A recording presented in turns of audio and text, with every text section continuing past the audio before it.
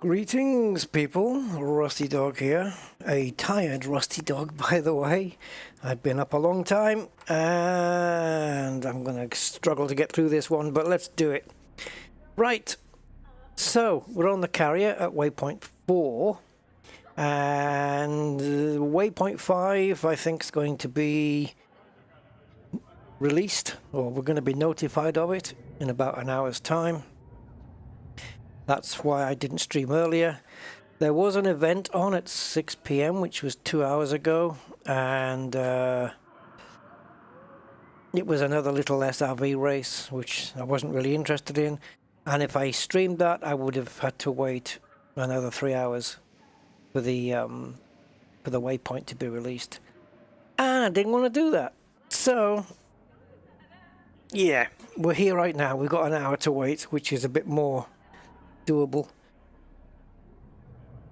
Right, so the only difference right now is I haven't tried it yet. This is my first go with it. Elite Dangerous Exploration Buddy.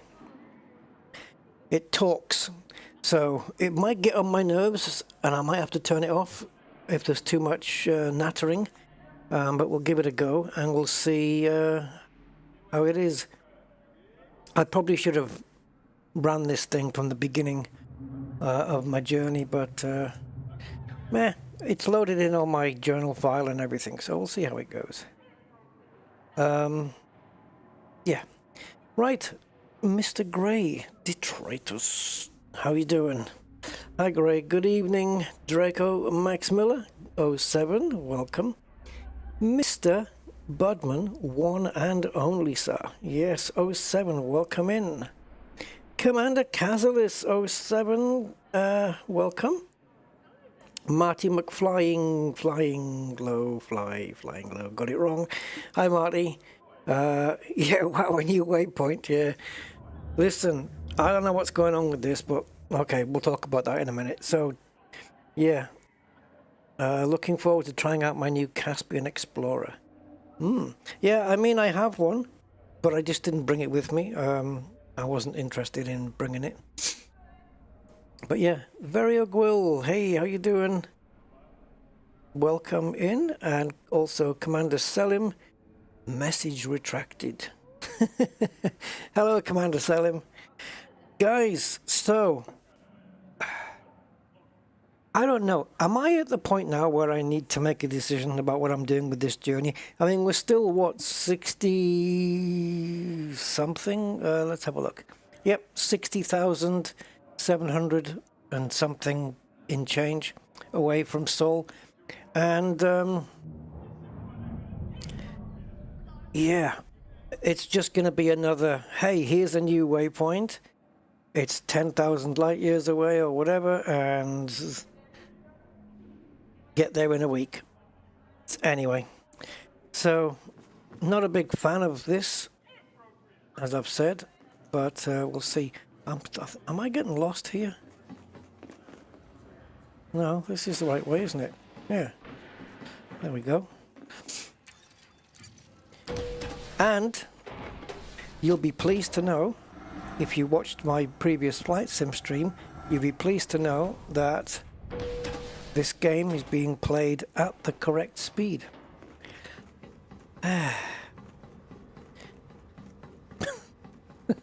If you know, you know. If you don't, go watch my flight sim stream. It's a laugh, if nothing else.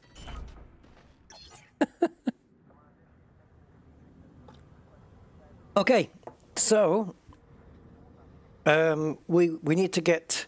Well, we don't need to get back on board the carrier within an hour, but yeah, I fixed that, Marty. I fixed it. Got that sorted. Rebinded the keys. That's not going to happen again. And yeah, did a little bit of playing around with it this morning with the tour guide and stuff. And very fun, very fun. I did remap it. It's not going to happen again, Marty. Oh, no, no, no, no, no. Frankie Jazz 24/7. Hello, welcome in. Right, I don't know if there's much point exploring the neighborhood because it's all going to be pre-discovered.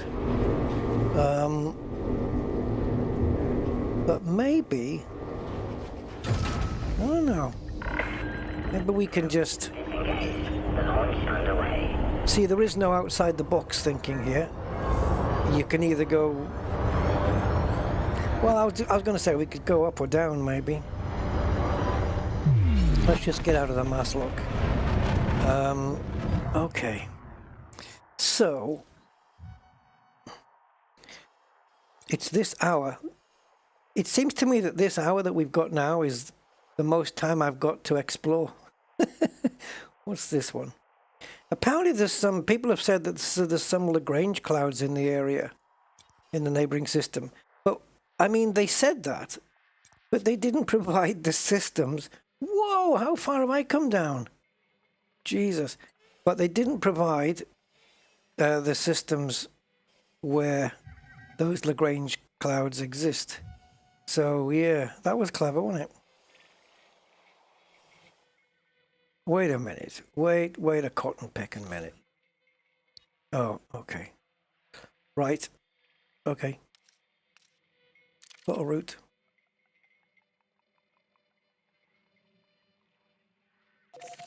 And cancel the route. There we go. Right. Out of the map and back in again. Just for a reset. Thank you. Down we go. Zoom out. And where we stop, nobody knows. How far are we here? Zoom out a bit. So what would 4 jumps be for me? 80, let's go 360 light years-ish. That'd probably be 5 jumps, but okay.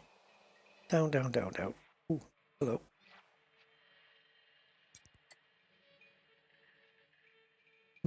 B-stars. If anyone knows of any Lagrange clouds in the area, let me know.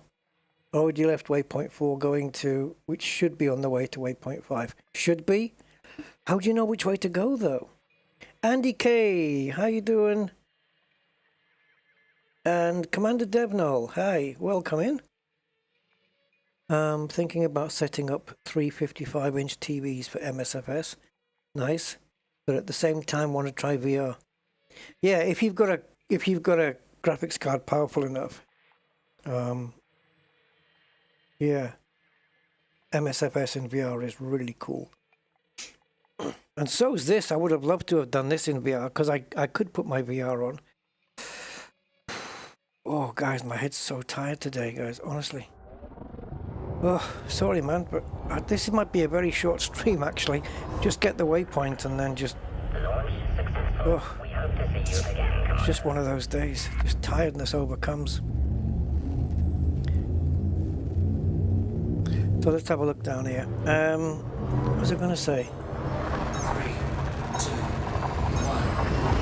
1. Oh, there is arsenic. Okay.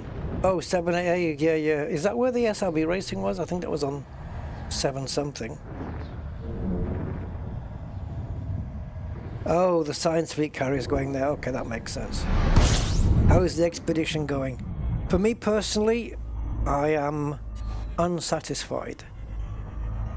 That's my personal take on it. It doesn't apply to others.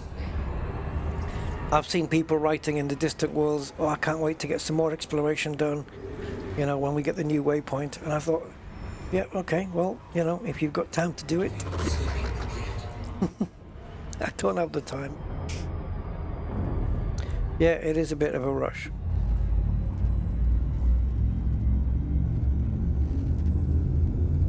I'm sure I was going to say something then, I forgot what it was.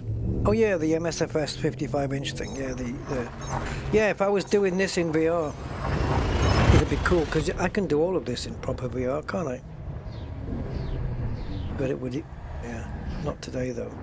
But yeah, that's, oh, what was I looking at today? Oh yeah, I was looking at the rudder pedals, yeah. Man, they're a bit pricey. The Turtle Beach ones are pricey, Jesus.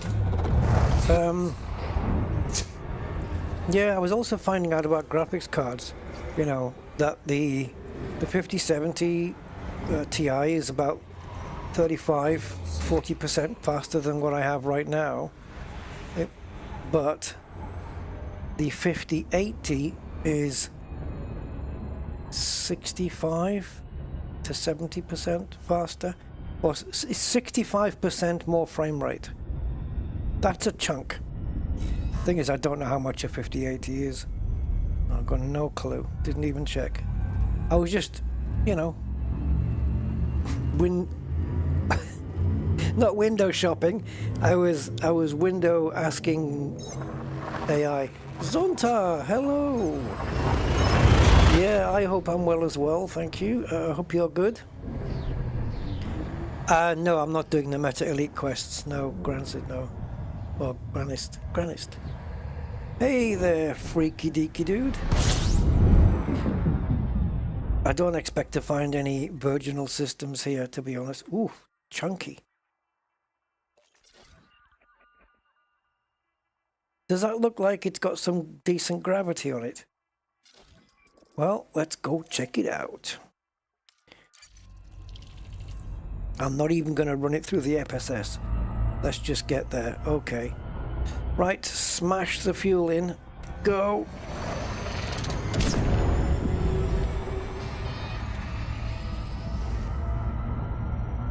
Oh, and for those who did watch the Flight Sim stream, thank you for the endurance that you had to go through. And on the stream I was trying to figure out how to do a custom waypoint. Well, I learned it and I can do it now.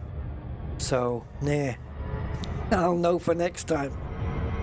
But yeah, no, for those who don't know, we were just running the Say Intentions AI ATC for the first time, trying it out, and despite that I messed the flight up by running it too slow, the Say Intentions app was freaking amazing. Right, anyways, RTX 5080s are around 1,200. Okay, well, you know what? Compared to the price of the 5070 Ti, which is around 900, that's not too bad, is it? Oh, thank you, Commander Selim. Awesome stuff. Thank you so much. Yeah, so it's like, do you pay the extra 300 quid for that extra like 30% of performance? And for me, I would say, yeah, absolutely, definitely. It's more future-proofed, isn't it? Yeah. Yep. The step up in performance from a 3080 Ti to a 5080 is heavy duty, man. It's heavy. 65% better frame rates. That is a massive amount. Imagine what settings I could run Flight Sim on. Ultra, ultra, ultra, ultra, ultra, ultra. I mean, pretty much. Oof.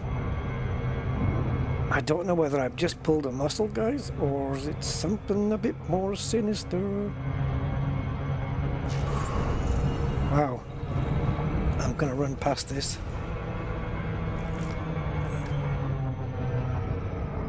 Let the ship settle down here and hope this pain goes away. Otherwise I start to worry. Right, and I was also looking. I like to window shop, you know, and I always look at stuff I can't afford.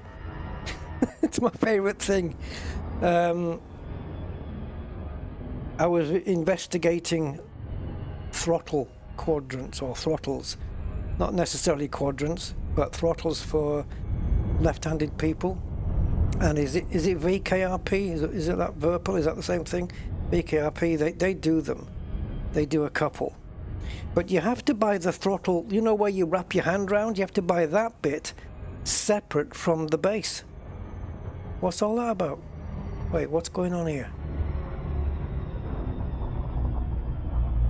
Okay, I got caught out there in the wrong mode. I was getting right up close to the planet there and I wasn't even realizing it that much.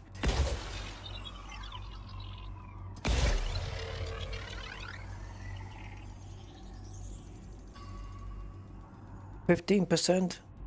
Yeah, I think it is. I mean, I was checking it out and...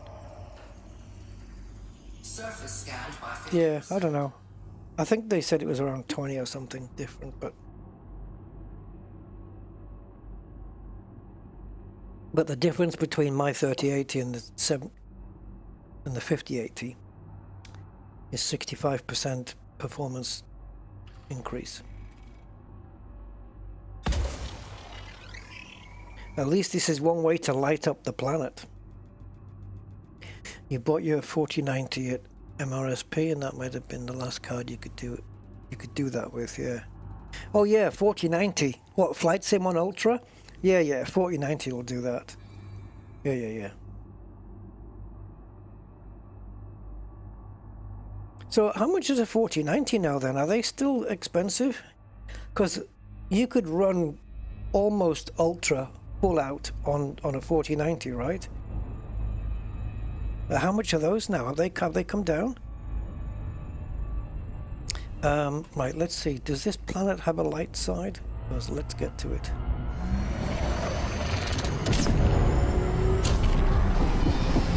Well, if you want to call it a light side, I suppose. I prefer the daytime. But it is 33,000 light seconds away from the sun, so... There's no bios down here either. As the probes would have told us that.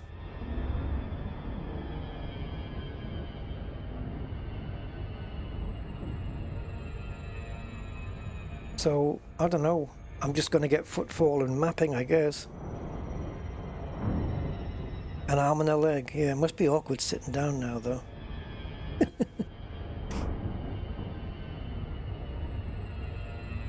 The Nvidia... Yeah. See, this is the thing, right? The 5090, which is like the king on the throne, isn't it? The good thing with that is the amount of VRAM. But the 4090 has got 24, as you say, which is double what this 3080 has. And Flight Sim would love that, because Flight Sim and AI imaging stuff eats up VRAM. It just says, give me all the VRAM you've got and I'll just eat it all. Actually, I think Flight Sim tops out at around 16 gig of VRAM. If you have more than 16, I think you'll find in the benchmark tests when you're running it that 16 is the most it'll use on VRAM, and I've only got 12. So Flight Sim can actually use more if you want to give it to it, but yeah. Right, so let's see, we're just in a sliver of sunlight or starlight or something here, and I can't see what the hell going on. This looks very spooky. Gravity 0.6.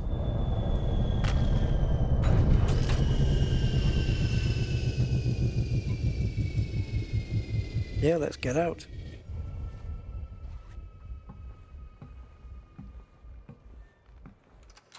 They start burning cables. Oh, really? They get that hot? 9060. So this is... Yeah, so there's a question. What is the AMD equivalent of, say, a 4090? If I want 4090 or 5070 Ti kind of power, or 5080 kind of power... Oh, it has Geos here. What would I be looking at in a Radeon AMD? Because don't they have... Aren't they cheaper? Dangerously low temperature detected. AMD equivalents, aren't they a little bit cheaper? I've always used Nvidia though. Always, always, always.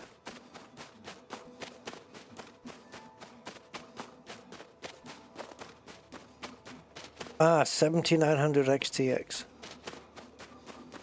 And how much are those these days? I guess if I got one of those, I would be fully AMD. Because I used to be an Intel guy as well, and You know, you guys on the chat were saying, you know, go AMD, go AMD, and I did, and yeah, brilliant. Really good performance from it. And for the price as well. Where did those geysers go, man? Are they gonna do their thing again? Because I don't need to be this far from the ship, really. Let's have a look at the surface. Oh, here, okay. See, look, I'm sweating.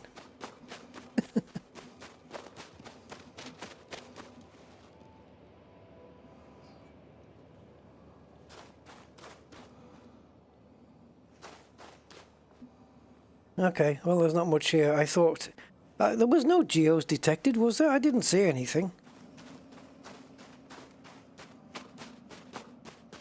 I can just about see my ship there.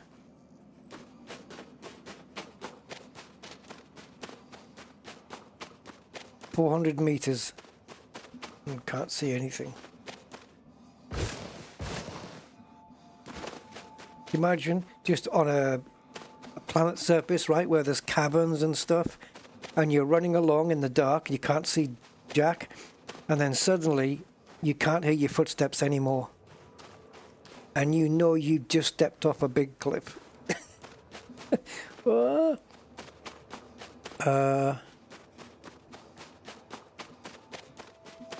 Equivalent to a 4080. Oh, right.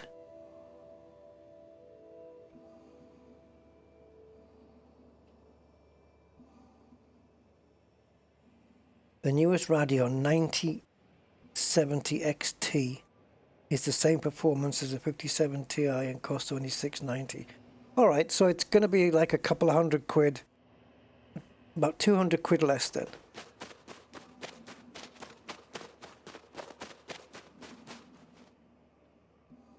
He makes faces like in pain. Is that right? I haven't seen that before. We have been out on some hot surfaces. Does he also, like on this one, does he make painful faces? Yeah, it is. It's at 890 on scan. Yeah, that's right. I check scan and also overclockers.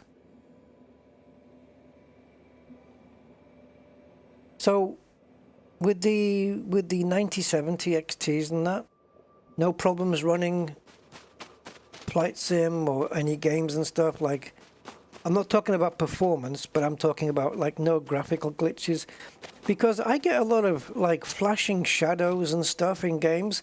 Elite Dangerous is one of those games where we've seen flashing shadows before. Maybe I don't see it so much now, but I wondered if it was an Nvidia thing, you know, because I'm pretty sure when I got them, and I was saying on the stream, you know, oh, look at these flashing shadows. And I'm pretty sure I remember people saying, oh, I don't get them, and I'm on a Radeon something. Are they still called Radeons? Yeah, they are. Yeah, it says there. When your health goes down type of hot. Yeah, got you. Hello, Miguel. You have the Sapphire version. The Best Buy you did. Okay. Yeah. So does AMD have anything that can compete with like the 5080 or the 5090? Can it get up that far? I think Nvidia said they're not going to do anything new in 2026. They're not going to develop anything new this year. I don't know if that's because of chip prices or because I don't know. They've got a lot of stock. Not yet. No, in Elite, no, but I mean, yeah, in Elite, and also like any of the games that I play, I just, as long as they perform, because technically I'm after frame rate, you know. Yeah. Frame rate, or what's the other one? Frame time, isn't it? Frame time? Frame time is the important one, I think. Because frame time, the better frame time gives you the better frame rates. Because frame time is basically how much time it takes to generate the next frame, and the lower that number, the better. So that, you know, if you can generate the best frame time possible because of just pure power, then you're going to be looking at some really good frame rates. And I think when you run the benchmark, so if you run the Steam benchmark, or the frames per second counter, right, from Steam overlay on games, most games will tell you FPS. It'll literally say whatever FPS. Flight Sim, it doesn't do that. In Flight Sim, it tells you FSR, which is that the frame sample rate or something? I don't even know what FSR means. I thought it might be another way of saying FPS. I don't know why they would use a different phrasing. Or it might, it's certainly not frame time because it says 60. And I've capped Flight Sim at 30 frames per second. And the reason I get 60 is because I'm using FSR times 2.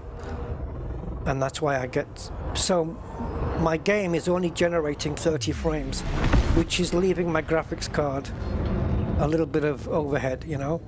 And then the AI that's generating the frames in between and, you know, interpolating the frames and squeezing them in gives you the 60. Smoother movements. Okay. Yeah, I mean, I've got it. That's true. You do need a high power PSU, yeah.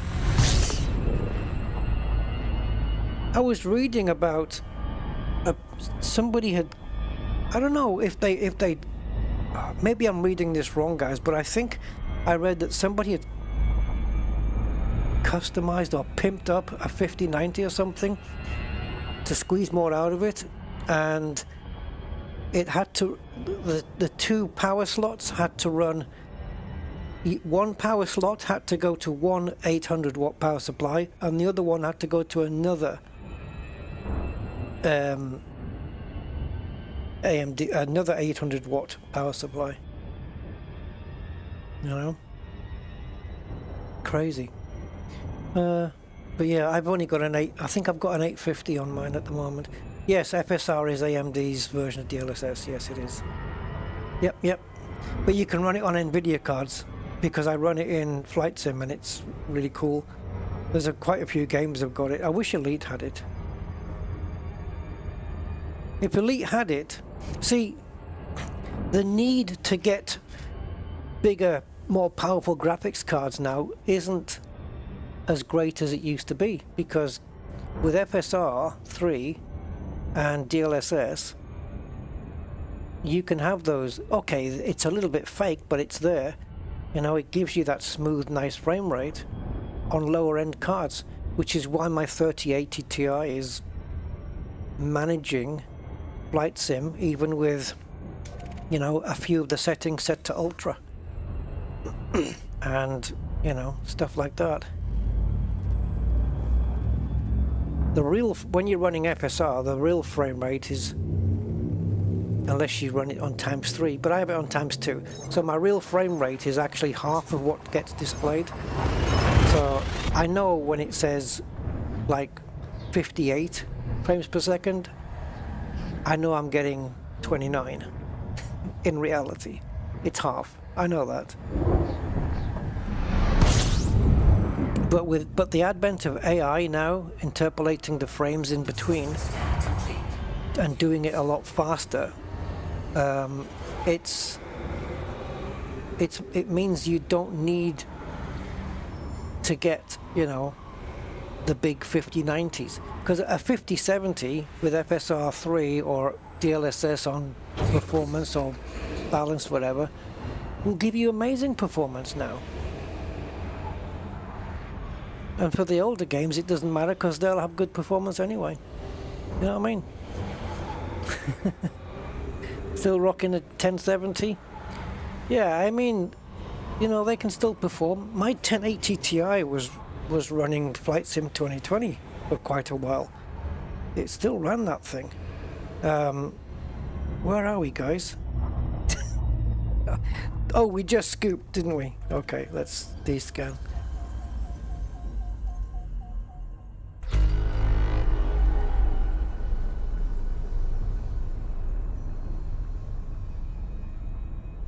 Yeah, in raw performance, Zonta, there is a massive difference in raw performance.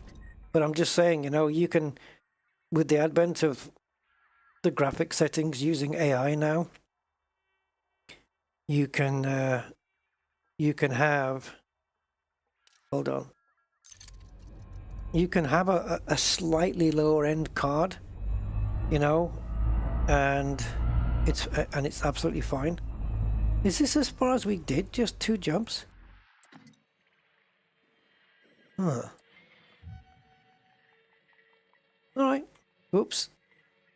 You want to try that again? Rusty, you want to try that again? Want to go put your fingers on the right keys and maybe, you know. Right, how do you go down? There we go. Momentarily forgot there. Right. When are we going to run out of stars? Right, what about you?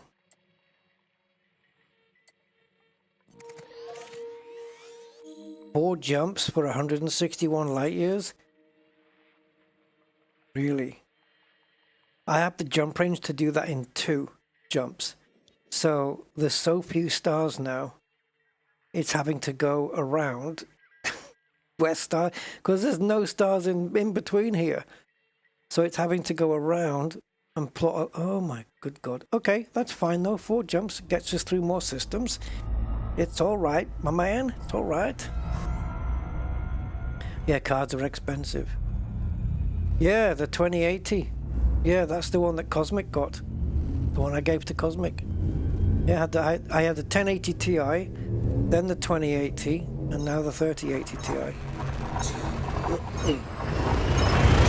And I think without FSR 3 running in Flight Sim, I think my Flight Sim would be a little bit more stuttery. It would still run it, but it would be it wouldn't be as smooth, you know, where right now it is, thanks to AI, basically. And for my games that use FSR and DLSS, guys, I always have that program DLSS Swapper, right, where it detects all the games that you have that use it, and it allows you to update to the latest DLSS and FSR libraries, and you can put those into your game. So if your game ships with an older version, you can put the newer ones in, and you can get a little bit of better performance.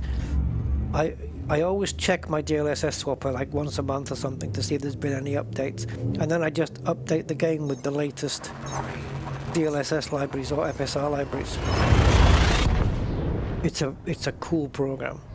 So my Flight Sim and stuff is it doesn't use the DLSS DLLs that came with the sim, with the game.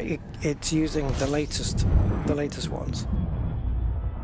All the games I have that I've got DLSS are running the latest, every one of them.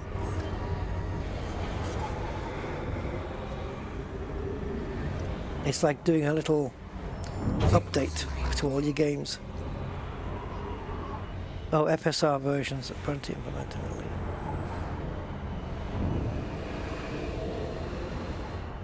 The FSR versions? Okay. I'm just pretending I understand what you meant there, Zonta. FSR versions. The Frontier implemented in Elite. Only version 1. Oh, right. Yes, I know what you mean now. Yeah, so they implemented it, but they don't have it as a graphic option or any such thing like this. Right? You can't change it or update it or whatever. That's a water world. I'm not going to bother.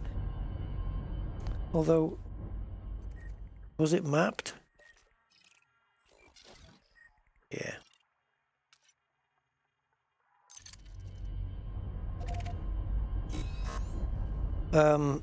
Yeah.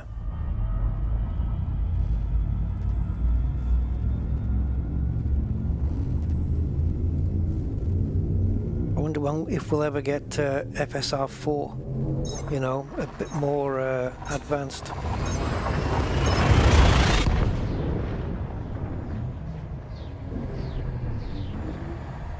And I can't remember which game or whether it was Flight Sim, a game that implemented DLSS 4.5, but you had to do something to a file to make it access it properly. I think it was Flight Sim. And I do have that set up on mine, I think. Anyway.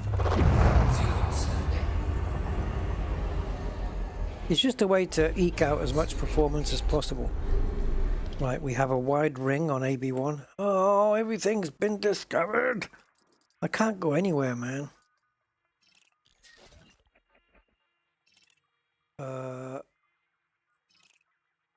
So one of these is, oh, this one. There's a wide ring on this one, apparently. AB1? That's the one I said, isn't it? Hold on. Yeah, wide ring, AB1.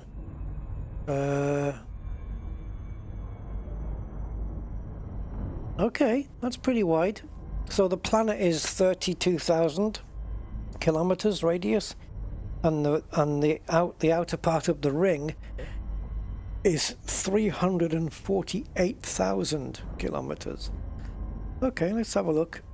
Let's go check it out.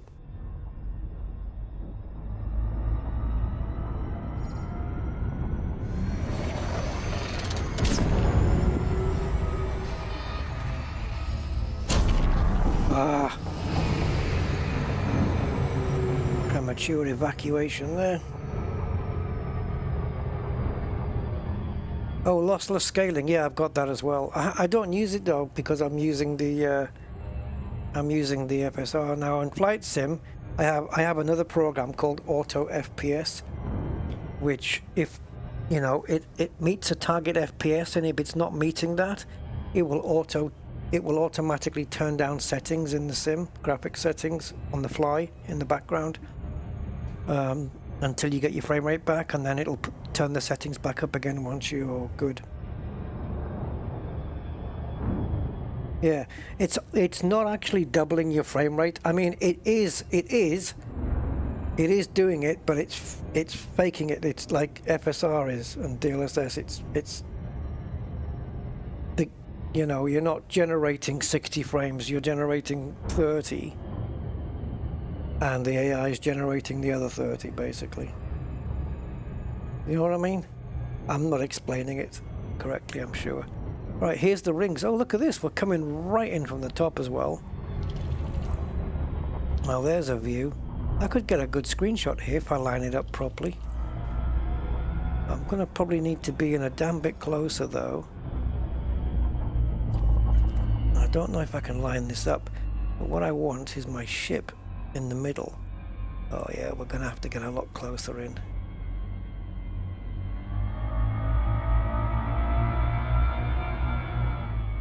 I'm trying to just be very careful here. And of course, the ship and the planet are not centered on the screen, so that's handy. Alright, let's dethrottle a minute. I just want to have control of the camera. Can you give me camera control? I want the ship right in the middle. There we go. Okay, so now you can move. Alright, go, go. So there you go. You can't see the planet. I just wanted to get that screenshot. I could come out into normal space and burn the engines. That would probably look nice as well. But yeah, it'll do. Wow, look at this thing. Should we go in? For no reason other than to go in.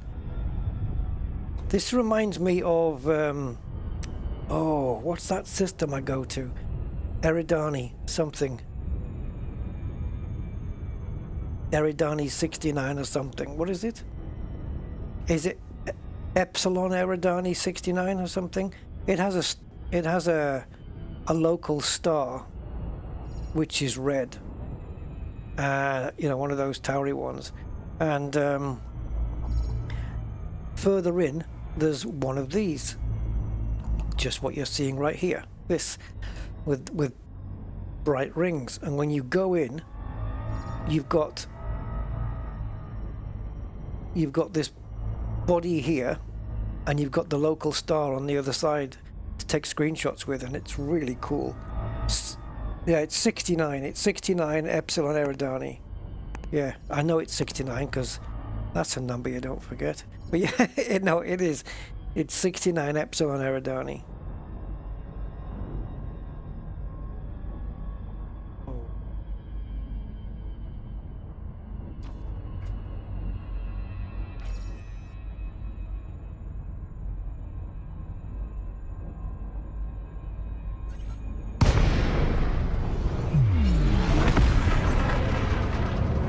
Let's just get ourselves in. I don't know, maybe we'll get a screenshot here. You know, a decent one. No! Strafey. There you go. Actually, it's a little bit misty down here, so let's have a look here. Oh, it's not very bright. See, in Epsilon Eridani, it's actually quite bright. Because... let's see, we've got a... I'll show you what I mean. Pretty sure I've got it bookmarked. Oh, is it? It is 69, I'm sure.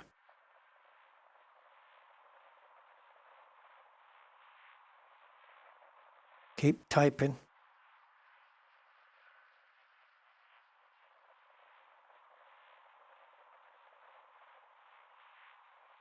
Really?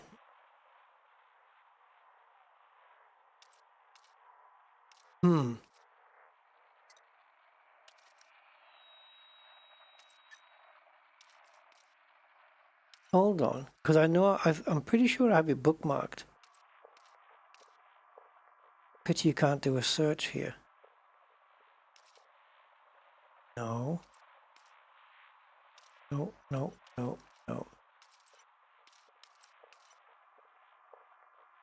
Well, hell, damn and blast. Is it 82? I can try it, but I'm sure there's a 69 in it, though. Maybe that was just a dream I had. I don't know. See, sometimes you can type in and it says no results. And if you ignore that and carry on typing, once you've finished the typing in the whole thing in, it will come up. What's going on here, man? Yeah, they should have a search up here where you can type in and it filters out.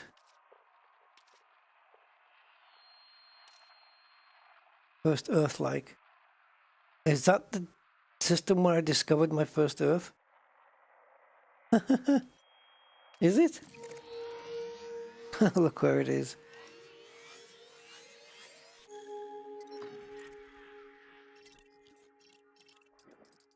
Is it? Is it? Oh, I mapped it? When was that? You know, it's kind of... Don't you think they should put the dates on here? Like, if they could... It depends on how big the commander name is, but don't you think they should fit, like, dates on here or something?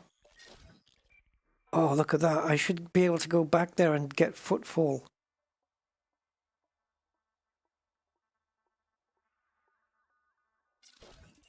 Okay, so where is this system? Anyway. Yeah, so bookmarks. I don't think it's going to be in bodies.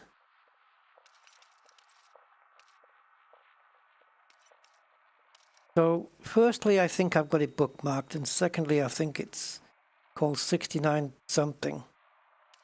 And yet, I'm seeing absolutely no evidence of either of those. Yeah, I tried 82. It won't have it. Maybe it's 69 something else, or... Ah! Wait. 69 lamb. There you go. It's sick. See, I'm not going crazy. And we've got 69 people watching, according to YouTube. Right, 69 Lambda Eridani. This is the system. Right, there's too much real estate being taken up here. So come on. disappear. Never mind.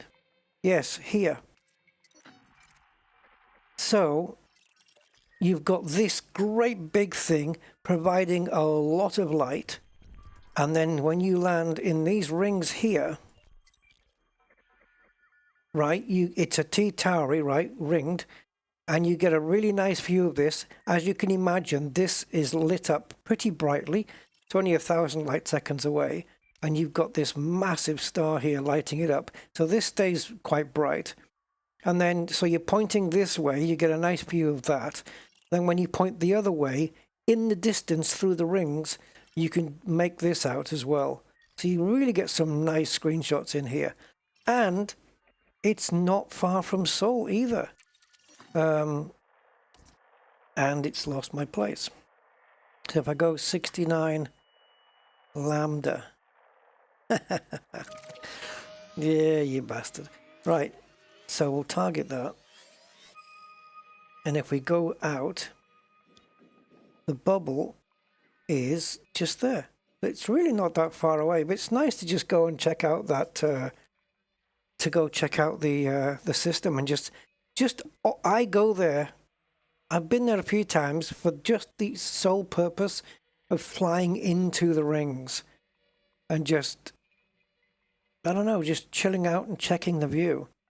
You know, you've got this massive B-class star here, and it's really cool, and it's not far away.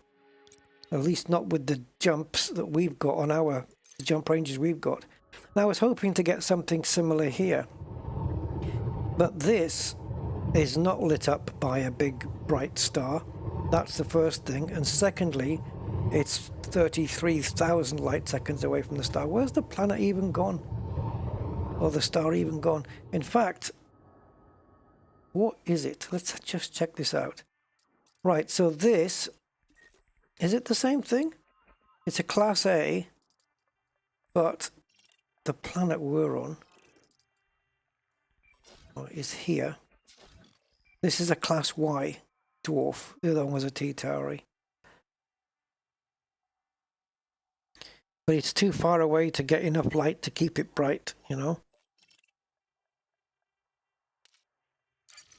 But it had really some nice cool, I mean, the rings are huge, aren't they?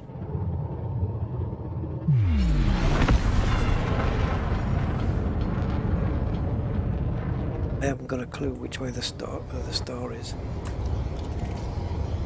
Okay, it's behind me. I feel I can pretend I'm in a uninhabited res site. Ah, yeah, we can just see it peering over the top of the... There you go. Let's see if we can go a bit higher here.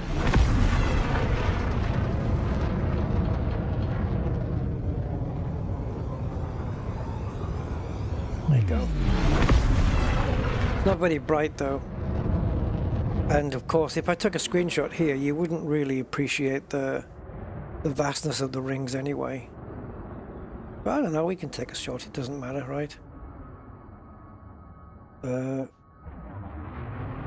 No, don't go away from me. Come here, come here, come here. Come on.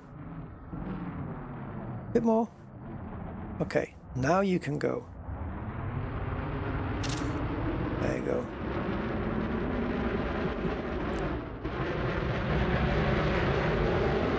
So now we've got the fixed camera, and then we've got the not so fixed. Don't hit that frickin'... Ooh! I'm probably miles away from it, guys, but it just didn't look. Where is it? Is it this one? Oh, I wasn't miles away from it after all. I was close. Yeah, the Vulcan ship. Yeah, a little bit. This is the Mandalay, by the way, the ship. Frontier introduced an asteroid skin for the base they sell for ARCs. Oh, right. Hey, Mr. Pittman, welcome. Yeah, that would have been a disaster, wouldn't it? Although, you know, I don't have any real exploration data or anything anymore. I sold a lot on the carrier. Whew.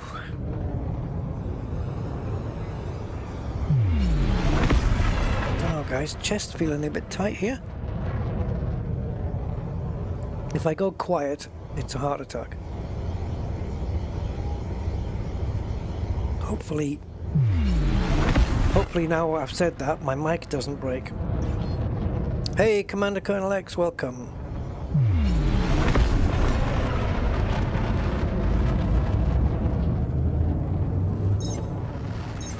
You don't have custom cockpits. I mean, they've all got the same heads-up display. It's only this that's different, you know. And I kind of like those little blue lights on the front. They're kind of cool. But yeah, the heads-up display is the same for that's everything. Right, I think we have another jump to do. So we've got 9 minutes before we get the waypoint. So I want to get back by then because I want to know what the distance is from... Oh, actually it doesn't matter. I don't have to start from that waypoint, do I? I just need to know how far away it is from wherever I am. So the fact that I'm heading down means I can't be really, not too much, heading further away from it. Hello, Von Doodle. Did you get SI? Did you try it out? Etc, etc. Oh, there's a 7-day free trial, by the way. I don't know if you know that. Hey, Angry. Good evening, sir.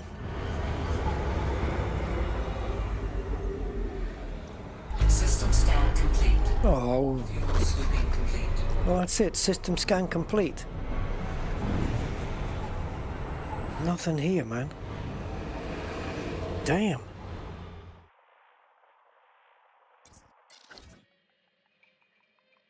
Go on, jump me to that one. 7 light years. Less than a jump away. The famous saying, less than a jump away, meaning it's less than my jump distance. 84.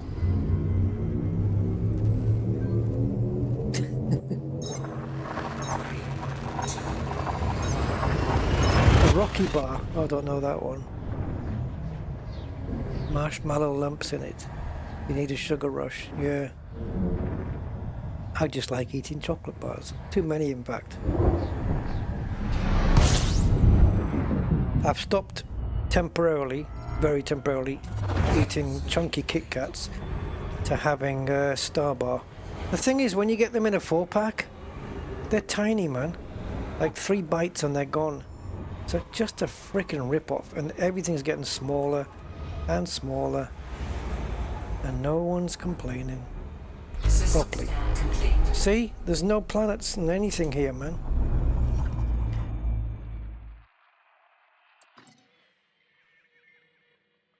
All right then, Marina, take me to this system. Tell me that one's complete. Go on. Ah, dare you. See, we're not using up any fuel to do this, basically, because the jumps are so short. Oh, you did have a go at VFR. Oh, nice one. Okay, Von Doodle, I'll check that out. Sound is a bit low. Okay. Yeah, nice. It's cool, isn't it? Did you turn on the tour guide? I had some fun with that this morning. I was flying different places and asking the tour guide stuff. Even asking him, you know, if I was to fly to this place from where I am right now, if I fly to, you know, place B, how long would it take me to get there? And it actually told me. It was really cool. Right, let me just descan again because I wasn't paying any attention. System scan complete. Oh, this is just getting... Do we have a shortage of planets? It's not to say that there aren't any planets, it's just to say that there may have been one in scan range. Now, the Elite Dangerous plotter has a problem with when stars thin out here. It can plot me a route to them, but it doesn't necessarily plot a route back. I found that out when I went to that furthest body in was it Salome's Reach? It plotted the route from Beagle Point to Salome's Reach, no problem, straight away, boom, boom, boom. But to go from Salome's Reach back to Beagle Point, nope, didn't want to do it. I had to do every jump manual.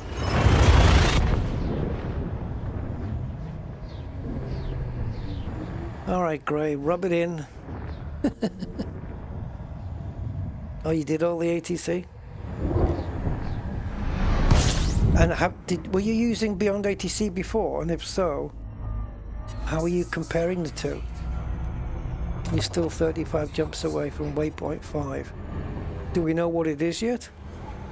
Has Waypoint 5 even been announced?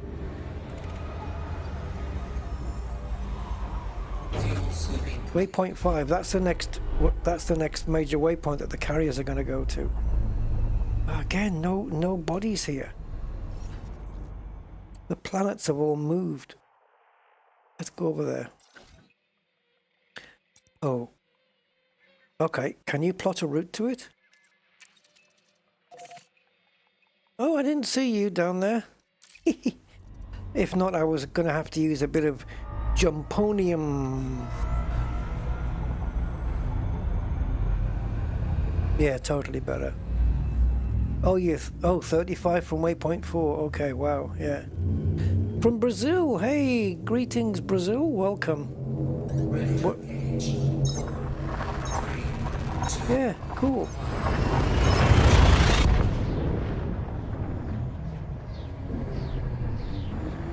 I don't know how to say your name. Defragnal?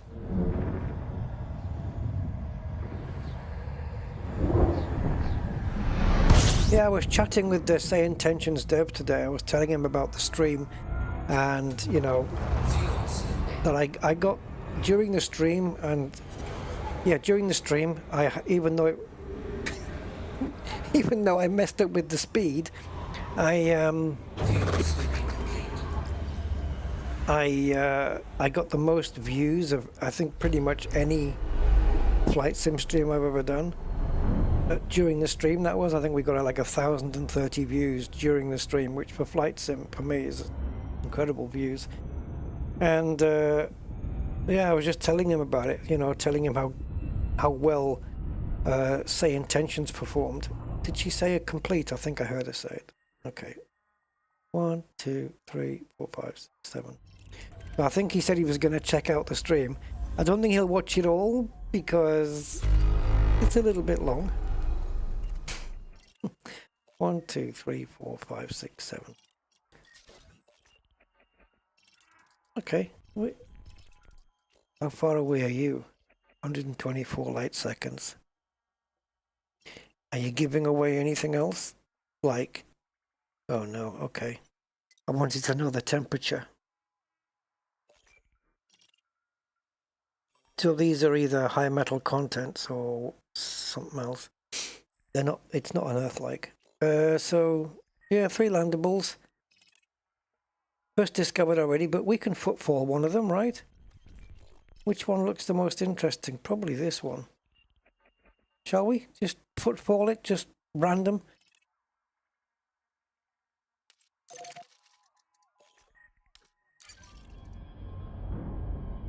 Let's have a look. Because it's been a while since we found an actual planet. Man, this... Honestly, I can see one star. And it's over there. Well, forget what's in front of me. That one. If you guys can see it, it's like probably 4 pixels. That's all it is.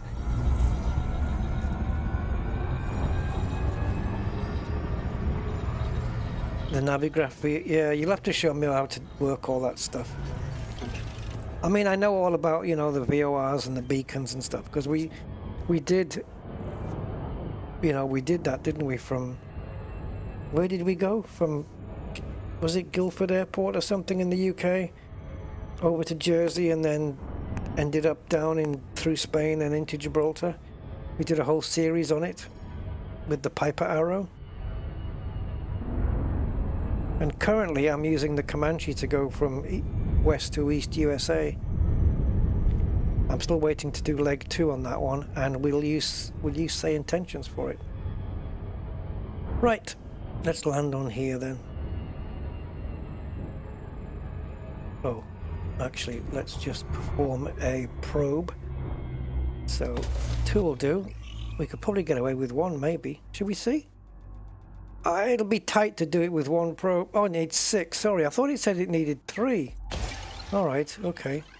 Well, it does need 3 now. Sorry, I don't know. Where did I read 3? Okay, never mind. Hallucinations, I guess. Surface scanned by 50%. Or maybe where it says Surface Scanner 3. Ridiculous. Oh, that did not complete. Oh, by 1%. Jesus.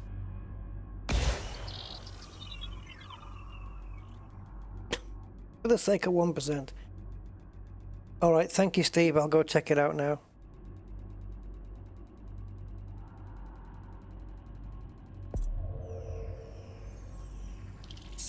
Oh, hello. So what's here then geologically? What's here? Let's go into here. Almost Earth gravity. Almost. And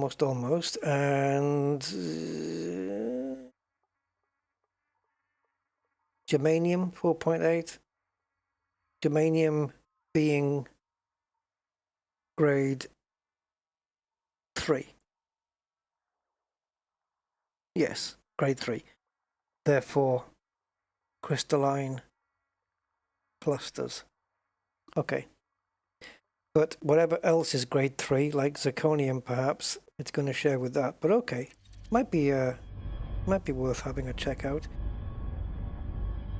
Right, which one am I mapped to? Lava spouts, vents, and let's go fumarole. It's all on the same map anyway. So yeah, let's take her down, and then we'll check out Waypoint 5. Oh, Garfield, spoiler alert. I didn't want to know what the distance was, man. But okay, no problem. Right, let's get down and see if we can get some germains. Some germains. Not that we need it, but we'll have a look.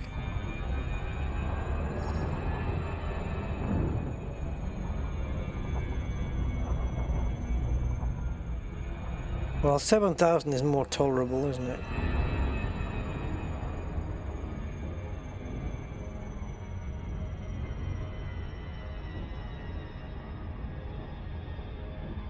Well, let's see. Let's see what the frontier plotter does. You're not jumping all that way? Well, all the other previous waypoint gaps have been bigger. We had 14,000 for the first one, then 11, nearly 12,000, then 10,000 or nearly 11,000. So if this one's 7,000, well, we're getting a little bit of a break.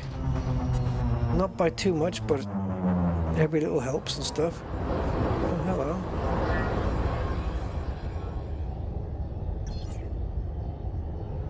These are some interesting features, unless I'm seeing them wrong. Okay, there we go.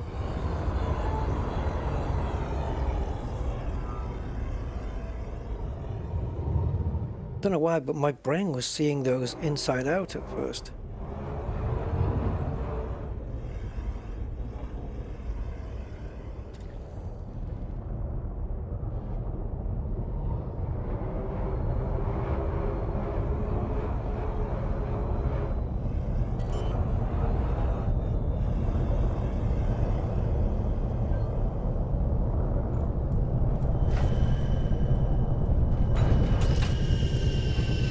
Okay, let's go.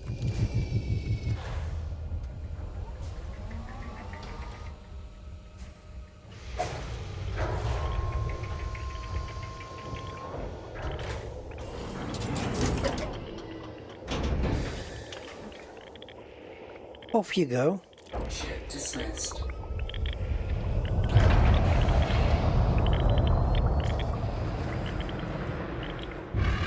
Yep, we have a cluster. Only one. But it's what we want. Is it going to be zirconium or germanium? Well, I want germanium, so it's going to be zirconium. It's mercury. So mercury is the other one it's sharing it with. And we have to get, remind me, we have to get footfall here as well. We need to get out and get some footfall. Right, Pisces Cobble. That one's just blipped off the map. Let's have a look. Ooh, mountain. Ooh, cluster.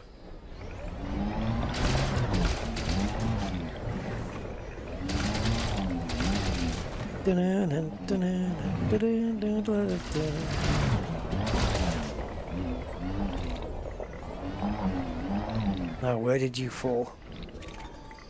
Oh, frickin' hell.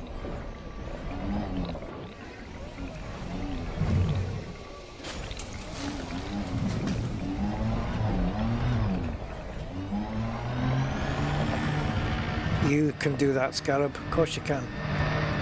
Whoa. Okay. Not a problem. Ooh, there's a thingy, a smoky thingy over there. Actually, quite a few. Oh no, I only had 2 pips. Urgh.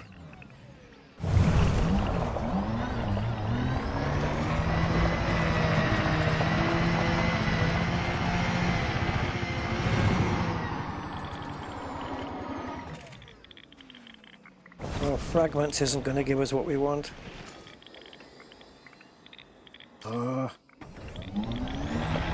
If there was arsenic, yes, I could check the fragments, because arsenic is grade 2. So we could check that. But it's clusters we need. There's an abundance of Pisces Cobble, though. Fragments.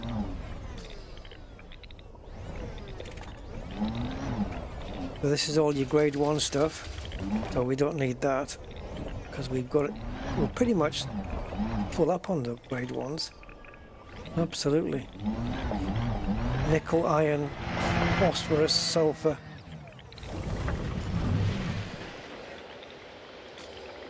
So where's the fragments one? Is it near me? Yeah. Let's bust it open and see what it is anyway.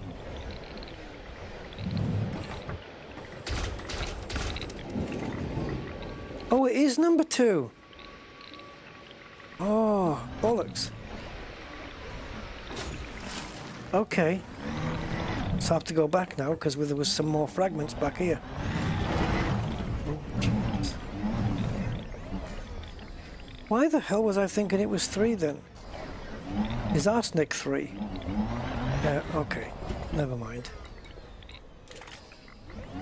Man, what if germanium is the only grade 2 here? I don't think it will be.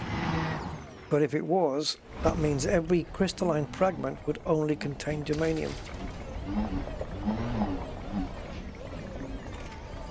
Manganese. No good to us, because we are full of it. Rusty, yeah, full of it. Okay, there we go, there's another one. Ship recalled.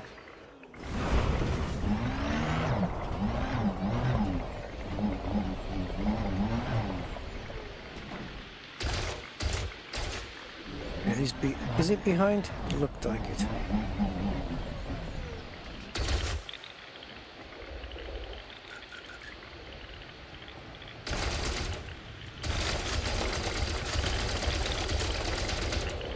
Okay, now it's behind.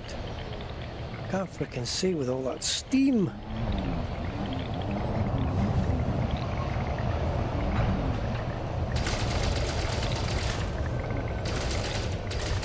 It's on the... okay.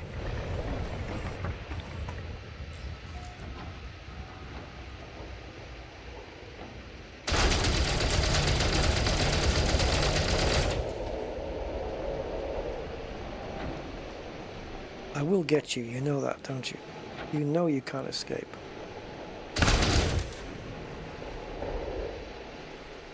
Just reminding you.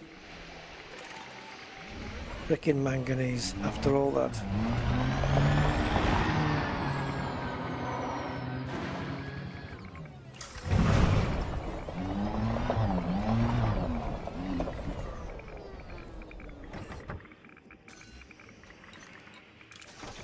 Okay.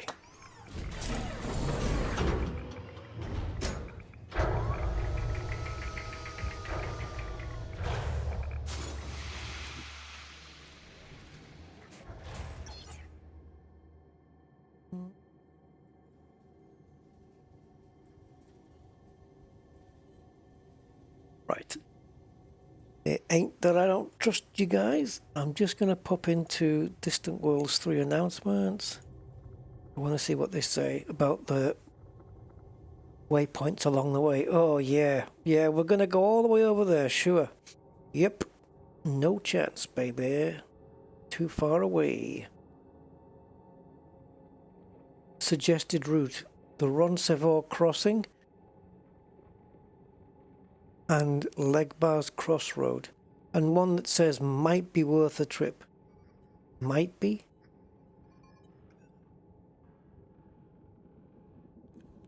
Alright, let's first... Right, let's first pop this into the galactic maps and see what's what.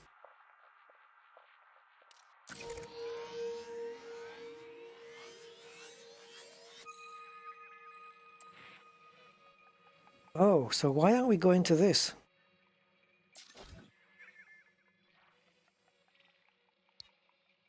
Okay, Frontier, plot it from where I am.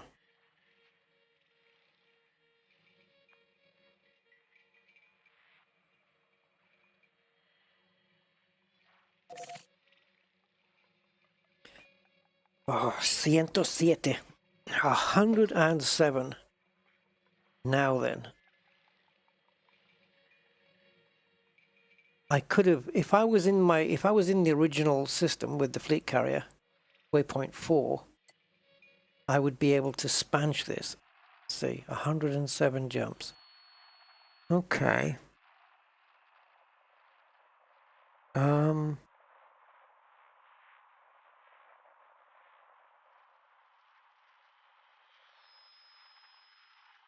Trying to do some maths in my head and it's not working. 1, 2, 3, 4, 5, 6, 7. So that would work out on average about 15 jumps a day, right? Yeah, the route plotter. Yeah, it does maximum of 20,000 now. Do you remember, was it 100 light years was the maximum it could do before? Is it 100? Or 1,000? 1,000, right? 1,000. 1,000 light years. Hey, Cornelius, hey. Oh, the ship is a Mandalay. Yeah, it's called a Mandalay. It's mainly for exploration, but of course, as you know, you can use these ships for anything. And my ship is chrome, so I don't know why it's got the paint wearing down paint effect. Actually, it's more like the chrome's just a bit worn, isn't it? It's not like, oh yeah, it is like peeling paint. Yeah, there it is. It has a ship kit on it though, so some of the wings and the nose is a bit longer, and there's a few, you know, extra wings on there. Right then, ship. Off you go then.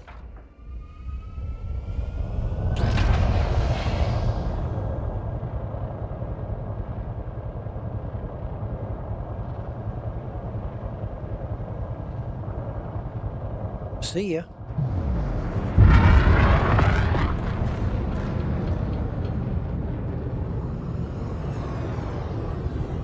I probably should have started a bit further down in the galaxy or something, but there's so few stars to pick from. You know, I was just thinking maybe we could find some undiscovered systems en route, but I don't know if we're going to be able to. Anyway, let's start making our way there. before we do though, let me just get up into the sky and we'll get the map, which should be called stage 4 now. So let's see. Stage, oh okay, I'm just gonna have to rename it. Normally they've been calling them stage 2 and stage 3. So stage 4 map 1. Now there's a waypoint that they've got which they don't say what it is. So we're heading towards the Glacium Nebula, which is what you saw.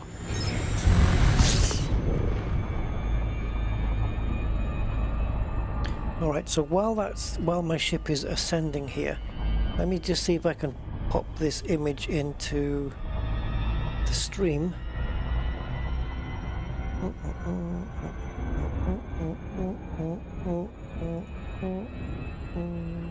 Hey Leviathan, welcome in.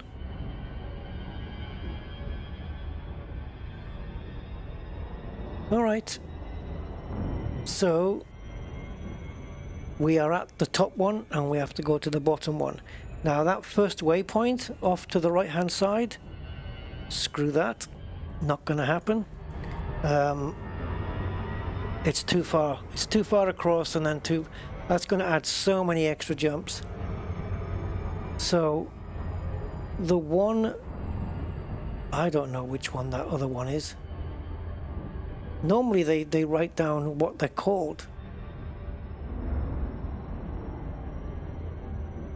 So the one that's to the right of in pink haze. Okay. Well, they've written down here the Roncevaux crossing. I can only assume that is that one that's off to the right hand side. So let's check. The way we check it is, we know where we are, we know where the destination is, which is there. Oh, so we're going back down, are we? Not across.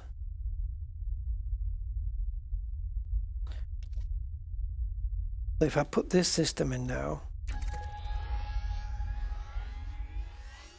well, that's not too far out. Is that the one that's off to the right? Because that's nothing.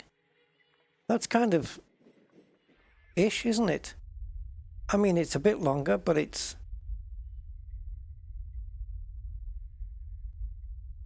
Oh no, yeah.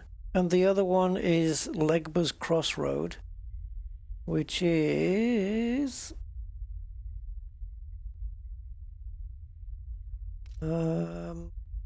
this one. Oh, that's the one that's out the way. Right, let's see how many jumps that is just to get to that one. Another 100. 82. 81. Oh, almost, but no cigar. 81 jumps just to get to the first waypoint, and then, well, not the first waypoint, the first point of interest, I should say. Yeah, so I don't know what Legba's Crossroad is. I think it will probably tell you on the Distant Worlds map. I think it will probably tell you on the Distant Worlds website. Hey, Optimus Prime. SGW Havoc, welcome back. How you doing? 1,000. The explorers of the day summed up trip by how many Kylies it was. And if you do a lot of Kylies, does it become a Minogue? Like, is that 1,000 Kylies? Is that a Minogue? Anyway, yeah, we're not doing that one, guys, at all. And this one may be worth a side trip, Beauty and the Beast and the Pink Haze. Well, which one is Beauty and the Beast then? Oh, it's right there. It's near where we are. All right. I don't know what it is. See, they don't describe it here. They describe it on the Distant Worlds website.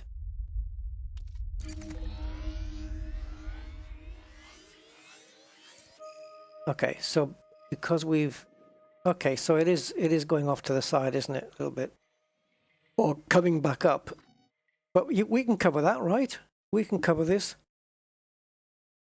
If we just jump and scoop to get to here. How much are we talking? 8 jumps. If we just jump and scoop that, maybe, obviously we're going to honk the systems as well. We can go and check out what this is. Beauty and the Beasts. Right, let me pop into the Distant Worlds website. And where do we go? I can't remember what I clicked on.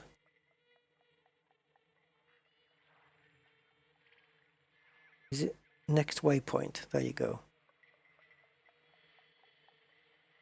Right, so the one that we're missing out is Legba's Cross Road, which, let's see.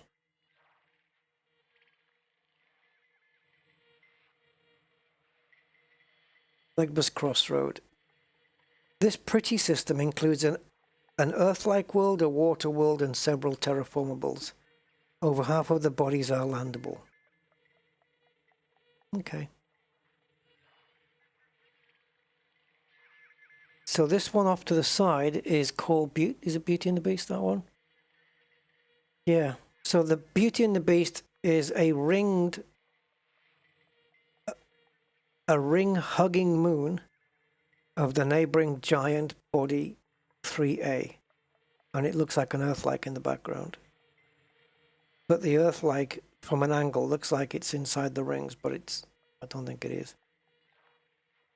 And the one in pink haze, which you can see just off to the left there,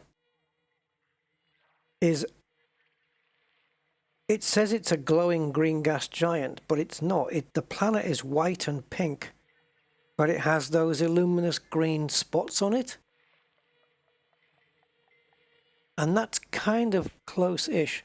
So I don't know, we might go to Beauty and the Beast first, then come down to the Roncevaux Crossing, which is that one that's... If you've on that dotted line, it's the second one. Okay, let me put it another way. On the dotted line, there are 4 white circles. It's the third one. So you got the top one, Epsilon Halo, you got the second one off to the side, and then you got the third one. That is the Roncevaux Crossing. So we'll go from Beauty and the Beast down to Roncevaux Crossing, over to the pink haze, and then onto... Is that a plan? Is that a plan? All right. It's 8 jumps then to this system. I mean, these sites are all okay. But the thing is, if you go to these places, the trip from here, well, from Epsilon Halo to Beauty and the Beast, it's every system you come past is going to be discovered. But maybe now that we're going down into a more dense part of the galaxy, maybe we'll start to see some more undiscovereds.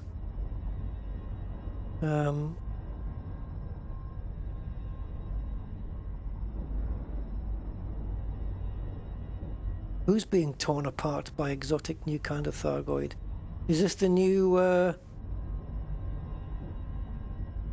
is this the new content that they're bringing into the game for Distant Worlds?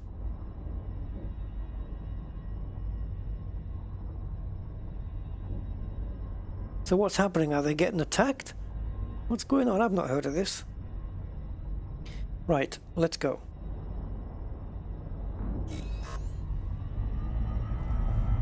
We'll honk the system and check any systems. If there are any virginal systems, yes, we will stop and check out and see if there's anything there, any bios or such things.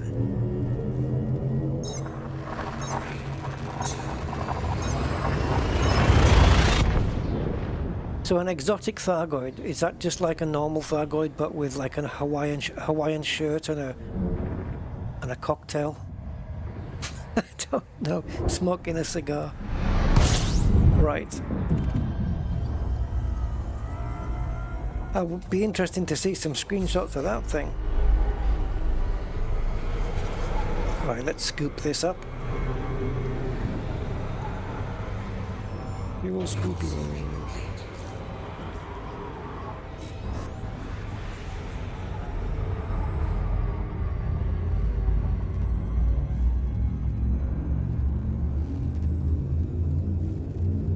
Waypoint 5 is in the region of Acheron, in the area of the galaxy dubbed the Bleak Lands by early explorers. Yeah, bleak as in there's nothing there, right? The Glacium Nebula is a double helix blue planetary nebula illuminated by a neutron star. The base camp in a neighboring system gives a fine view of the nebula. Oh, so that's where we're going to, the base camp. Okay. Well, hey-ho.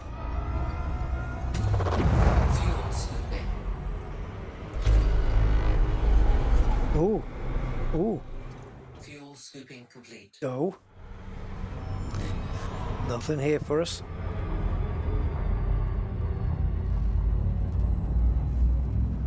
Do do do do do.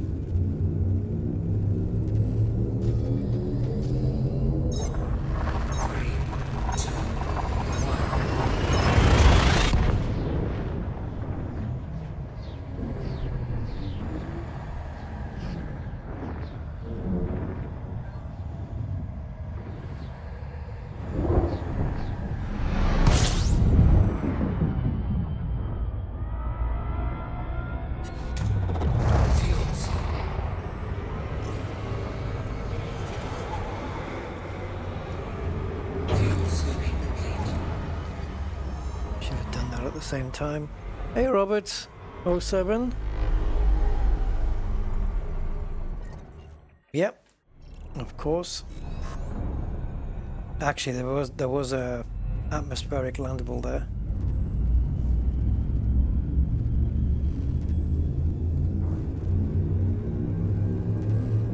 See, all these systems, I mean, they know about them because people have been here, and that's why all these systems we're going to, even though we came down a little bit on the galactic plane and we're working our way back, we're still seeing discovered systems everywhere.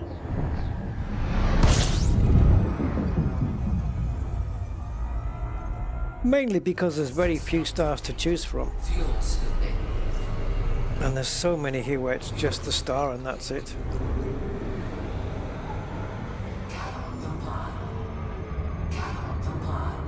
Really? Watch this.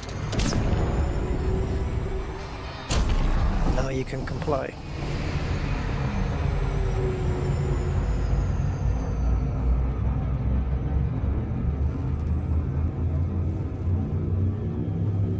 Yeah, honestly though, the neutron plotter is cool, but the galaxy plotter is better because it accounts for your fuel usage. It tells you when not to fuel and when to fuel.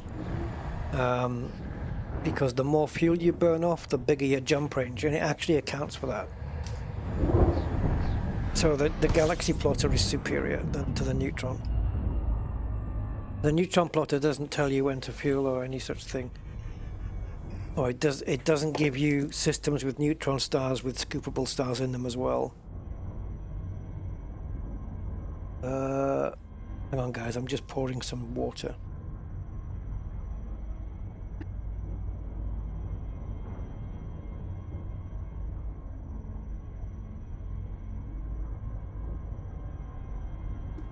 Hey, Lego Man 7807, welcome to the Sturreum.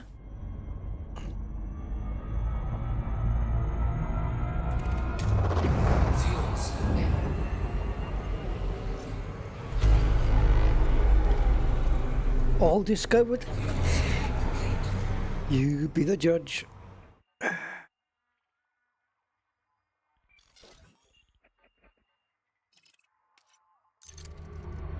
Yep.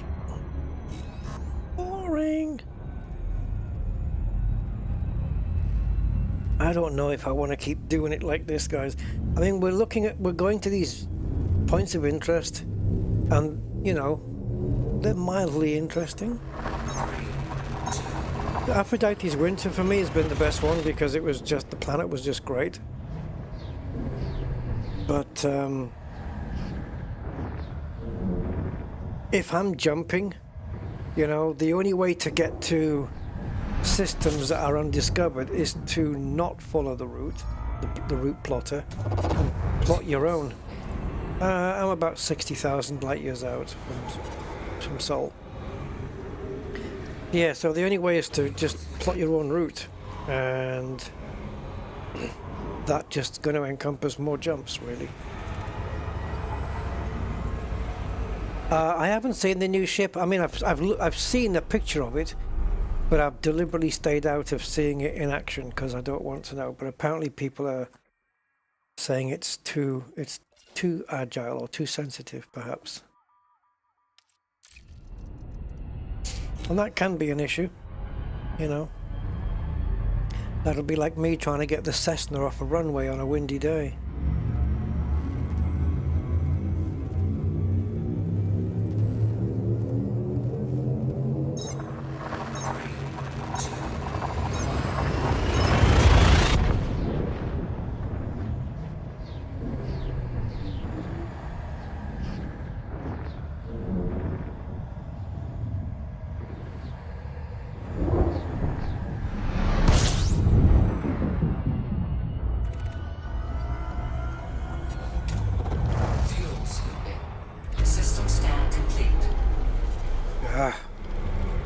Stars.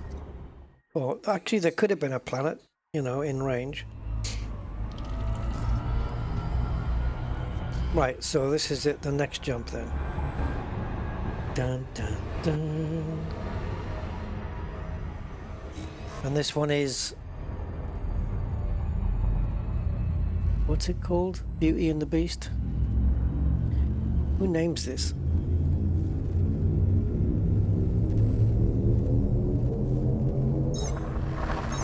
Yeah, that's why Galaxy Plotter's better. It does all the work for you, and it'll have yes, yes, yes, or blank boxes for when you refuel or not. So only refuel when it says yes, because otherwise, if you refuel, you'll lose jump range and you won't be able to make the jump it's calculated for you. That's not the case every time, but it's just better to play it safe.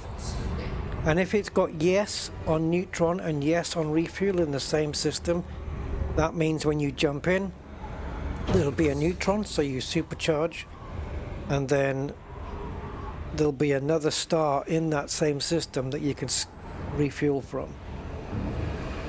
So yeah, Galaxy Plot is just better. Right, so let's have a see where we need to be. So we're looking at Earth-like world, a ringed Earth-like world, body. Oh, it is a ringed Earth-like. Okay, cool. Ah, I see. So the beauty is the ringed Earth-like world, body 4. The beast is a ring-hugging moon of the neighboring giant, body 3A. Gotcha. Right, let's bring out this then. Honk it, and we'll do it this way first before we look in the map. Even though I'm sure it's all there. So there's the Earth-like. Actually, that's a water world. There's the Earth-like. All right.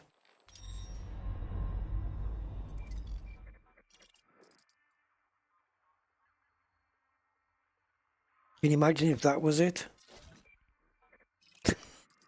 Like a massive Earth. Right, so there's a ringed Earth. These are very rare, man.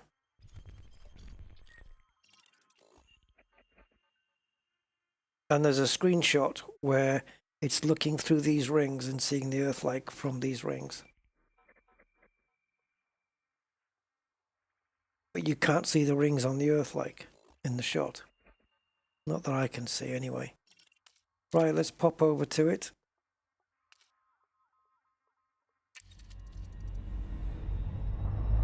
Nothing to do here in terms of discovering anything, obviously, or mapping anything. All been done by other people.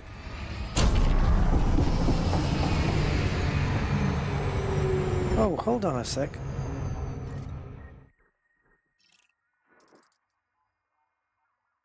No, okay. I wasn't checking for whether there was any atmospherics or not, but no, there are not. Right, so I can see both bodies already. I think that's both of them, right? Is it? Maybe not. We're going a little bit too quick now. Will you hurry up and iterate?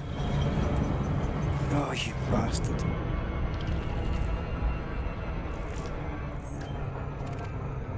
I think it got it.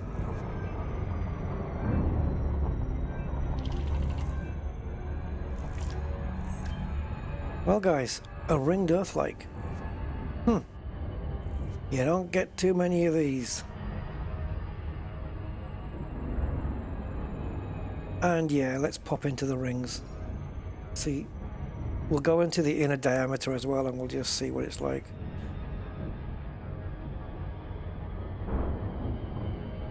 Oh, maybe that screenshot is the Earth's own rings after all. Okay. Wow, it looks like it's, you know, like the shape of a plate? Like it's bending up? Does that look like it's... No, okay, it's upside... See, my brain's just seeing it upside down again.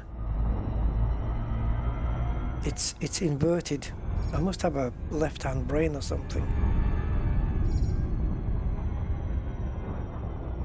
Right, if I probe it, do I get any extra street cred from it?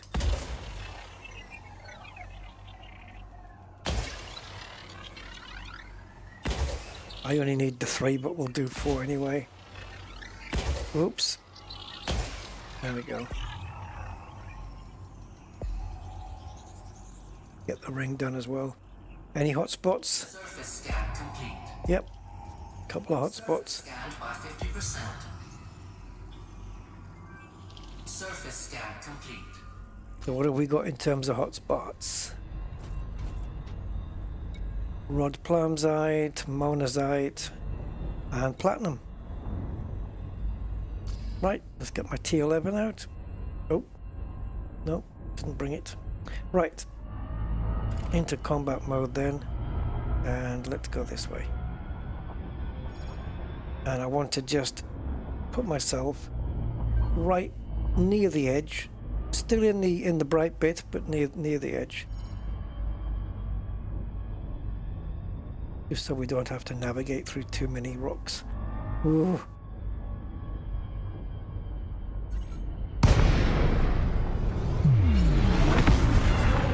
So a little boost down.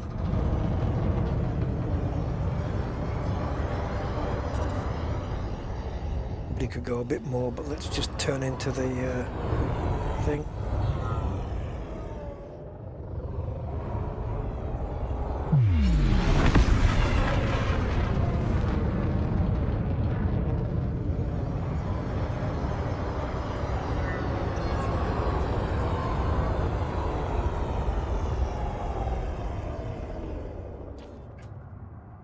Still a bit too high really, but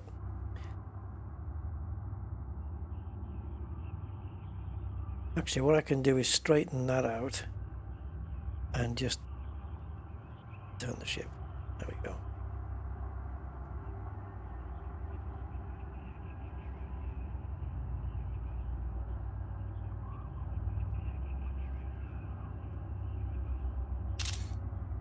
The shot I want. And also you can come back just a bit. Bit more. Bit more. Bit more. There we go. Got it timed. Okay.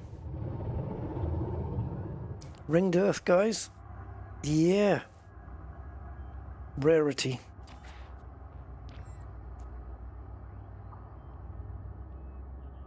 We should... Oh, where's the other... Where's the big one? That's the star, isn't it? There's the Planet 3A. That's the beast, apparently. A ring-hugging moon. What does that mean? Ring-hugging.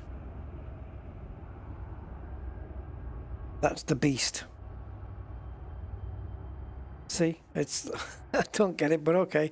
That's the beast, and then this is the beauty. Let's take a shot there. Without the ship. And if we can go down a bit faster, please. Okay, too much.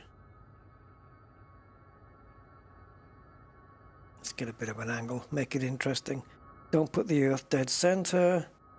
And go. All right.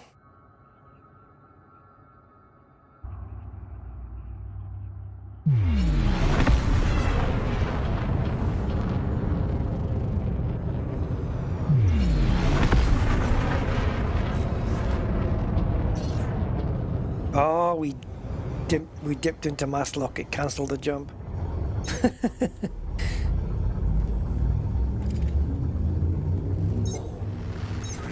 Go check out the beast. Why not? See what it's all about.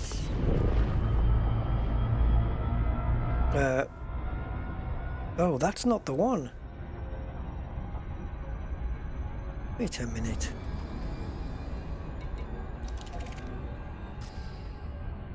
There we go.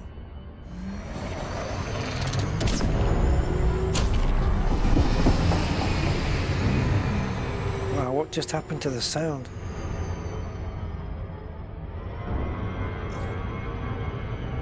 Yeah, right up against the rings, I think it could be. Let me just do a complete 360 here. Quickest way. It is pretty, well, yeah, I mean, it is a little bit tight, isn't it? It's alright. Yeah, I guess you could say. I guess you could say it's ring hugging. Wait a minute. No, it's just optical delusion. I thought it was offset, like the rings weren't quite, or the planet wasn't in the middle of the rings. But it is.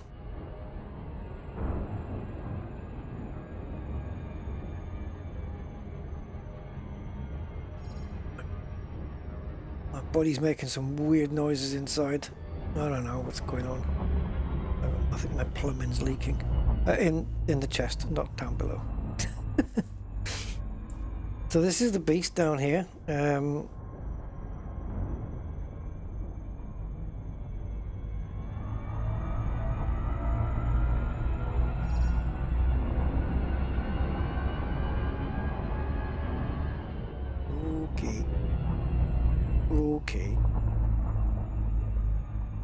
What does this look like from here, though? Can we appreciate the rings? I mean, kinda, sorta.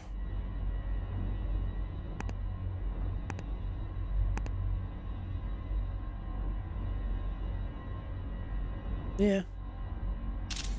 There you go. Another screenshot. It all adds up. And the Earth... Oh, it's not that way then, is it? Yay! If I take this screenshot, there's no way I'm going to remember that that's a ringed Earth like.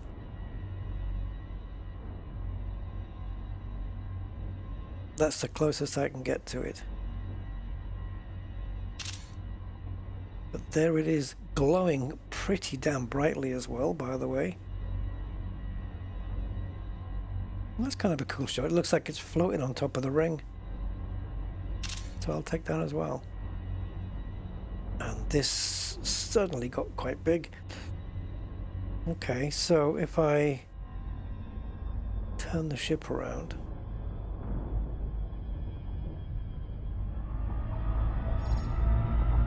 I have to be careful here.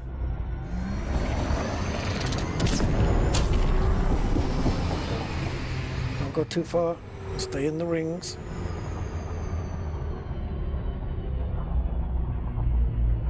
doesn't really get me much closer though, does it? I don't know what the hell I was expecting. Yeah, it doesn't really... I don't know why I was expecting it to be, you know, a little bit closer. But no, not really. Okay, so the next waypoint would be...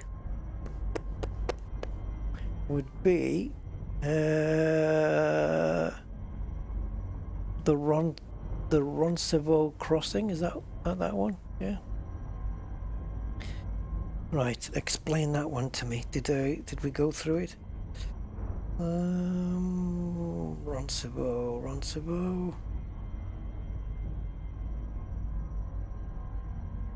Go up to the top.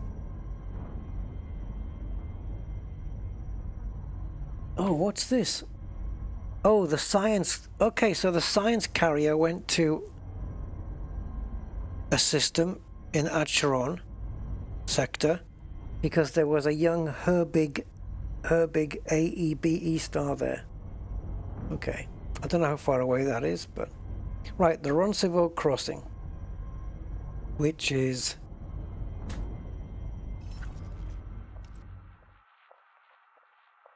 this.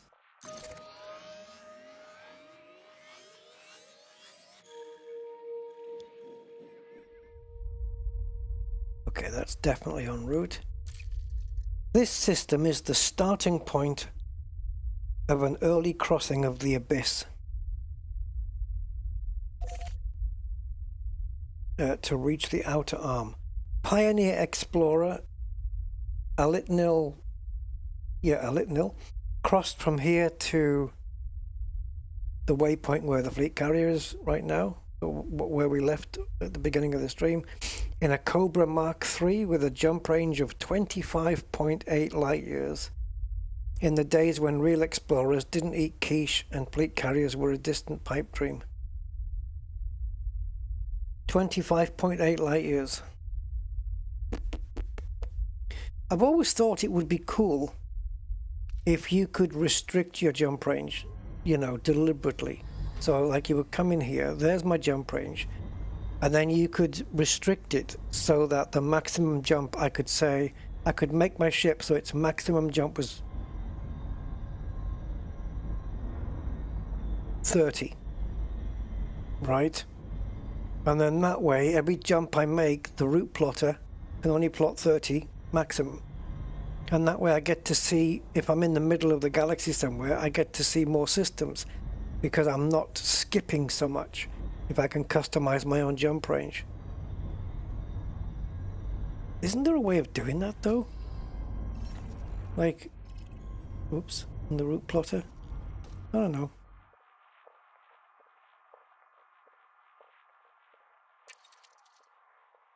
Oh, I just thought by adding some cargo mass. But no, it doesn't really do it that way. That would be...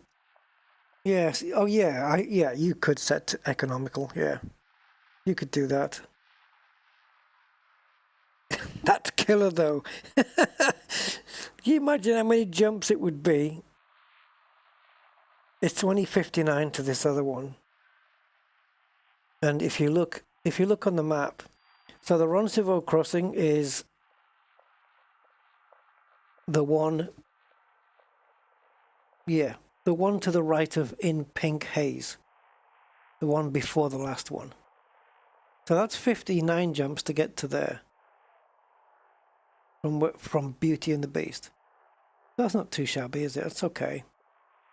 And then it's whatever remaining jumps to the Glacium Nebula. So I guess what we'll do is I'll just have to jump, and if there's anything worth stopping off for, we'll stop. Like if there's any unmapped, unfootfallen, well, especially if there's any unfootfallen atmospheric worlds with decent bios on them, then we can stop. If there's any interesting looking stuff otherwise that I might pick up on, we'll stop there as well. Otherwise we just push on.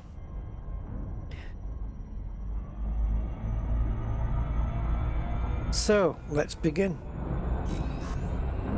I don't think we'll get there on the stream. I don't think we'll do all 59 jumps on the stream, but at least we'll make some ground, and then on the next stream we'll pick up from where we left off.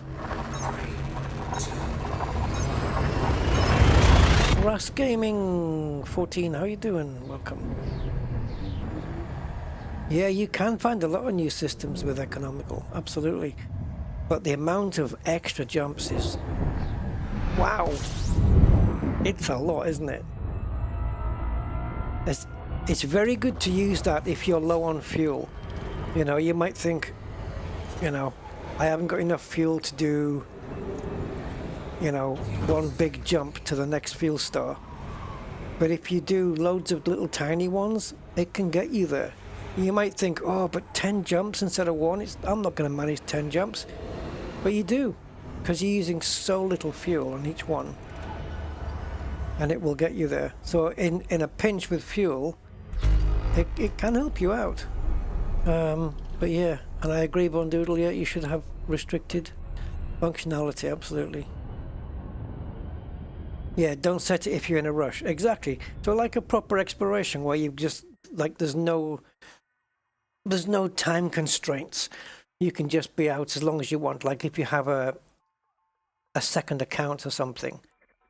So here we go, look, it's just discovered, it's not mapped, it's not footfallen, it's atmospheric, so it may have bios. So we target it and we check it out.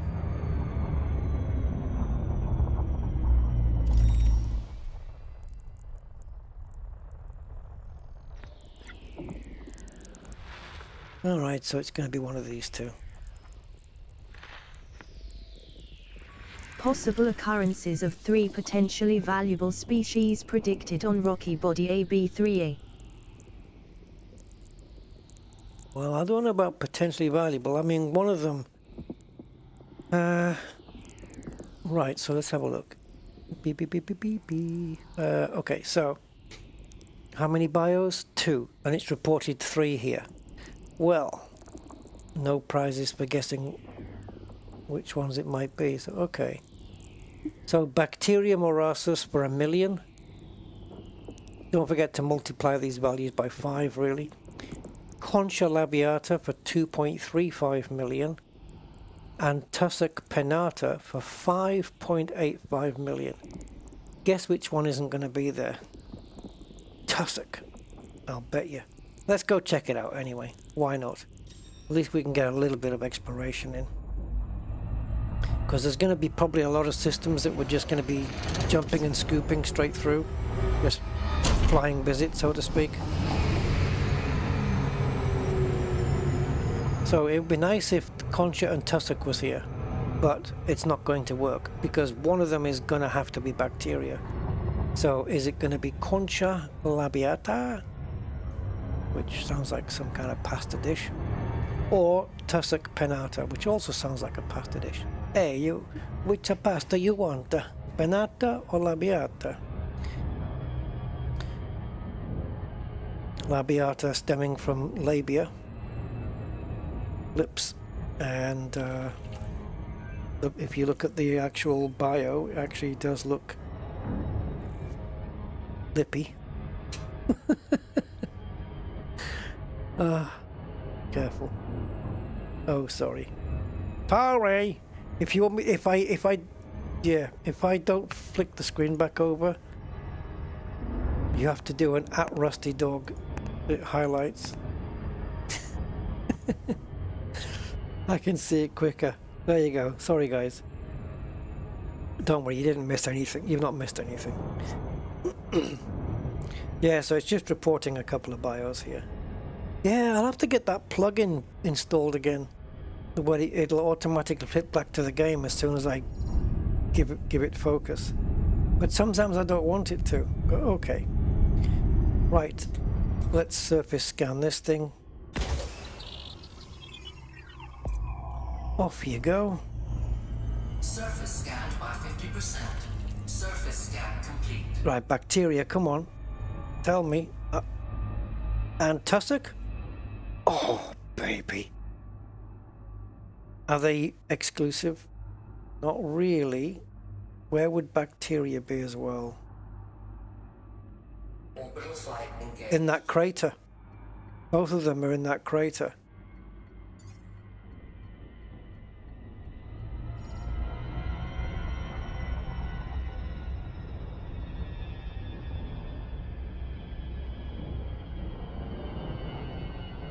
All right. I guess I'll know when I've got to the edge of this little blue bit then, because there'll be a bit of a cliff. All right. Gravity 0.064 here, 0.06 it'll show.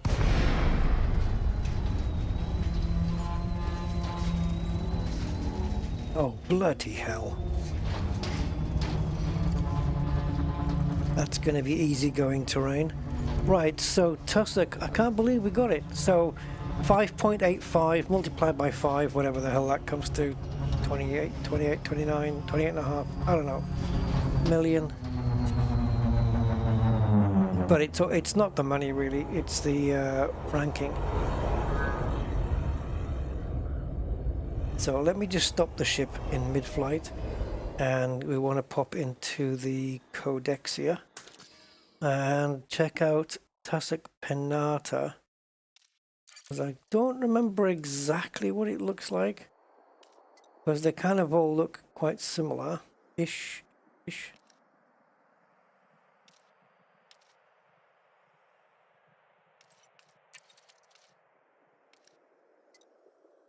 Right, so it's okay, so it's just the grassy stuff with a stalk in the middle, and bacteria morassus, I think.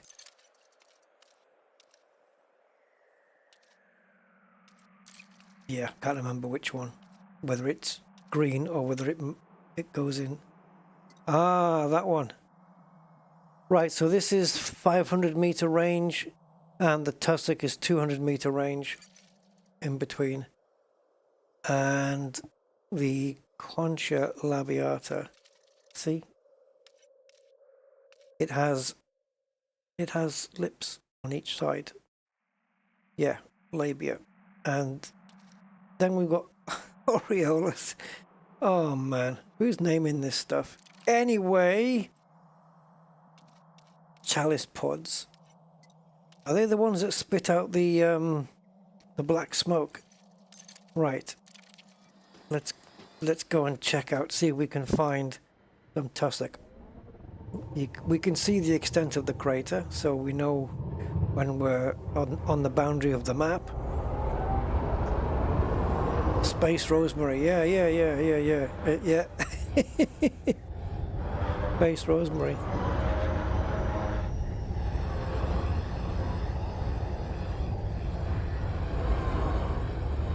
Well, this is looking actually quite cool. We get a nice screeny here. Now this would look nice with the engines burning, so if you don't mind. There you go. I always like to have the engines burning on a screenshot. Just kind of looks a bit better. Right. Tussock. Let's just come down and just wait a little while. There's the bacteria on the left. So plenty of backy around here, so we can maybe grab the SRV and go and do the bacteria first. Can you land here? Yeah, okay. I can forgive you for that. We are on a little bit of a slopey thing here. Come on, you can land on a little bit of an incline. You know you can.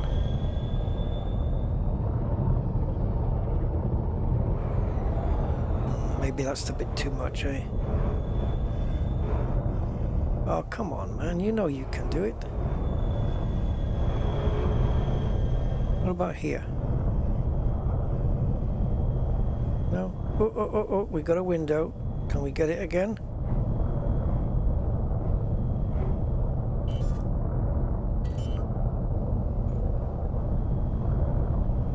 Okay. Next opportunity.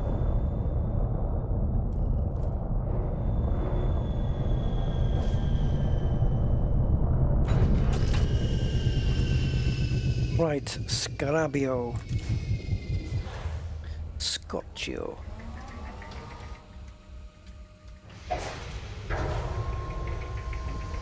Mark what? Oh, do you mean...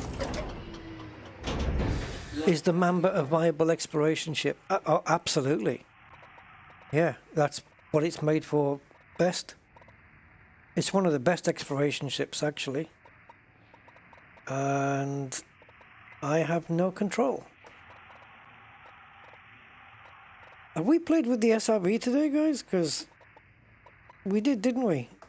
Alright, I don't know whether my USB has switched off. Oh, I think I've got a dodgy socket on this game controller. Alright.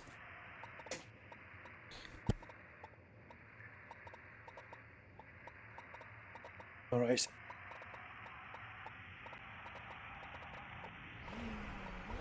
Thank you. Right. Now, I don't know which way to go here. Right, the ship is here. So I think there's some bacteria this way. Because I was sliding over to the right to land.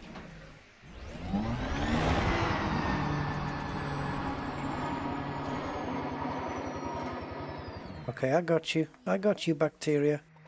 I saw you. Oof.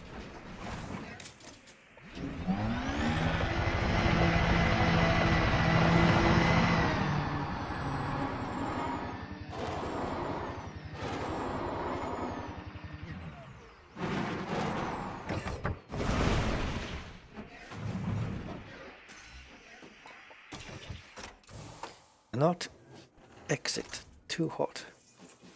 So we are on a hill.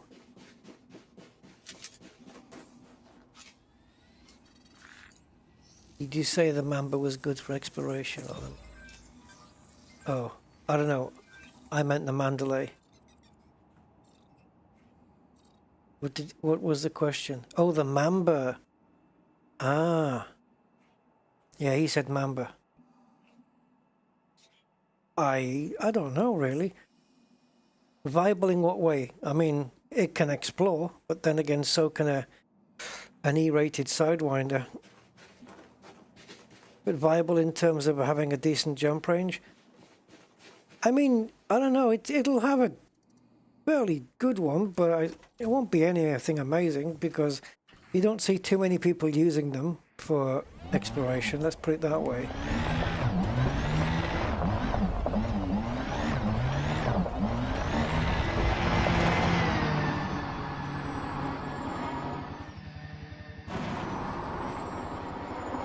But yeah, obviously you can go with whatever you need to.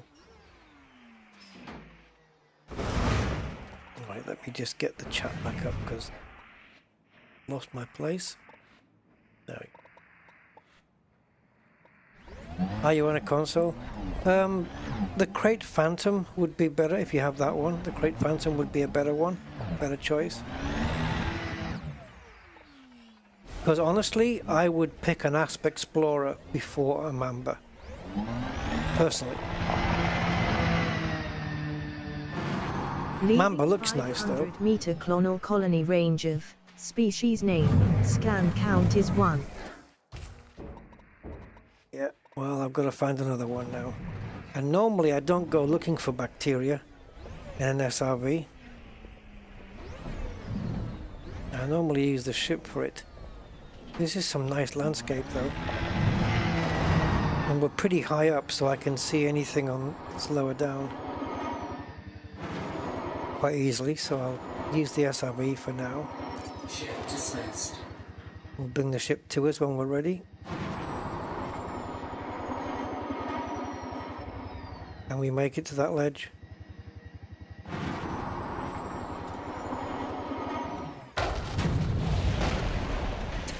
That's about how I land with the Cessna on a windy day. So yeah, any landing you can walk away from, right? So bacteria kind of likes the smooth terrain. It doesn't like all this rocky stuff. Hey, Adrian. Yeah, it doesn't like rocky.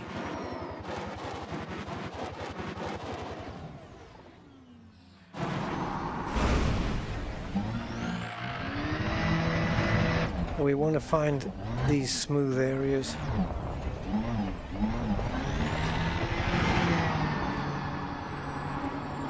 This is much easier done from the ship, really. Oh god, that was a little bit...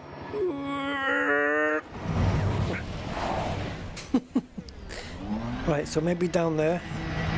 I feel like I'm in part of a Western movie.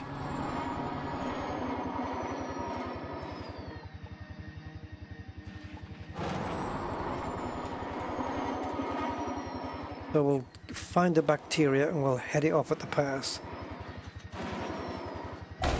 Oh, shite. Yeah, the Mamba's a good looking ship. It's quite unique actually, the shape of it, compared to all the other ships. I mean, if you do the FSD, you know, grade 5 it and put a Guardian FSD booster, I don't know, you might get, I don't know what the jump range would be, but if I had to guess, I would probably say mid-40s, 50 maybe.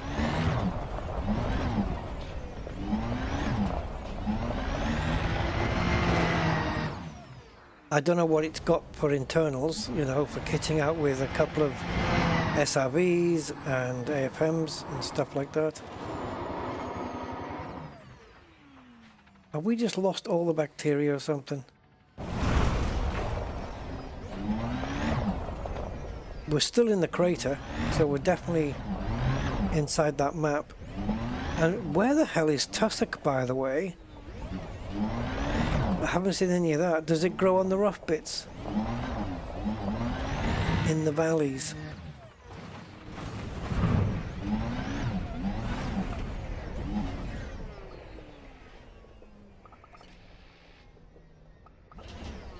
Right, so if that reticle, I nearly said retina, if that reticle flashes, then it's pointing at something. I maybe have to get out on foot here and see if I can jump.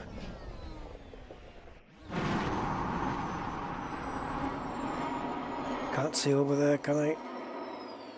Maybe.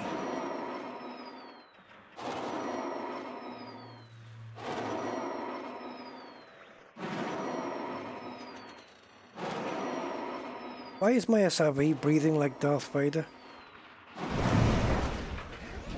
Is it because it's my father? Right.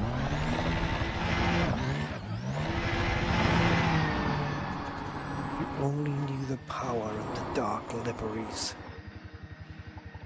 Really, like no bacterial splats anywhere?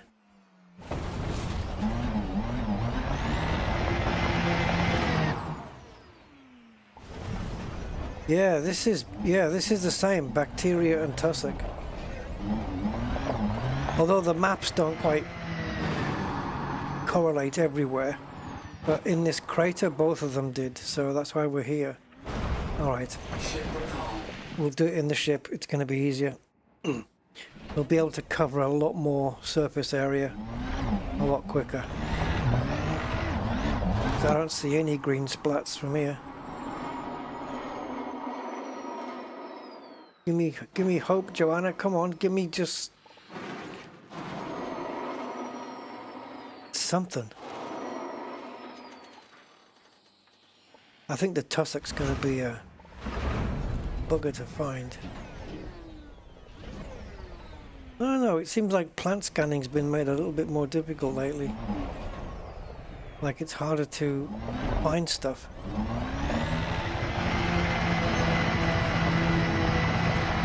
Well, I guess we have a ramp.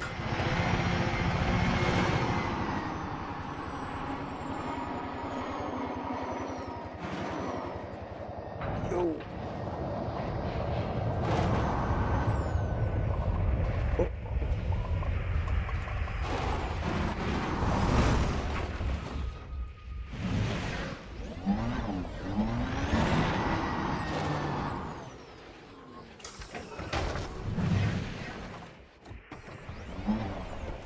Thank you, Rock.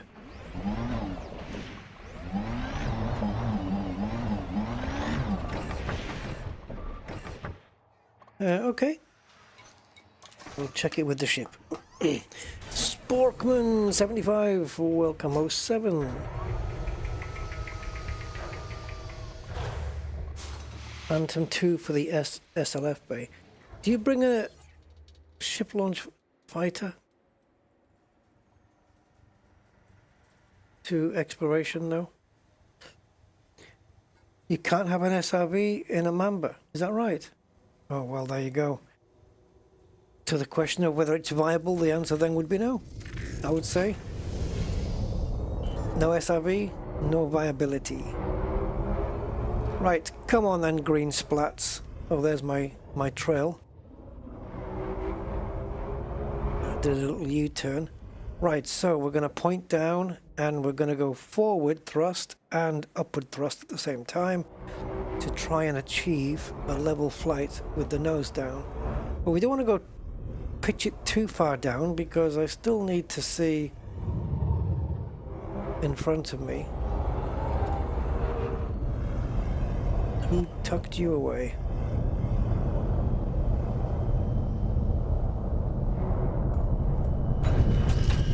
I'm probably about 34 miles away from the last scan.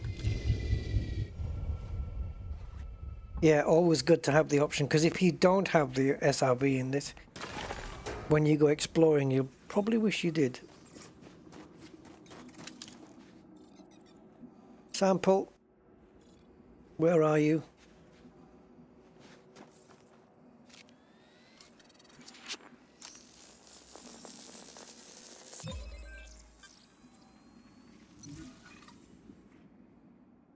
Oh, okay. We're only 5 kilometers away from the other one. From the first scan.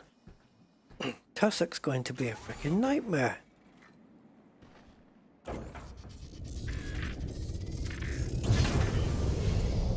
Unless, of course, we stumble upon some in a valley somewhere, or maybe on the sides of the crater there. Maybe even maybe. Leaving 500 meter clonal colony range of species name, scan count is 2. Okay, so we've got one more to do then.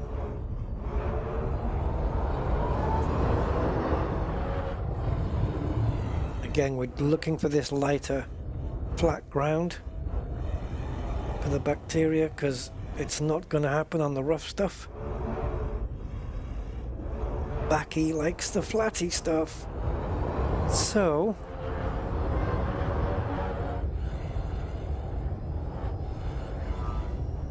where would be a good bit of flatland?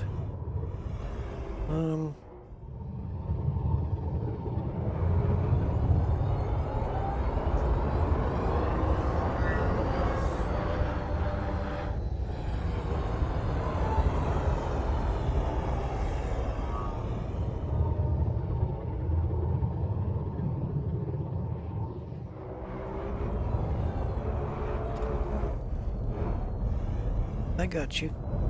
I see you.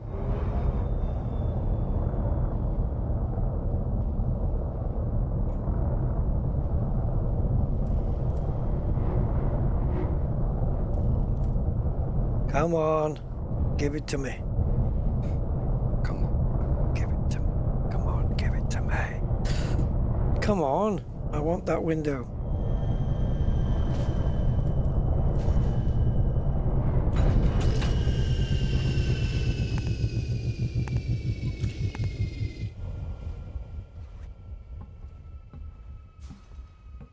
Can I do it without moving? I don't think so.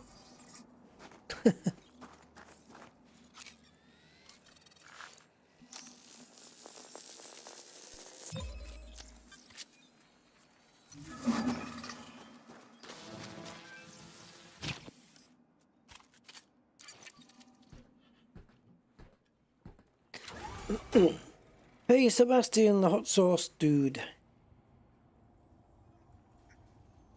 You meet during another blizzard. Oh, okay. Outside your window, I guess, right? Yeah. We've had a warm well, I say warm day. It's I think we got up to 12 degrees today, which not bad for the time of year, I guess. Right then, Tussock, where do you live? Here? In amongst this stuff?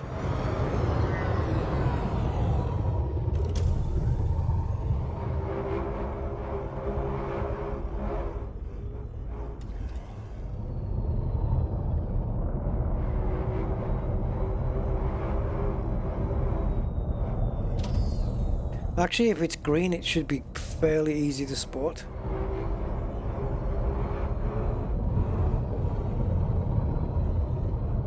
Man, what's with the frame rates? It gets a little bit stuttery at times. But the frame rate stays at 60, so I don't understand, man. Oh, no, it did drop. Went down to 49 for reasons unknown.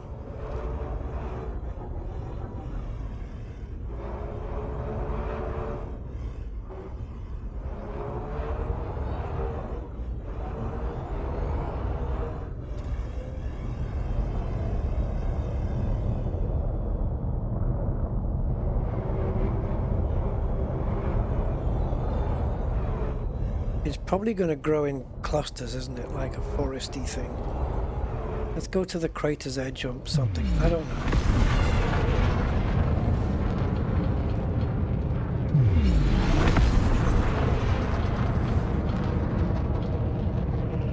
We're probably on the edge of that blue map now.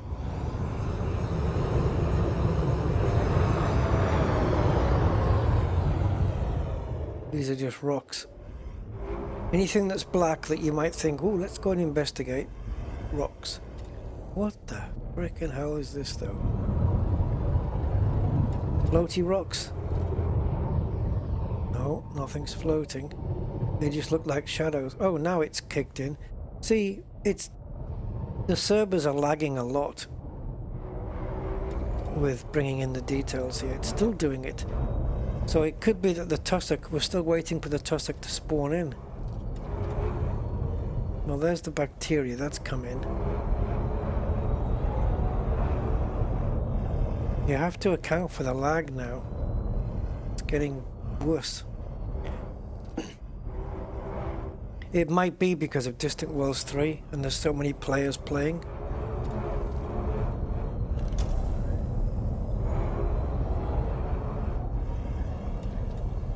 I don't think we're going to be lucky here in this crater.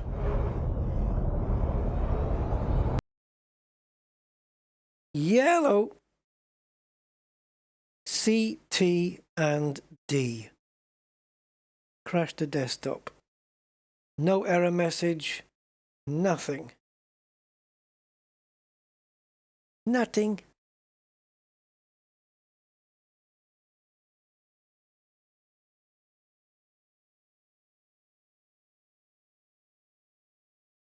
It was threatening to do it, wasn't it?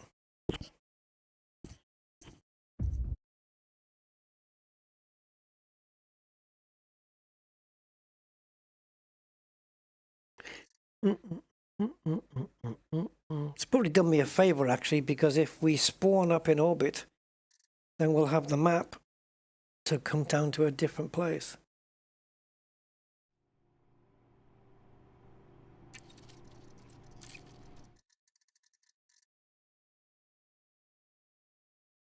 No, it won't lose the progress. It shouldn't do anyway. That should already be logged. The bacteria should already be logged. Oh, it's kept me here.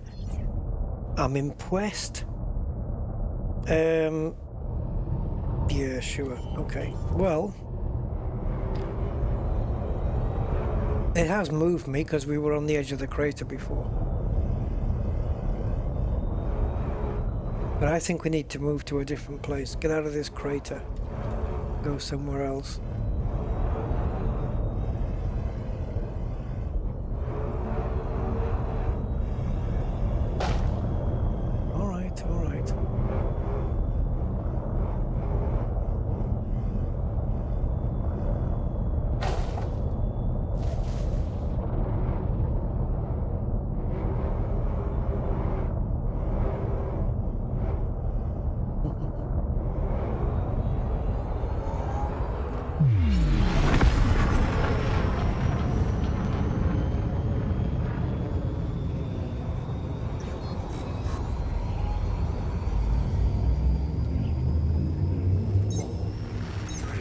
Your tune? What's a tune?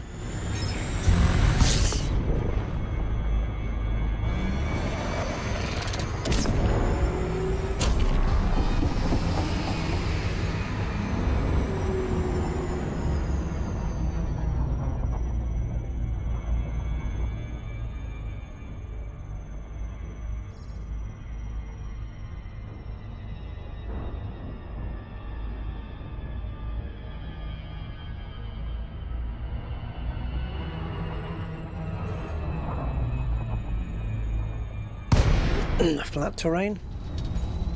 Okay.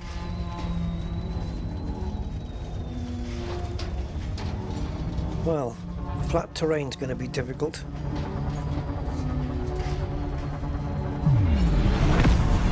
No point boosting when you're in glide.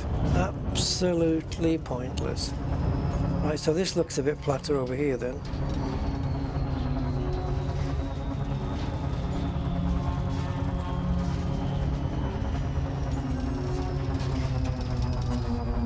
Now you can boost.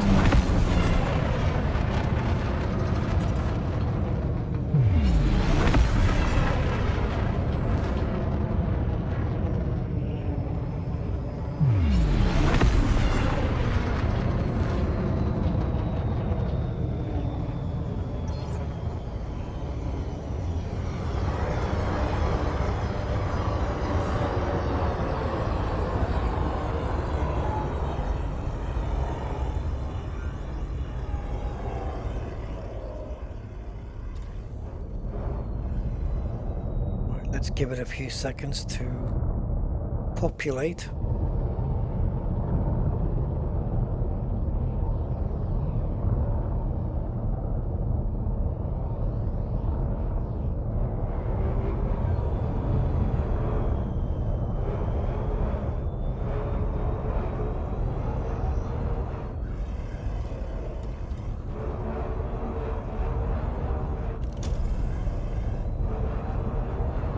Night vision sometimes can highlight the plants.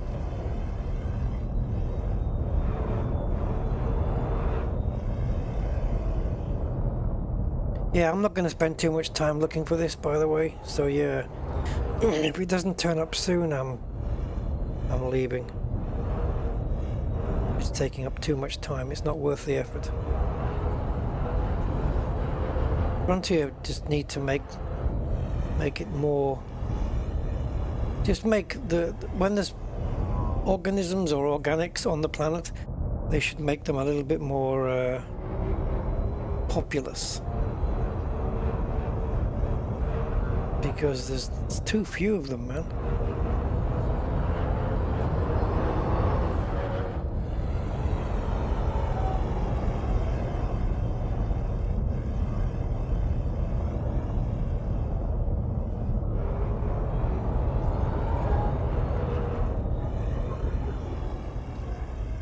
I mean, there's nothing, right? We haven't even come across one yet.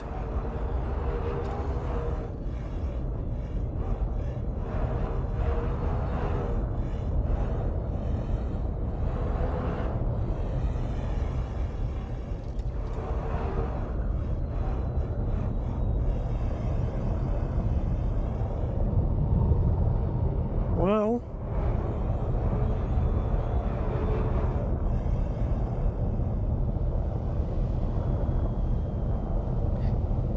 okay, you can kiss my ass then.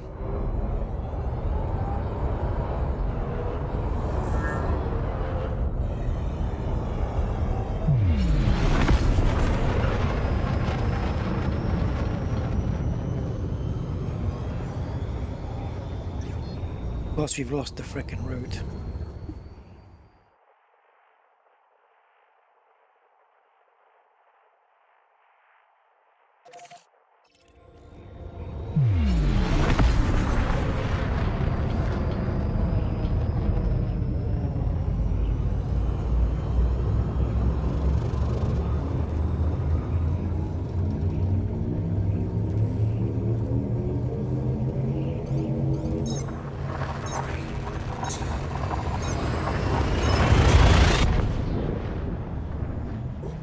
Yeah, 5.85 multiply by 5. Too much time, man. Can't be arsed with it. You know, I'm not going to be a slave to it. If I'd discovered one, it would have at least given me some incentive to carry on looking. But the fact that none's turned up anywhere, not a single thing. Nah, we're moving. And this is it, because I just feel a little bit rushed. Only because, yes, we have over a week to do this, but, well, a week. But I don't know how many sessions I'm going to be doing of Elite Dangerous in the week. I don't want to, you know, just do a little bit and then find I can't get to Elite until Friday, and then I've got to cram all the jumps in one go, you know? Do not want to do that. Fuels.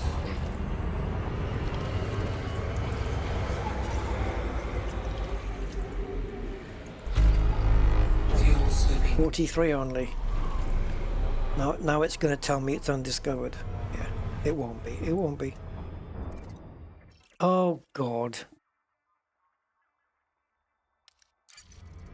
All right, it's undiscovered. 43 bodies. Oh, okay. Right, where's the sun?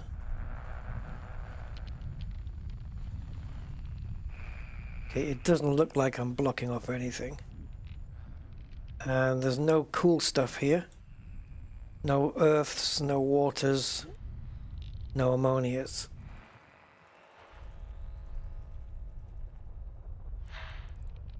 Okay, freaks. Catch you next time, buddy. See you, man.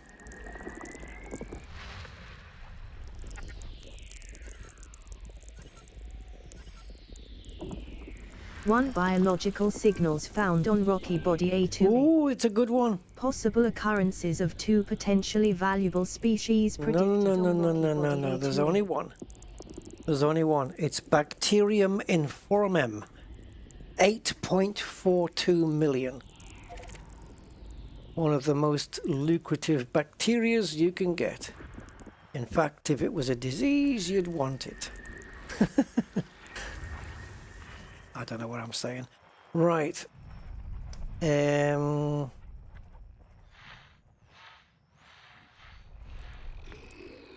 going to be spending all of our days here.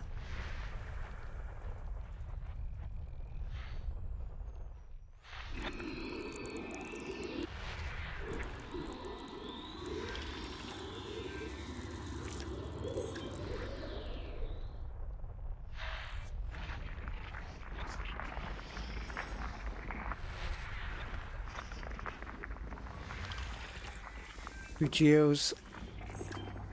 What do you have? Germanium. Oh. Okay.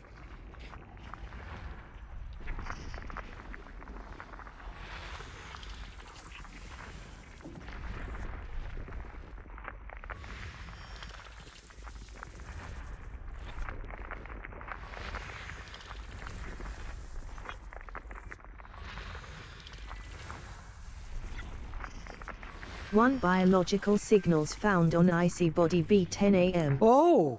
Possible occurrences of one potentially valuable species predicted on icy body B10 AM. Ooh. Guess what's here? Do you know what the bio is, guys? Let's put it this way. I have not found this before. Crystalline shards. Yep. It's come out as a bio, not as a geo, though. It says 2 geologicals and 1 bio. And this program I've got running only lists the bios.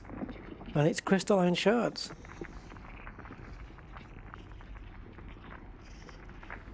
Okay. I've never come across those. Like, I've never done a first discovery on those before. That's a new one. What else have you got for me? Thargoid crash sites? because then I'm leaving. If I hear the sound of a Thargoid, thrusters to maximum. Where are you?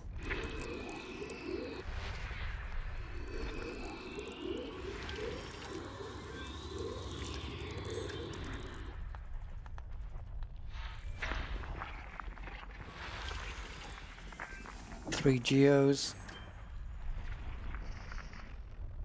We're probably going to get all boost materials in system and all that stuff in here. Two more geos. Yeah, we tend to get messages like all premium boost materials in system, and the other one is all raw materials in system.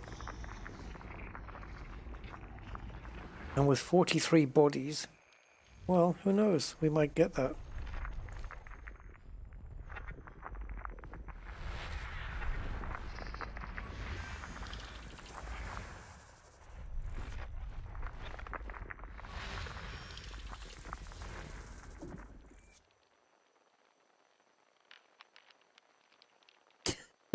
Marty. Thargoid hearts? You were lucky. We used to kill Thargoid scouts with a flat cannon in middle of the road.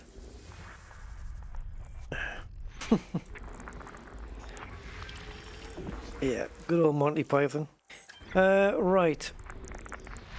There's so much to find here. God almighty. Oh, clusters. Man, that was...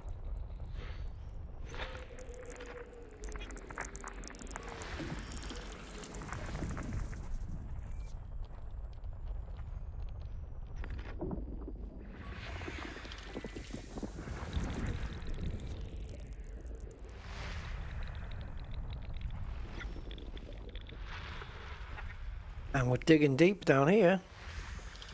There we go, high metal content. I hear clusters.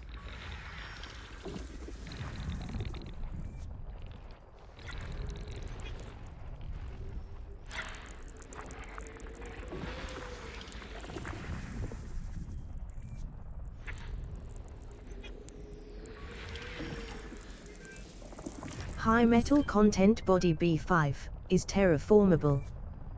Planet B5 has a potential exploration value of 280000 credits.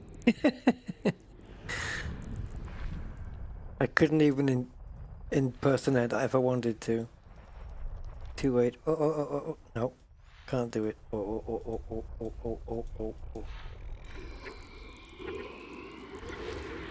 I don't even know how many O's she put onto that. 28,000, is it? I don't know.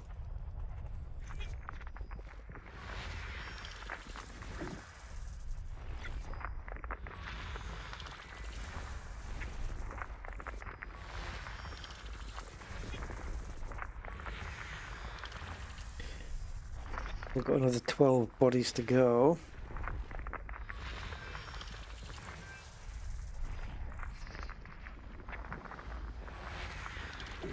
So at least we've come across a totally, absolutely, utterly undiscovered system, which that's kind of all right.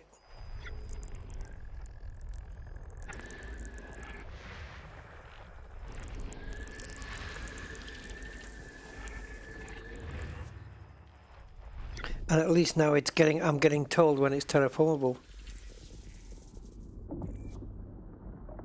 Oh, bigger stickers. I have a very good friend in Rome called Biggest Stickers.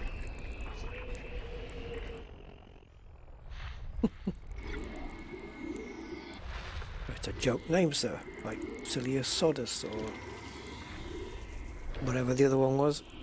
Yeah, we needed more here. There we go. Very well. I shall release Brian.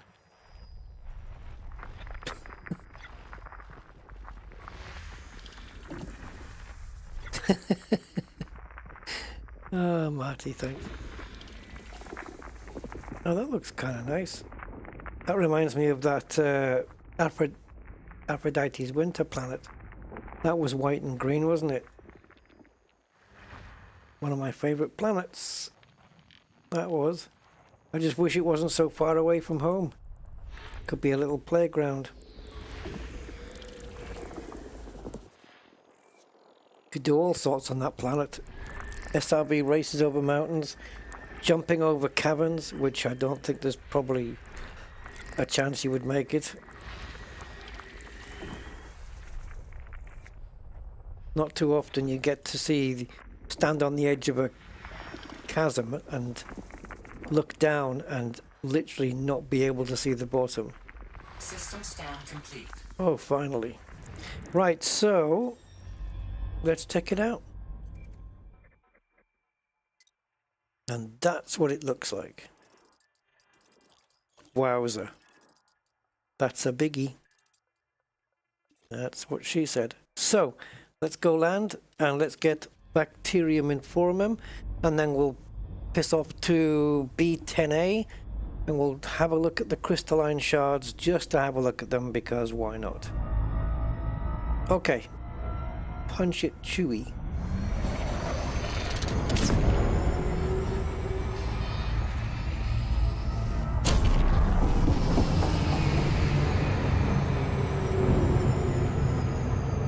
No, I mean, but there's not much bios, but there's not many atmospherics here either. I mean, the one with the crystalline shards is classed as a bio, but I think the game even classes it as a geo though, because crystalline shards are on a planet with no atmosphere. But it's not a bio as such. It'll count under the geological, but Elite Observatory Core is classing it as a bio. So I guess it must be... I don't know. Yeah, you can scan it with the gun, it must be, because it says the distance is 100 meters between the species. So, we'll give it a go. Okay, so this one has got Bacterium Informum on it, which, as I said, 8.42 million, so multiply that by 5, and you're into, what, like 42 million or something for this, so I definitely want to grab this one if we can. Bacterium Informum is, well, at least in my experience, hasn't been that difficult to find. But let's see. So what we're looking for is... Surface scanned by 50%. Surface scan complete. That one. Bright green splats, easy to spot. And if we go over to geology,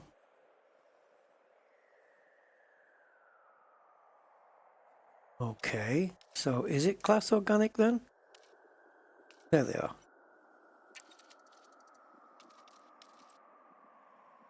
So there's been another one located in this sector, but just the one. And now there's going to be two. Yep. So we're going to go to both of these.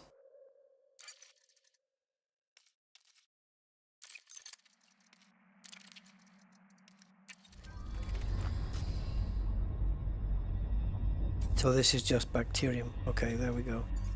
Right, so let's pick a chunky piece and just land on it. I think I've already got one picked out.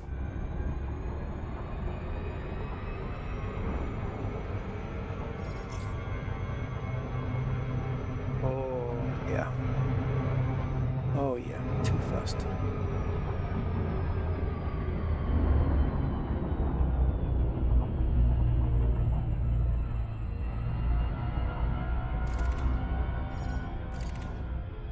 Orbital flight engaged.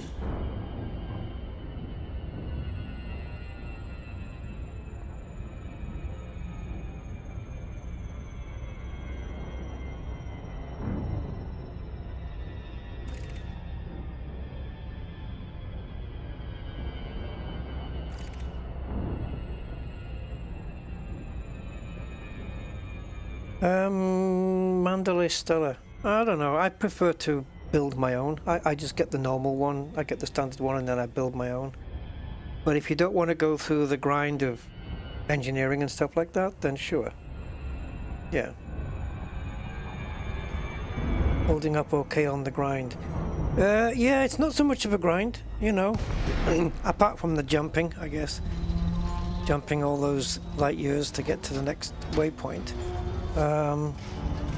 Holding up at the moment, but just about. Whoa, nice planet.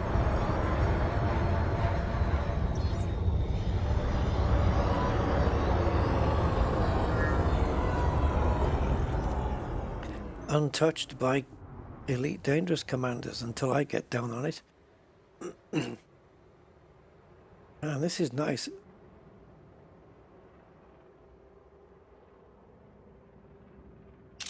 I'll take a screenshot there.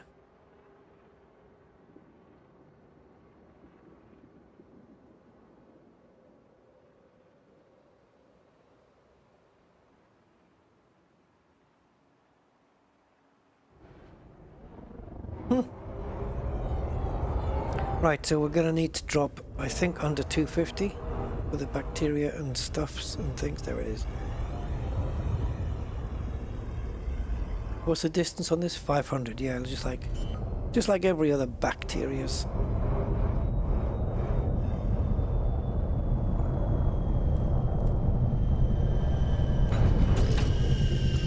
Right, so oops, we don't need the SRV for this one. Yeah, nice visuals, eh?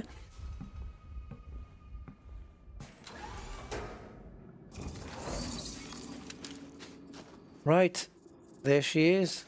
This one gets the money. This is the money shot. Now, a purist explorer would get footfall on every single landable planet here. But even if I had the time to do it, I still wouldn't. That would take up too much time. Just a little too much for me. Right. This should be easier to get the next two, I think, than the other bacteria. Only going from past experience. So let's see. Leaving 500 meter clonal colony range of species name, scan count is 1. Species name, you didn't pick up what the species was.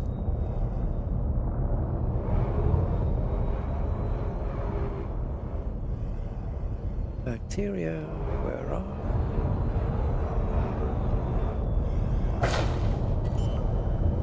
Always use the nose as brakes if you can.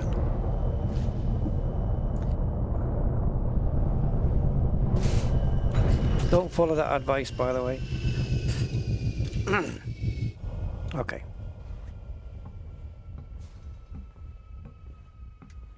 Come on.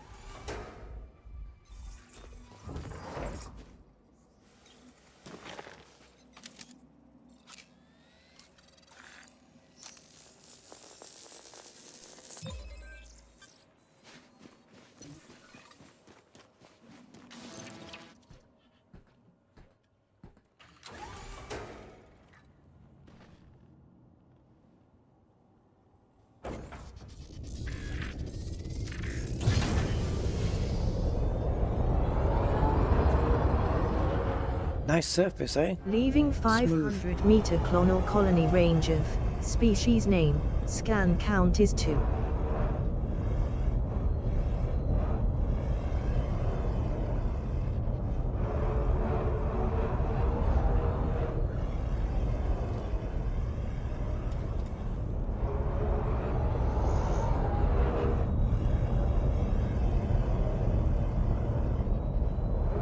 Now, how elusive is this last one going to be?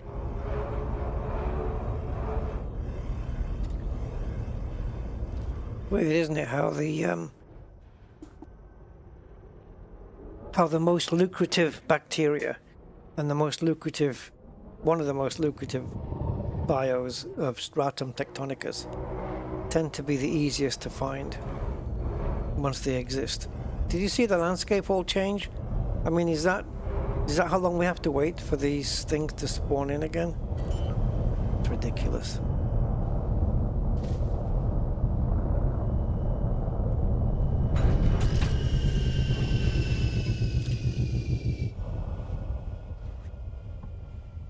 Yeah.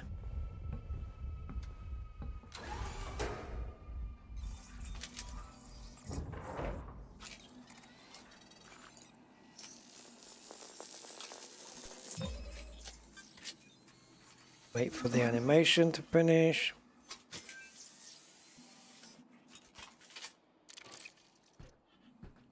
And we're done.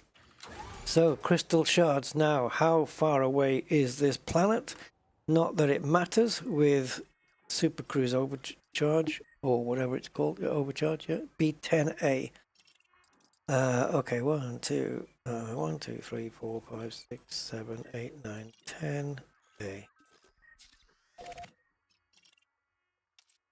So this is a planet with the crystalline shards. Let's go. 41.2 thousand. And it's over here. Nice planet, this one, though.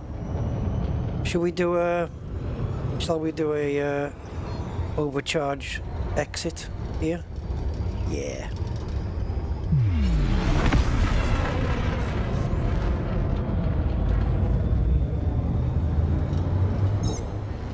Yeah, I have seen the ship, Marty, yeah. I haven't seen it moving around, but I have seen a picture of it. I don't want to see it moving around, though. Alright. Bye-bye.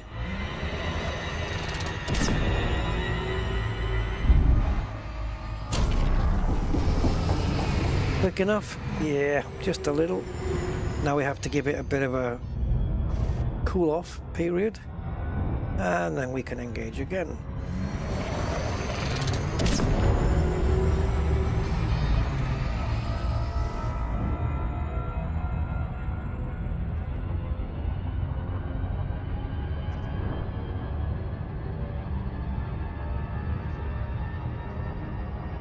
Right, we should be able to disengage at 1, or just before the 1.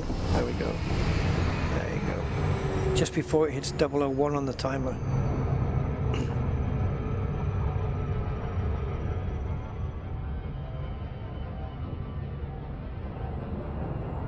Still got 28 seconds in the bag there.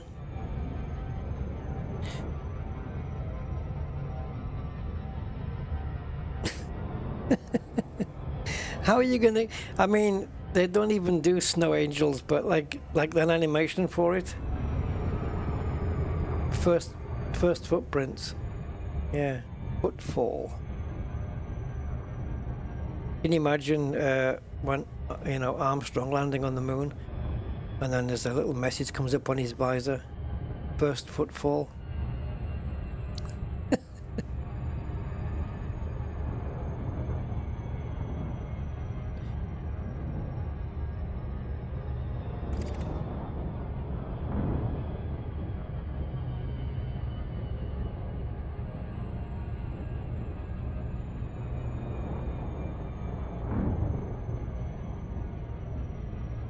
Do you not find it weird, guys? I mean, maybe it's just me, but I seem to find that the same people who believe the moon landings were faked are the same people who believe in UFOs. Alien, extraterrestrial UFOs. How weird. Yeah, spaceships can fly here with aliens, but man going to the moon? Get the hell out of my face with that rubbish. Yeah, okay.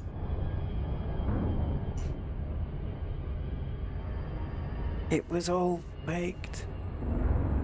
See, here's my take on all that, right? There was a you've heard of the Cold War, right? So all that stuff. But no, forget the Cold War. I was going to make an analogy there, but it doesn't work.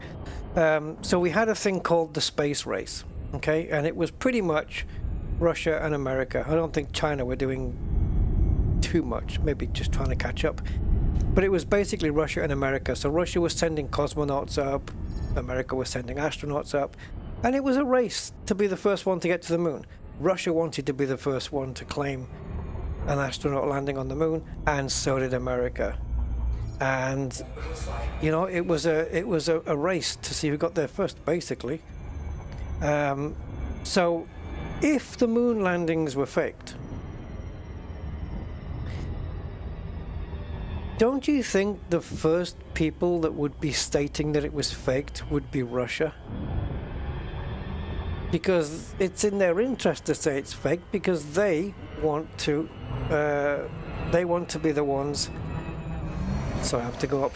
They want to be the ones that get there first, and if they can disprove the US moon landings, cool. But the Russia has never complained about it, and never denied that it happened. And if anyone has got any vested interest in denying it, it's Russia, and they didn't. Because they know what they did. They sent a dog, the little Laika, and then they sent the frickin' cosmonaut, what's his name, Gagarin up there. So they know the deal.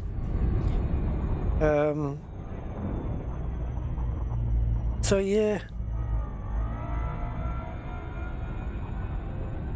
I don't really buy into it. I fully believe it happened. I think man had the ability to do it back then, even though we had, like, I don't know, the computers had what, 4K, 8K of memory, something. If you're just storing numbers and coordinates, that's plenty. You know, you can store a lot in there. Look what Elite did. Elite in 1984 on one single floppy disk, how much it stored. Ah, I'm missing it, doing it again. Quickly, probe. I need to probe. That's what I came back up for. There we go. That's what I wanted. Oh yeah, the Earth is flat. Oh my God. I know, right? And yet none of these flat earthers have ever found the edge. Oh, look at this. I'm getting trolled. Black 13, who are you? Trolling me. That's funny.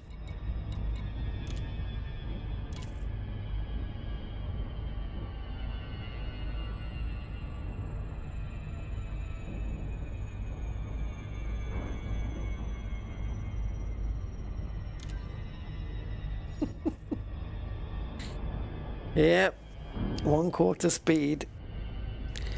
Flight Simulator. The last stream, guys. Oh boy. It was a good stream though. We had more time to talk.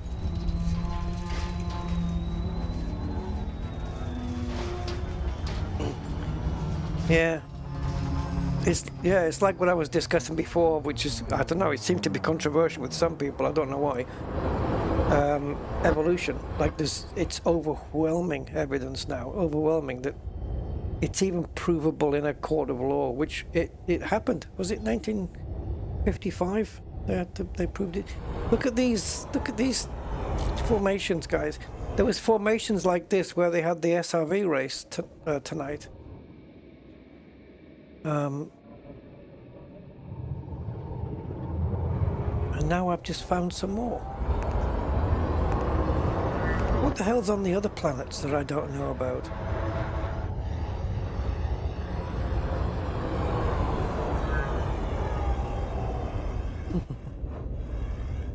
Oh, check out this. Uh-oh, stop glitching. It makes me think you're gonna crash. Enjoyable 4 hours for me at work. I use DCS, but I'm thinking about MS24.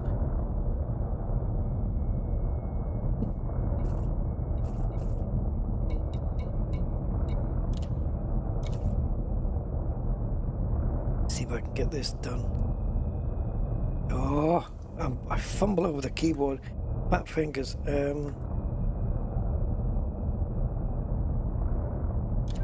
I'm not going to carry on a conversation while I'm streaming though, but let's go.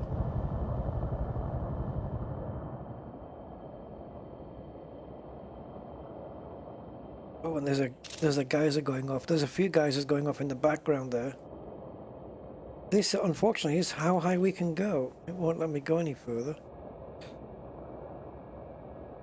Unless I used GoPro viewfinder mode, which I hate.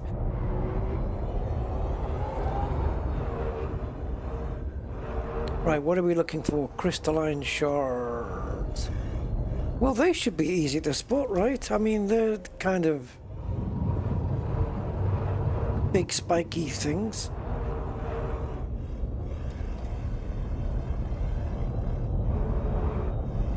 Oh, see how they just spawn in? What's going on, man? Look in the distance. Look at them all just popping in. That's no good.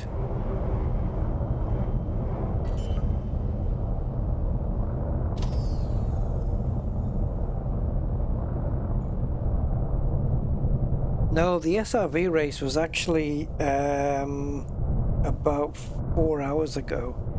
And I chose not to do it because it was 3 hours between that and the Waypoint, so I wasn't going to waste all that time. So no, I didn't do it.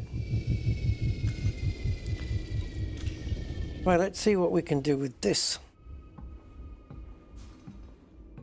Yeah, the Voyager probes, yeah. Yeah, tape drives. Yeah, and they don't get, you know, they don't have any friction out there, so there's probably bits of space dust and debris, but yeah, it's still surviving, isn't it?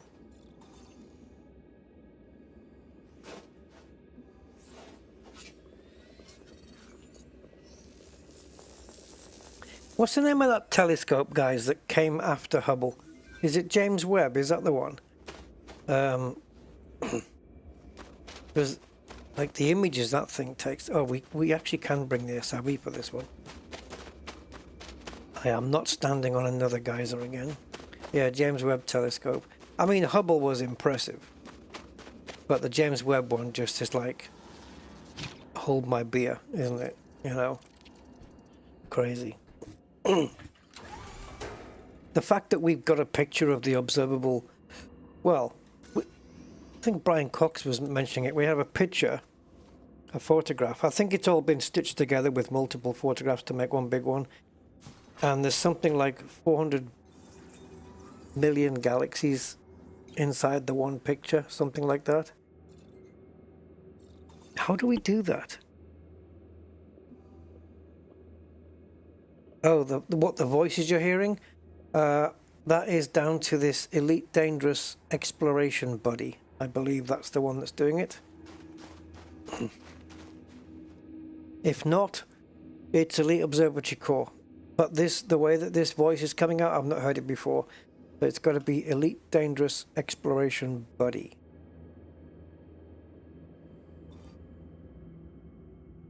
Yeah, they fixed the Hubble. Was that the mirror? Was that the mirror that needed doing?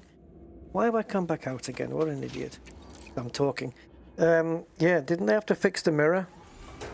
And they went up and repaired it. Pretty cool.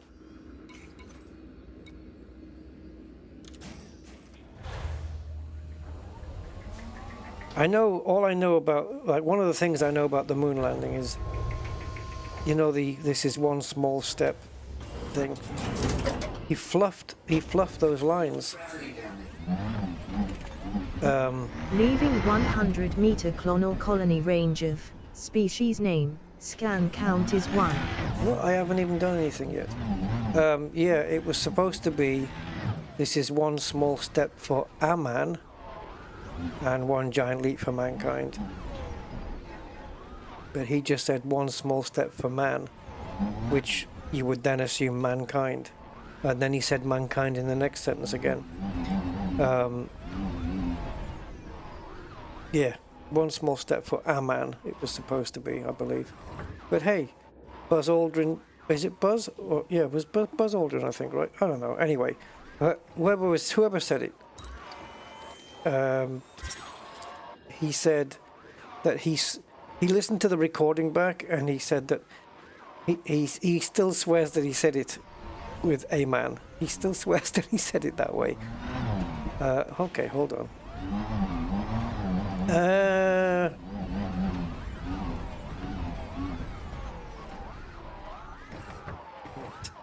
I hate to do this to you.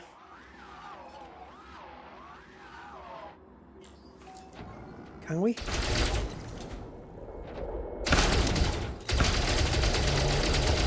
Can you blow these things up? Oh, if it's got a crystalline cluster on it.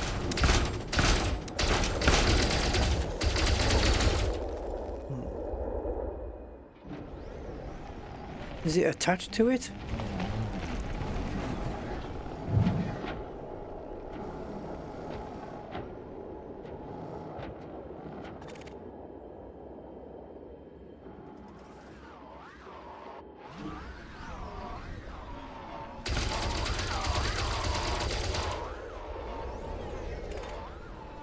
There we go, ruthenium.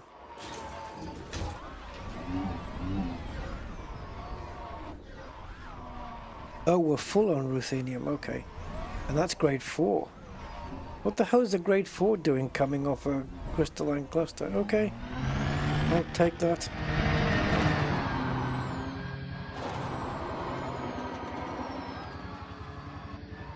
Neil Armstrong, yeah. This is one small step for a man, one giant leap for mankind.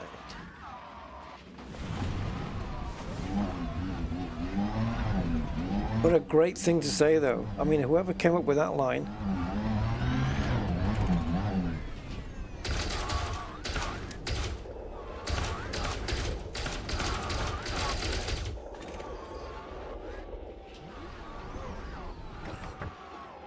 Oh, there's one here as well. I think they're all clusters, aren't they, here? Yeah. And it's all frickin' ruthenium as well.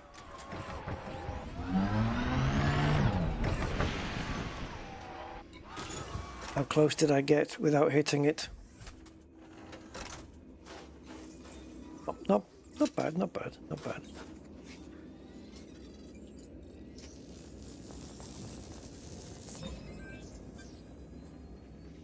All right. Oh, okay. Oh, okay. Hubble is optical. James Webb is infrared. Oh, that's interesting.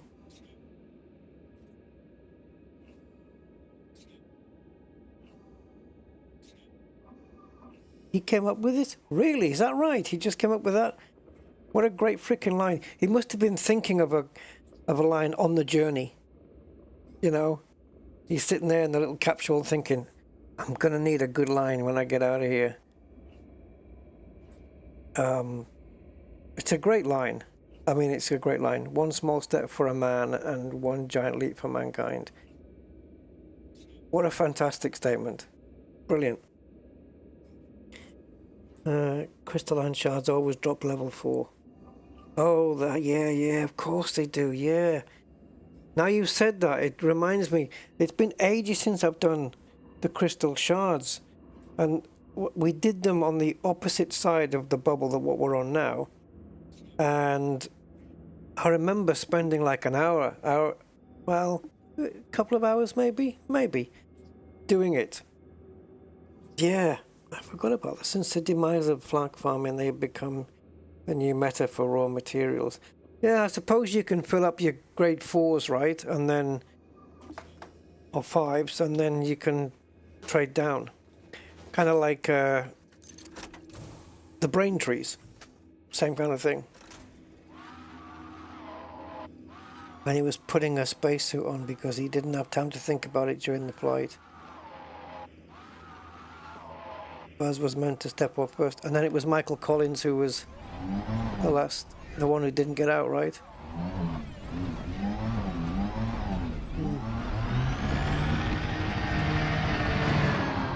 Leaving 100-meter clonal colony range of all that way and he didn't get out. Scan count is 2.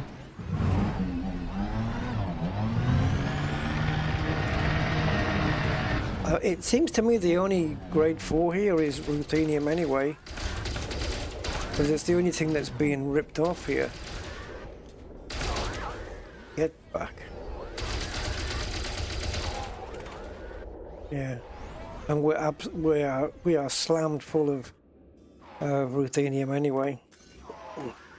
So we don't need it. You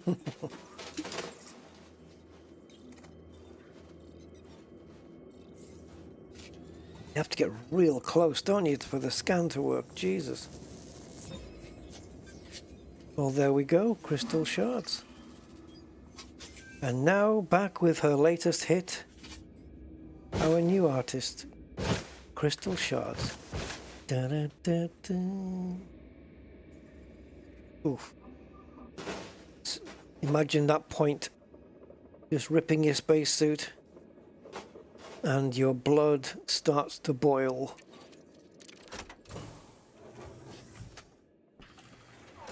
Righty. Look at this lot. Fragments. Go on. Go on. I'm interested. Show me. Show me fragments.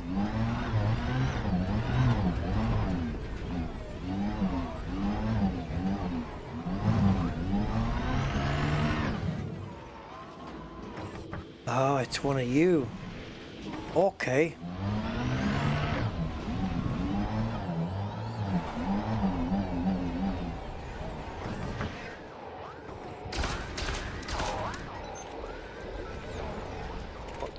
What did we win from the lucky bag?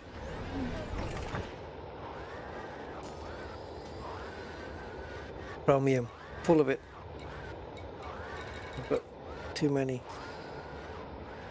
All right then. Ah, look at that! It looks like a giant spaceship in the background. Yeah. Whoa. Let's go. Nice detail on the rocks and stuff. It's quite a mixture, isn't it, the level of detail? Some of it looks quite like flight sim. Some of the ground looks, you know, medium to high res. And yet some of the details on the rocks and stuff looks really nicely high res, you know? It's like flight sim though. You get some lovely detailed foliage and stuff. And, you know, bits of, you know, like on the coastlines you can have some really nice detail. And then some of the flat land that hasn't been rendered is just really low resolution textures.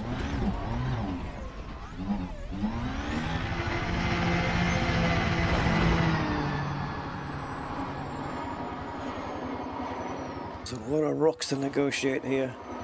Look at all the crystal shards around us though, behind the ship as well. There's millions of them.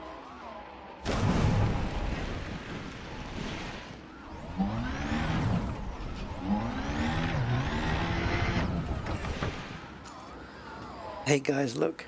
See those 4 clusters? Look on the sensor. It's almost square. 4 points. 4 square points. What's the chance of that? Anyway.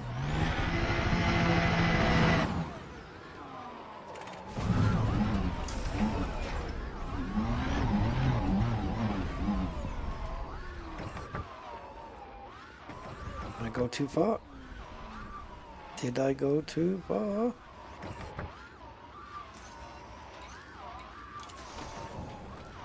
So okay, we picked those up. The crystalline clusters will get you 1.63 million. And so total value here then was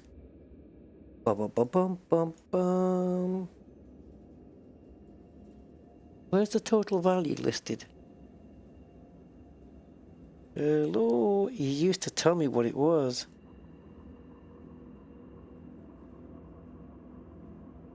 Okay, it's not telling me now. And I don't know why. Alright, so 10.5. 10.05. So it will be 50.25. 50.25 million, is that right? Have I done the maths right? Yeah, 50.25.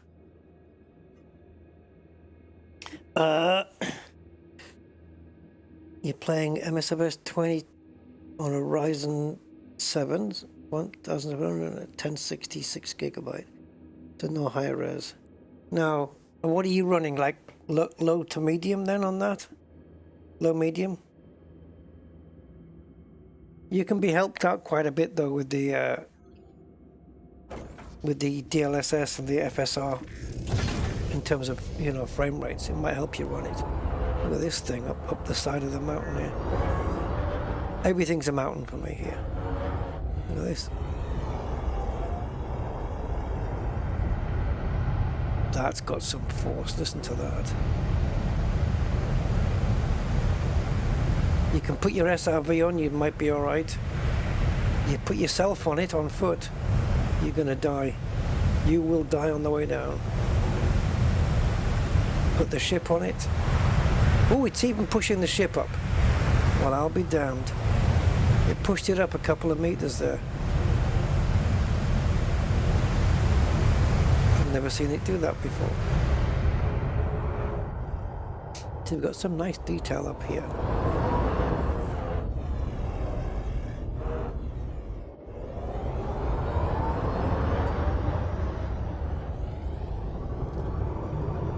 Very alien looking world, even though they all technically are. But look at this. It's like mud pies. So what else have we got in here? I'm not making any progress, am I? But this is essentially my system now.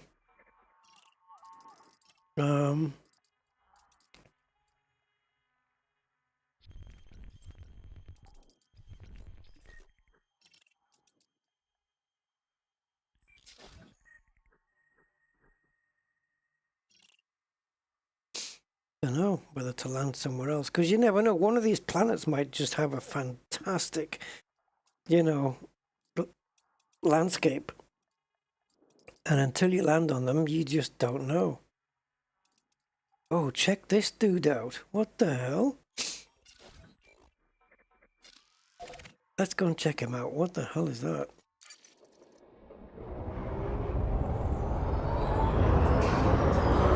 Yes, landing gear, I know, go.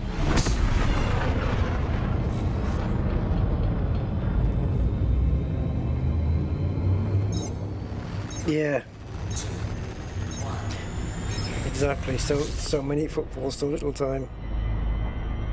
Gotta go to bed. Okay, Orbiter. We'll be dreaming of jumping between the stars, yeah. Somewhere between... I'm trying to think of two good-looking females, celebrities, you know, jumping between the stars.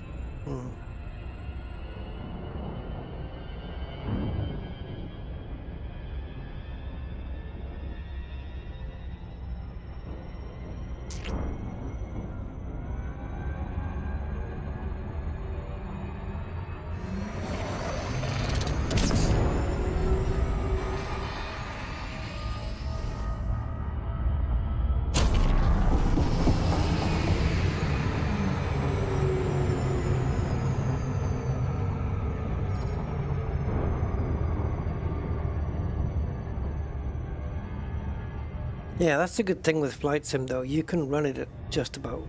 You can run it at 30. I used to run Flight Sim at 30 frames for quite a while.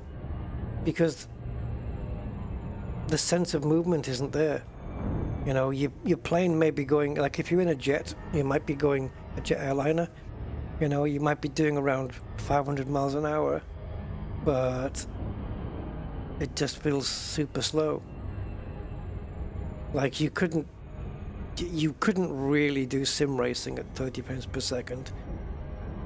Not really. It would hamper the reactions of you and the car and everything. But Flight Sim, absolutely you can do it at 30. Look at this ringed planet as well. Yeah, absolutely you can do Flight Sim at 30 frames. Not a problem. 57? What? 57, like you went out on a trip and you discovered 57 Earth-likes that you can put your name to? That's freaking impressive. Yeah, that's impressive. Oh, we got to check this place out, right? Well, I'm looking at it and my brain just says mint choc chip ice cream. There's no BIOS here, but we'll map it. Surface scanned by 50%. Surface scan complete. Yeah, and also what kills the frame rates as well is like third-party airports and stuff. Even right now, it kills it for me. But you can also run auto FPS in the background as well, so it'll reduce your graphic settings. If you can't meet 30 frames, it'll reduce it for you in the background, and then once you can meet it again, it'll put the graphic settings back up. It doesn't change anything in your graphic settings, it does it as you fly in the background. Orbital flight engaged. Where are we landing, guys? On the bright green bit?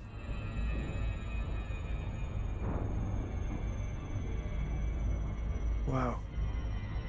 Or maybe somewhere in between the colors. Like, we've got all three here, I think. Out there. 57 as a score on the... Oh, yeah, I haven't done the Earth-like 2 thing. So what are they looking? Just for an Earth-like that also has, say, like 1 gravity or something as close to Earth as possible? Like same radius, rough, almost the same gravity a little bit.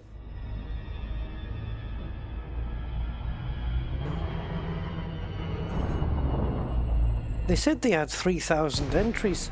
That's nuts, isn't it? What the hell? Who's finding 3,000 Earth-likes?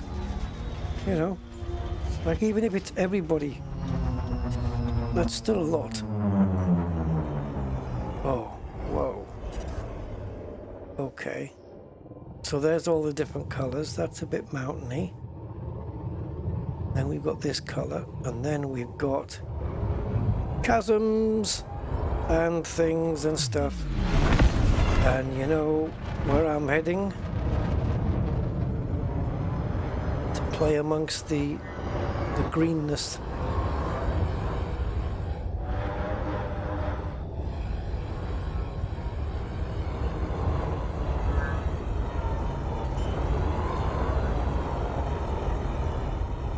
This is normally where I would be dropping my SRV off.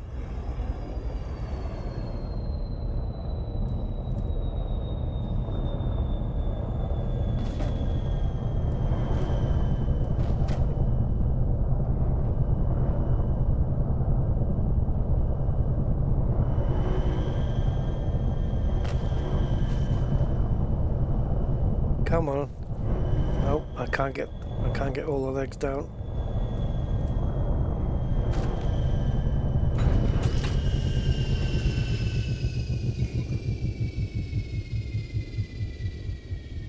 Show me outside. Okay. Scorpion.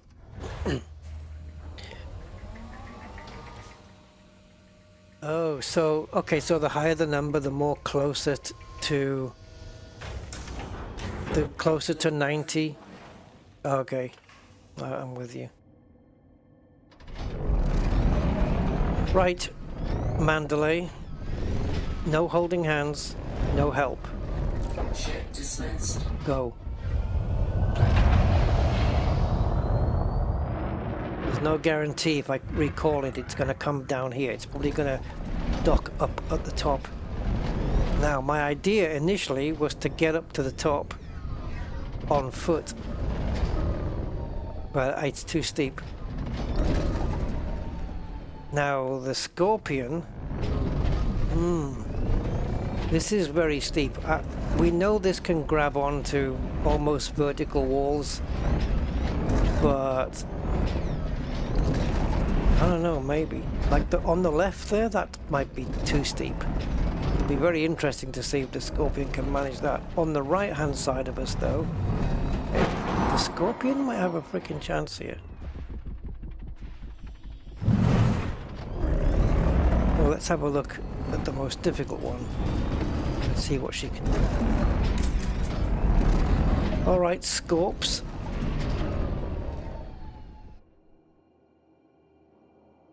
Up there.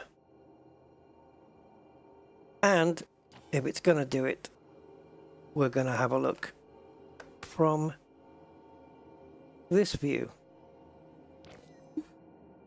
You ready? Go.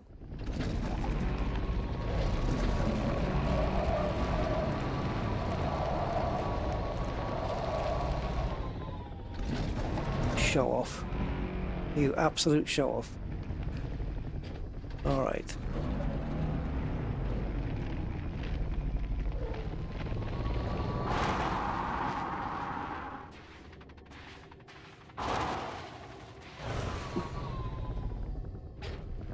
Right, come on, you've got to get up the other side now.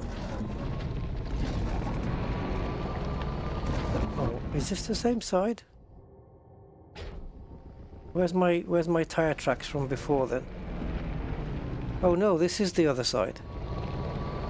Yeah, there's my tire tracks from before and we turned up that way. Okay. Cool, cool, cool, cool, cool, cool, cool.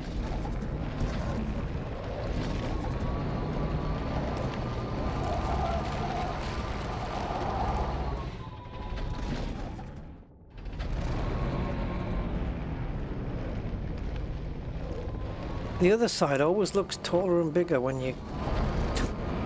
for some reason.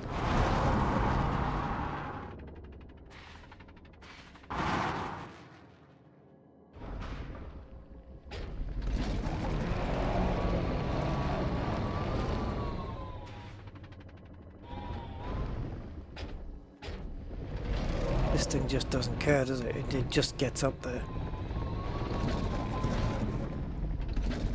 Ain't no mountain steep enough.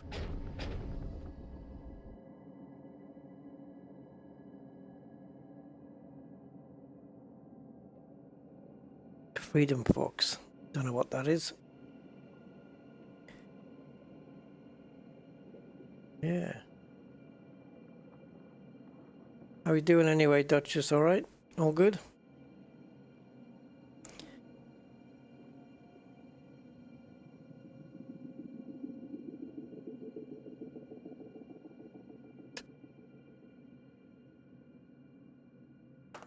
Challenge number 2.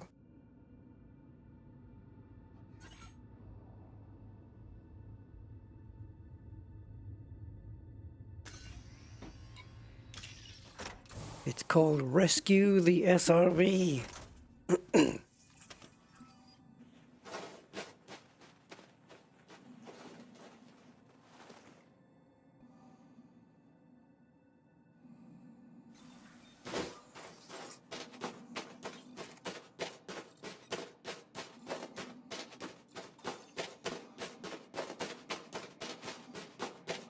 Can't stop myself.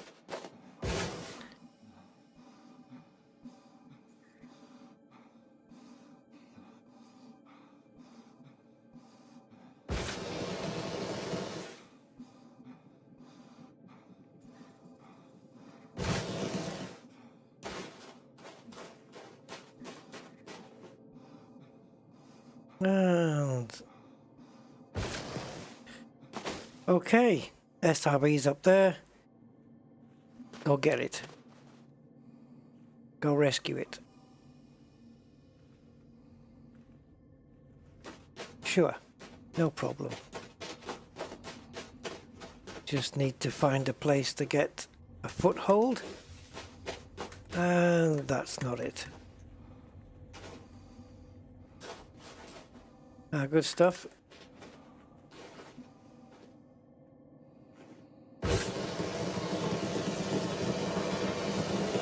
Come on, just get to the foothold point.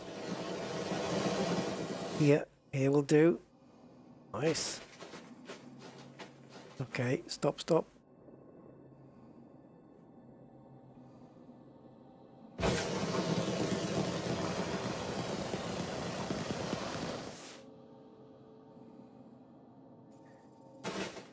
Very deceptive because it kind of looks like we're on flat ground, right? Well, not flat, but like it's not so much of an incline. But when you look at that, Oh, that's the incline that we're on.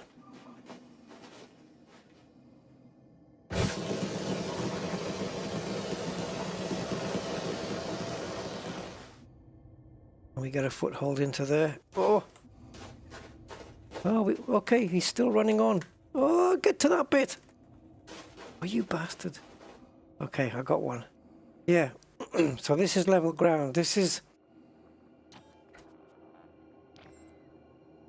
the slope that we're on.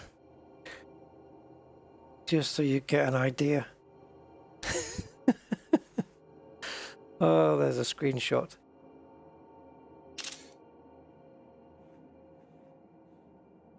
You see what I mean about just picking just a random place? Don't even need an atmosphere. Just the fact that we just picked a random planet, and I can have fun with it.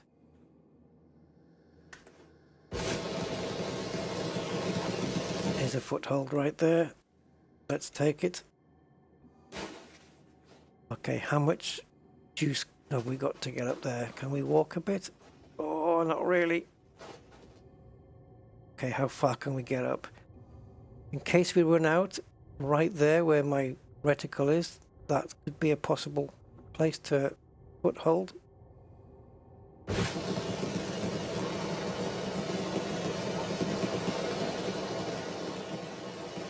a bit past it.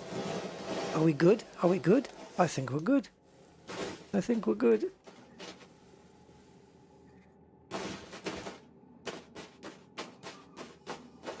Well, damn hell, we got it.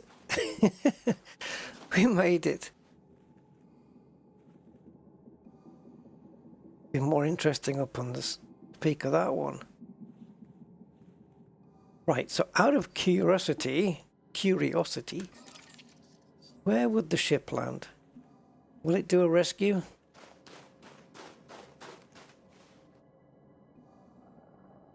Actually, that's quite a cool shot, that. Watch my ship come down and photobomb. No way. Oh, Christ. Okay. I like to get all these landscapes. I don't need to have myself in the photo all the time. But yeah, sometimes.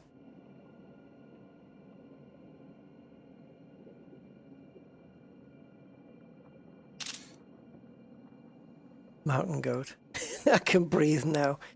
Well, look where the ship is. Nearly half a kilometre away, and we've got to get the SRV to it. Well, at least we're in the right SRV to do it.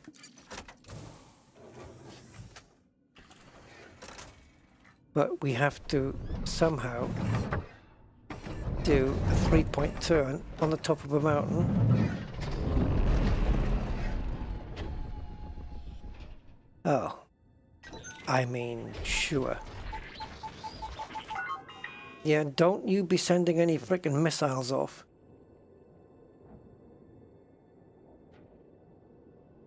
Why is it not changing my fire groups?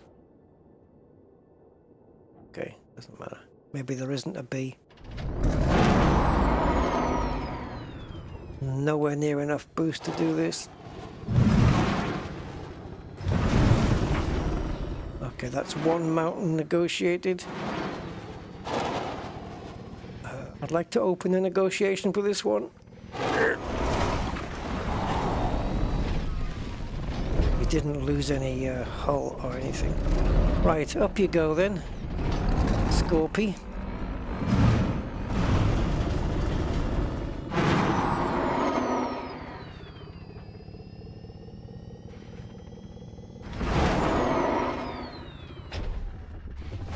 Are we good? Already got here.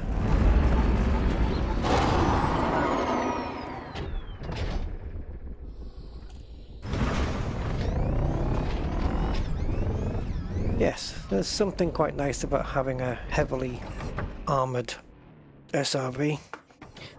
Makes it heavy, therefore grip, but also makes it frickin' slow and no boost. I noticed again, we tend to have these stars and planets all in an absolute perfect row. I don't know if you noticed it, guys. Of course you would dupe to that one. So, yeah, not... Where's that one? Yeah, this.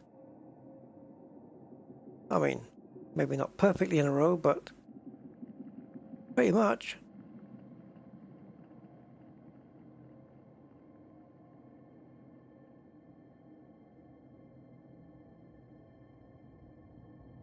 The zoom in's like looking through a little telescope, isn't it?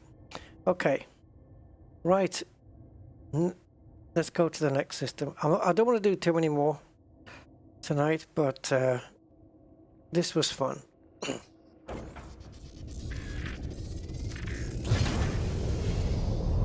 I love coming to places like this with these kind of drops and stuff. There's my SRV tracks.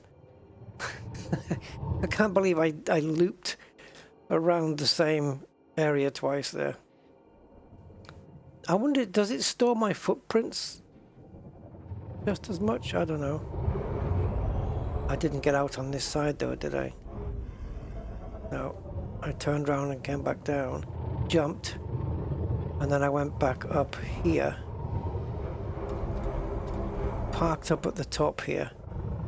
But is there any chance, I don't think so, that my footprints are still here?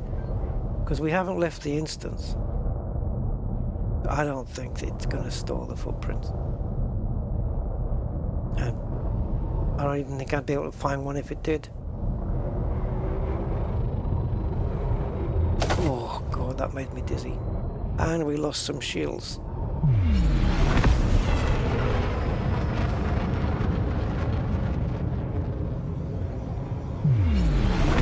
Yes. Kind of an interesting little place, this.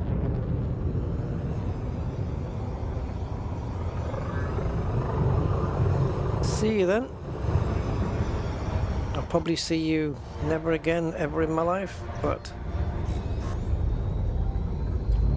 that's just because there's so many of you. 4, 3, 2, 1,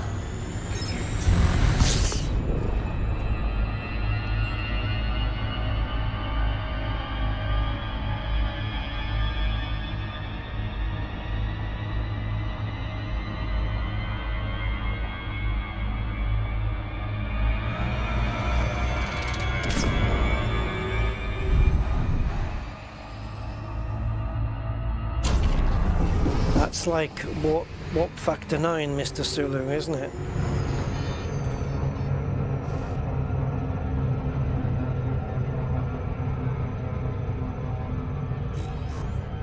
Next system, 53 jumps remaining to get to our next waypoint. No, that's not correct. To get to our next point of interest. There you go. Yeah, it could. Yeah, it does. It tends to appear that way quite a bit. Yeah, but I don't know. I see it a lot. A clickable link. Oh, you have to be moderator to post links onto the chat, though.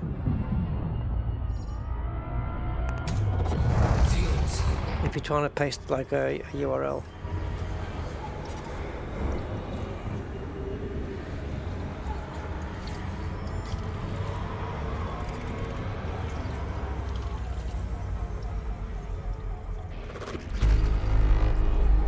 Is it going to be another undiscovered system? Yes. Yes, it is. But this is what I want. This is what the exploration part that I wanted to do. This is what I want. Uh-oh. It's a water world. Anything in this little region here, this is good stuff. Water world. Oh, you know when it said before, when it spoke up and said, oh, high metal content, it's terraformable. Did I map it? No. Was I going to? Yes, if I remembered. Should I stop asking myself questions? Absolutely.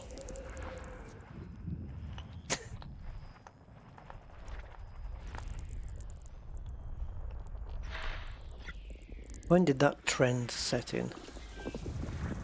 Anyway. Am I going to look it up? Okay, so 24 bodies here then. We've already got 8 discovered. I think 6 of those were on the scanner, right? Already pre-scanned. Was it 6, 7? Anyway, doesn't matter.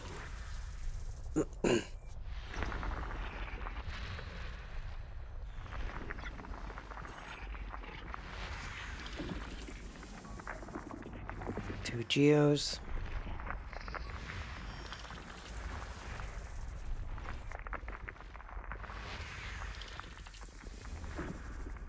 Show me?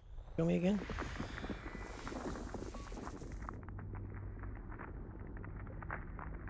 Okay.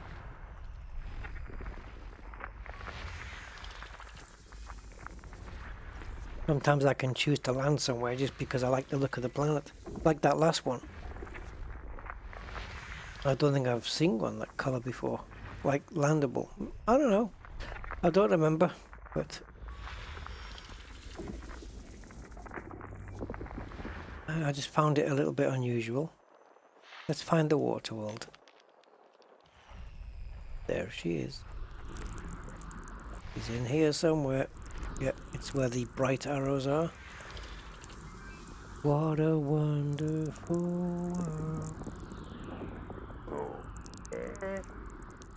There it is. Okay, terraformable. It didn't say, did it? It didn't pipe up anything, so it would have said something. Or maybe it's not terraformable. I'm pretty sure it would have spoke up.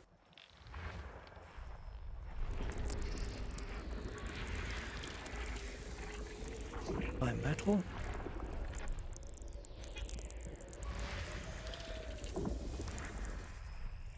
Actually, looking at the system map, we'll find out where the water world's positioned, and try and see if it can be in the Goldilocks zone. I don't know if it can be. I mean, I don't think it's going to be. Let's put it that way. System scan complete. All right. So where's the water? Where is the water, man? Yeah. Yeah, that's too far out. Normally the Goldilocks zone is like planets. Usually 3, 4, 5. Maybe 2, depending on distance. But 8. 8's too far away. It's going to be too cold. Hold on. Where is it? Where are you? There. Surface temperature 391 Kelvin. Oh, wait a minute. Hold on.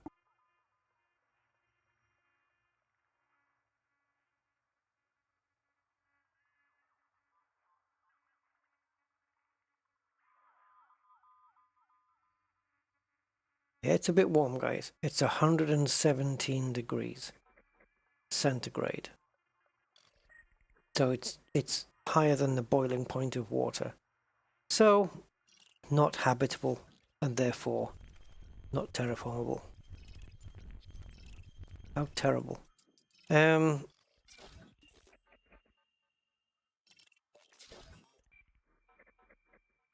metal content.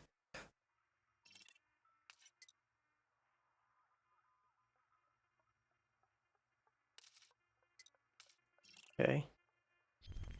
There's no bios here, but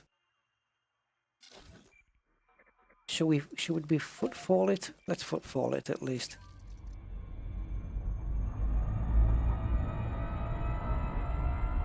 This is the equivalent of the dog peeing on a lamppost to claim the territory. We'll get footfall.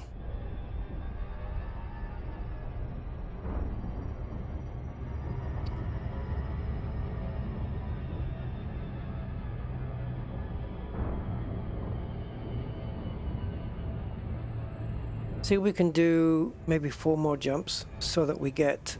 Okay, Zonta, take care, man. Good night. Yeah, if we do 4 more jumps so that we are...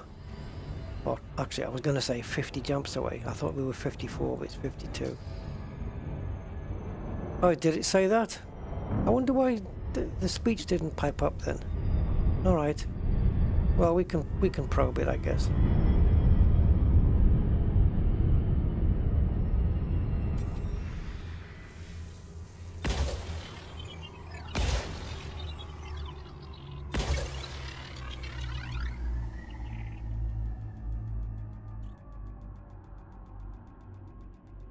Let me have a look on my exploration thing here. Yep. Surface scanned by 50%. Yep. Also, Planet A7, Surface scan complete. terraformable high metal content. So we're gonna probe 7 and 8. Yeah, you're right. Well spotted. I was actually looking for the text, but I didn't see it. But I don't know. I'm pretty useless. So it was 100, wasn't it? Oh, now it's come up on the screen. Bodies to map A7, A8. Yeah. But first, we footfall down here.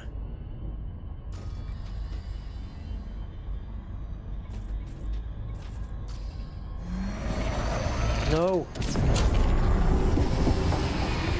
That would not be a good idea.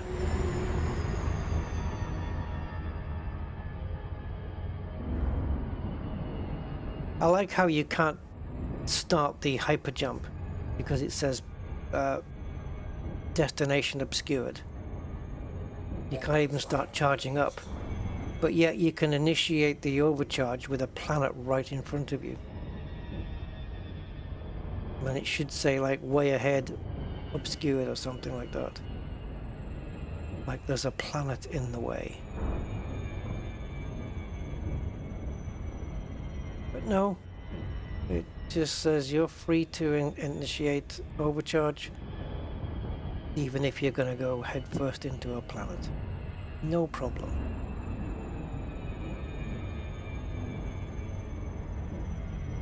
Kamikaze Mandalay. Right, so let's just land, I don't know, here I guess.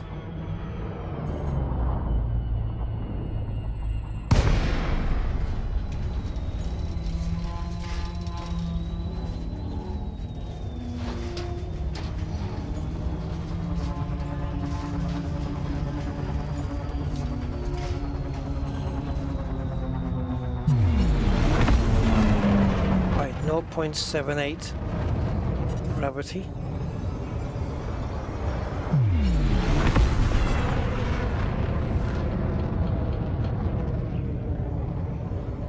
They don't look very big, these mountains from here, do they?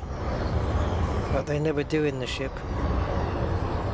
But once you get down and get out, like this one in front of us here, this thing.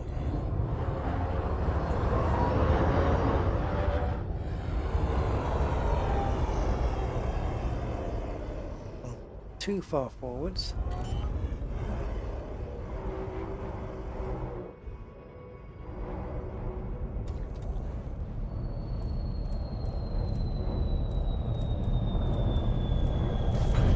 I have a question. Can the Scorpion get up it? Or am I risking too much?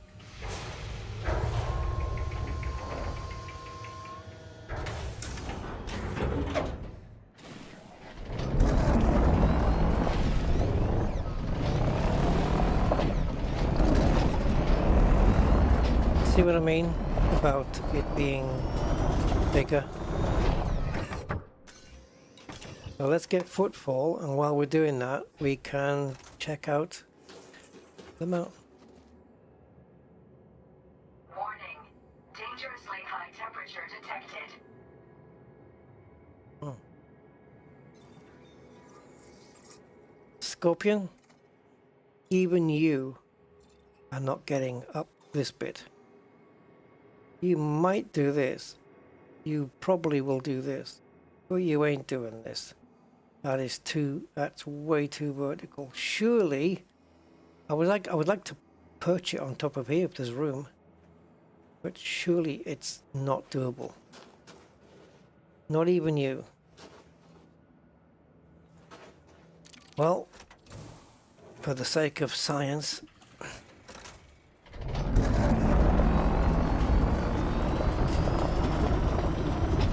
I can already hear the ship saying, "I'm not coming to rescue you, so you can forget that."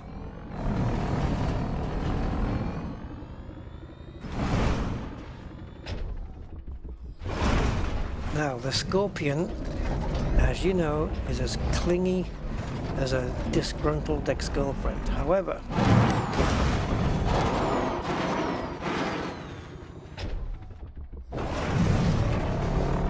maybe even this is a little bit too much for it. Oh, you don't... Your least favorite? Why? I always want to challenge it and see, you know, trying to find a slope that it can't manage.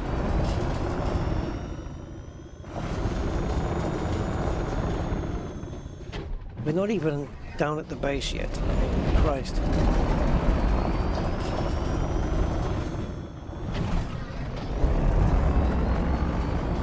All right, Scorps.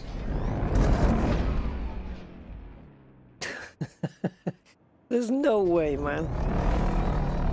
I mean, I've seen what this thing can do, but surely...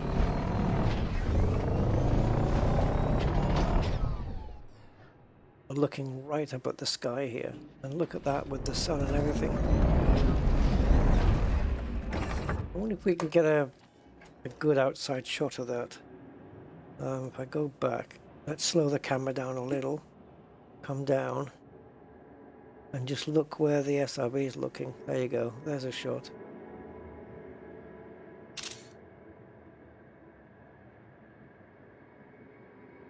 Even there, just getting the sun coming over.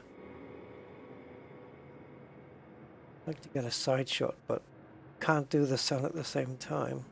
The obscuring the sun. There you go. See how the lighting changes? Like, okay.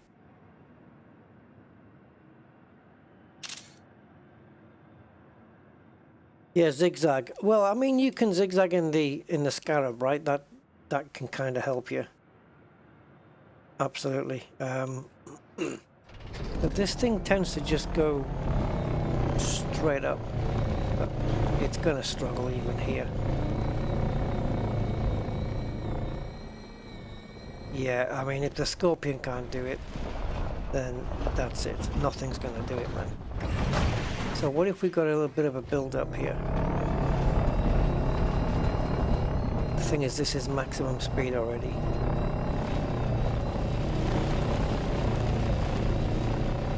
We can zig, and we can zag. Come on, Scorpion. What about reverse?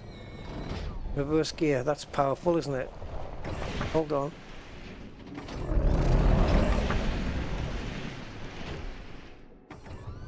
Okay, reverse, come on. Not even in reverse. Jesus.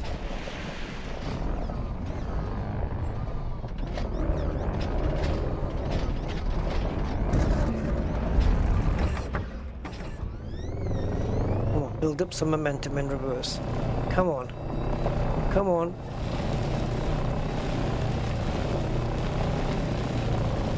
Come on, baby. You know.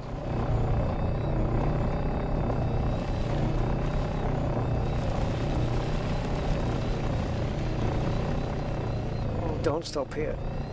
I don't even know what's there, what's coming up.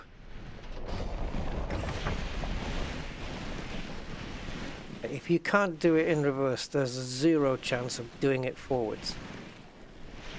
We are sliding down. Look how vertical this is, guys. If I can get it to just stay here. This is ridiculous. There you go.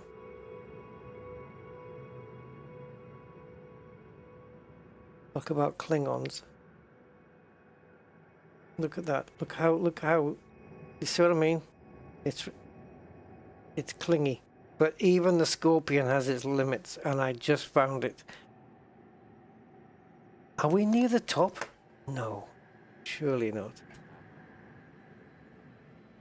We've only got that little bit to go.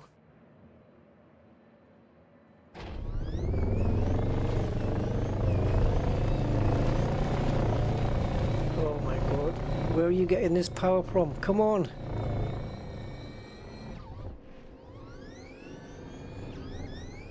I can zig and zag for you.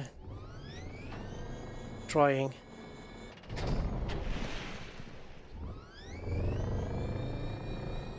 Come on.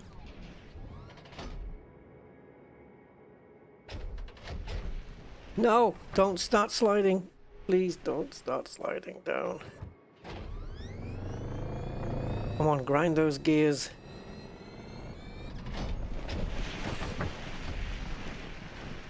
Just let go of the throttle there. Okay.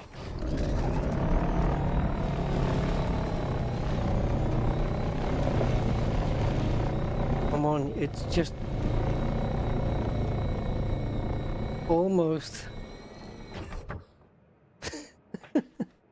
It's just right there, I think. Just doing it in bits. Letting the SRV just catch its breath. Look how vertical this is. That is ridiculous.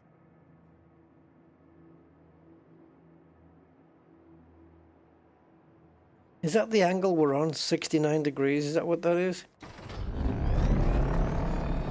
Right, I'm going to try and push. No, that's not working. I was trying to push the front wheels down just to try and gain a bit of grip.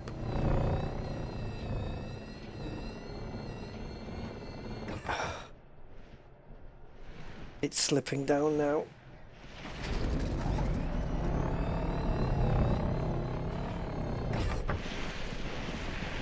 Oh, sweetheart, please don't. Ow! We need to go to the left a bit.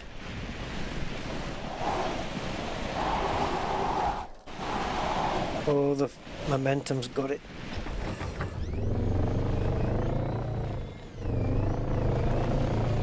See if I can direct it over to the left a little.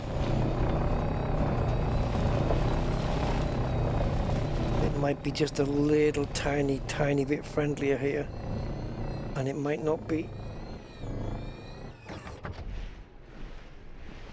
It's slipping.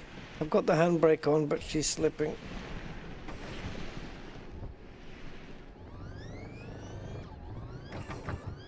Damn it. I have found the Scorpion's limit.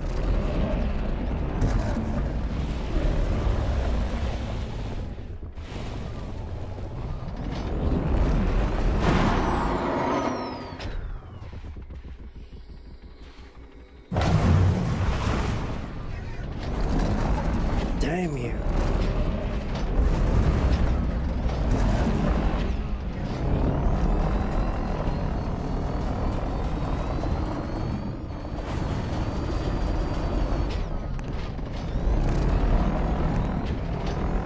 Let's go over to an easier part.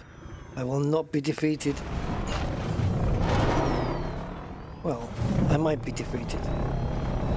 But we'll try over here first.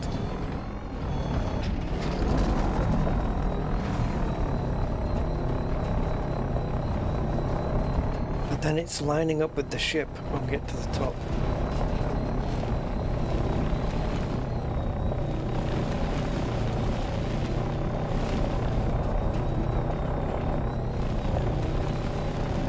We're at 70 degrees now, 74. Come on.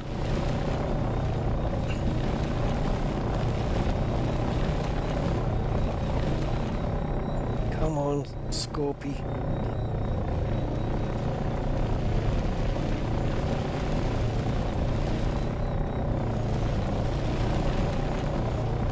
We're just like 20 degrees from absolute vertical.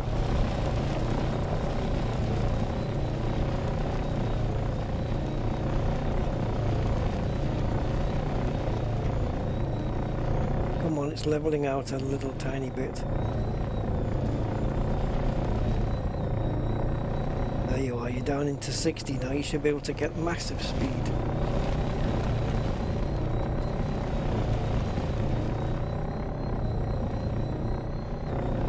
Come on. We're going to make a turn in a minute. There you go. You got it. Oh, oh, okay. Alrighty then.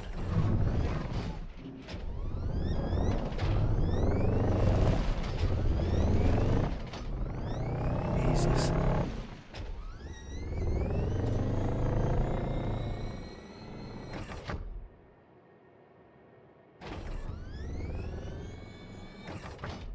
Don't even know what's behind me.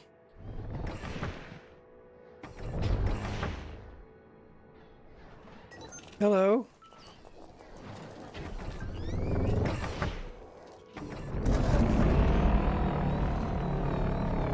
Oh, it's sheer.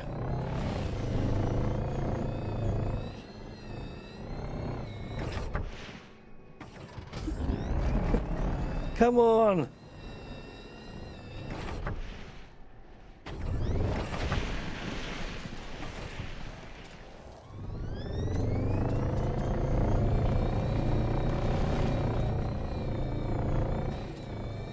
Come on, just get over this thing to the left here. It's a little bit... Come on, there you go. Come on, come on. Oh, what just kicked it out there?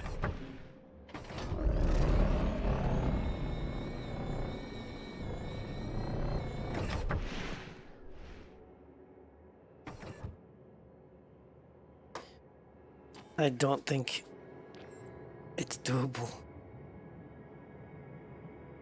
Right, there's the level ground.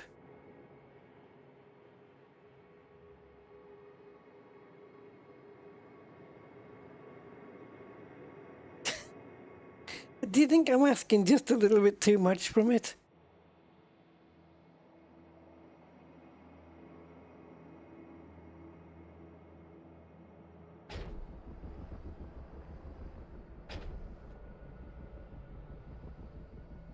She's not interested.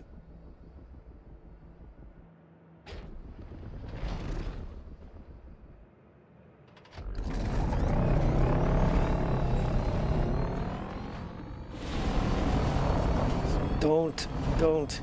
The last thing we want is the wheels to leave the ground, and they have left the ground. Oh man, that's bad news.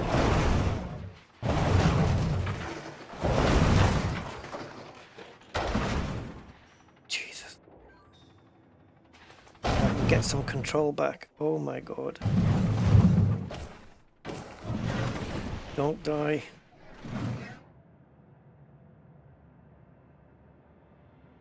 If that had been a scarab, we might have lost it. Alright. It's too steep, I admit. Even for this thing. That was mental.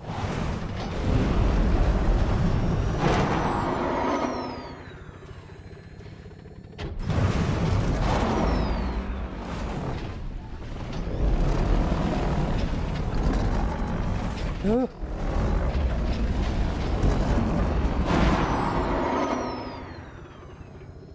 Jesus. Only a few hundred meters, but the terrain is just lanky. It's no good for me.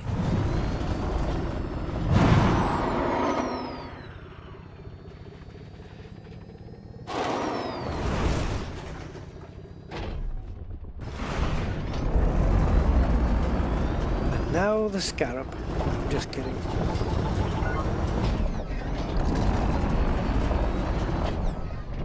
Well, we tried, guys. We tried. Yeah, like the mountain goats, right? Yeah, mountain goats. I mean, seeing those mountain goats in action, though, it's like...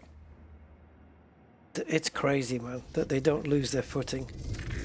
I mean, they must do it. So some of them must do. This was a big ask to get it up here though.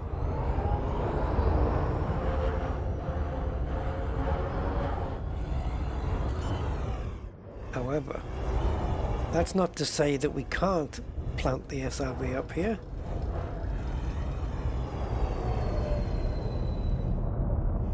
Especially if you give me a landing spot.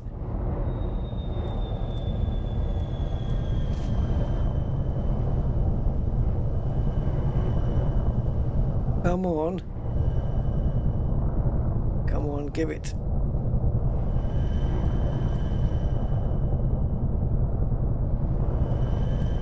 Come on, sweet darling, do it.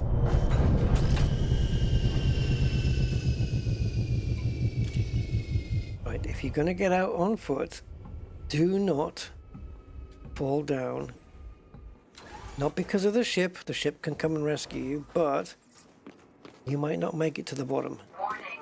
Dangerously high temperature detected.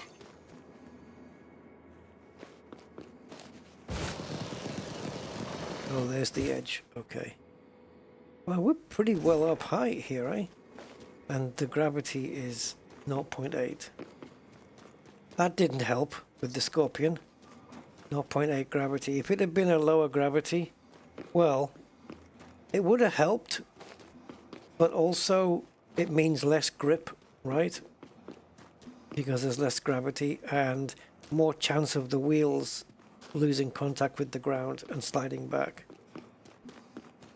So, yeah, maybe it wouldn't have helped. I don't know.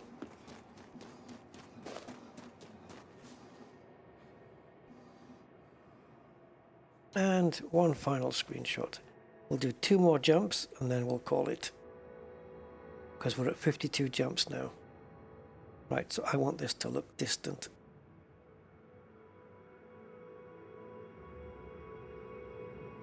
Oh, that's it. Oh, there we go.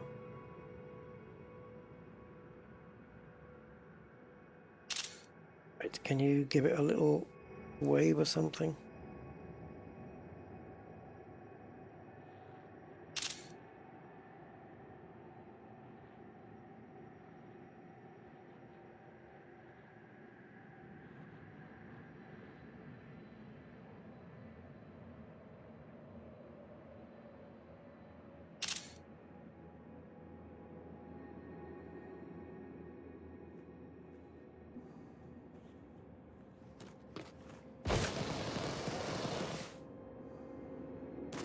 Yeah, danger slope detected. Yeah. And as you jump off, you get a voice message going, "You are about to die. Thank you for being part of the human race. We wish you well on your next journey." Splat.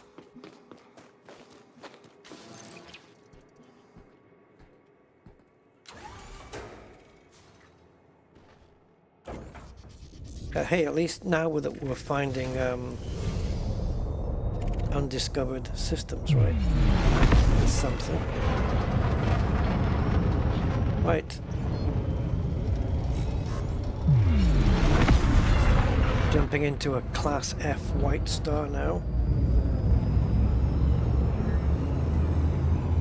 Scoopable. Oh.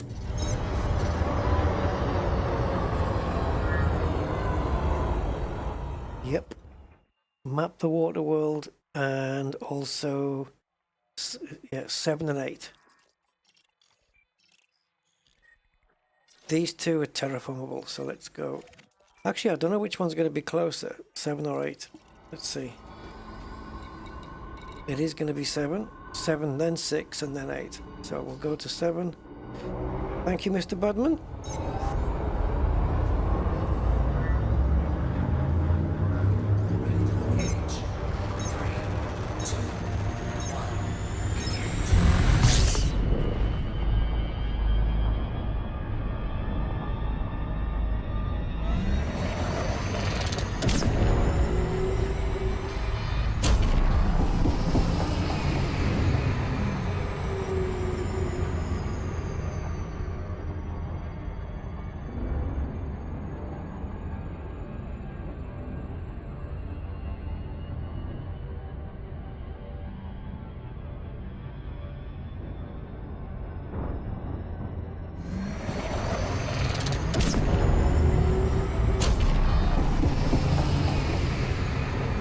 Perfect.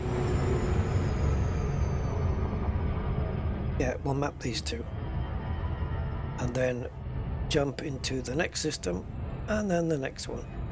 What's the bettings that the jump in this on the second jump that leaves me 50 away? What's the bettings? It's going to be system scan complete and nowhere to land. Bloody typical. Well, if it does that, or no landable planets or something. If it does that, I'll just leave it in space, leave it floating in space.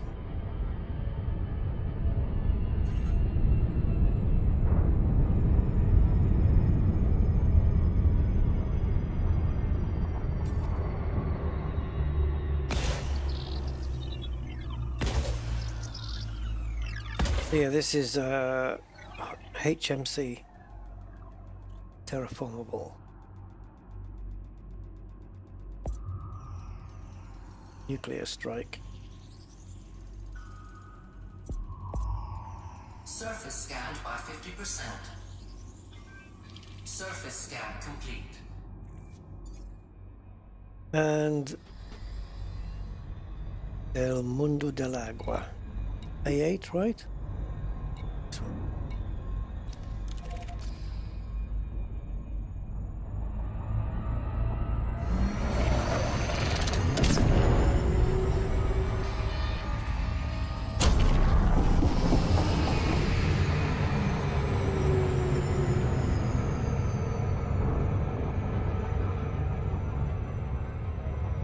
So C15-0-A8. C15-0-A8. Undiscovered. Terraformable.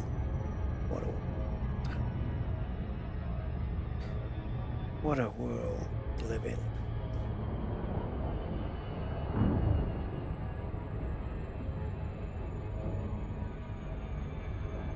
Ike-tac.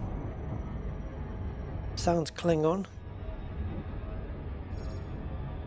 Okay. Looks like the eye of a Dalek. Right, here we go then.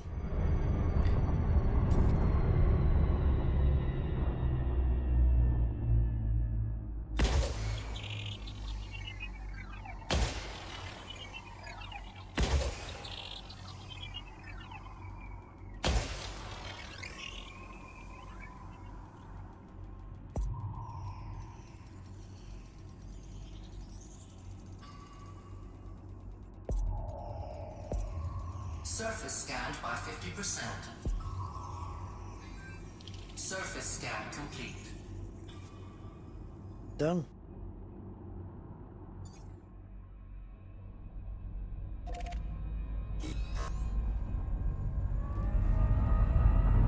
Cheers, Mr. Budman. I knew I'd forget. So yeah, thanks for that. Right, the next system. What does that hold for us?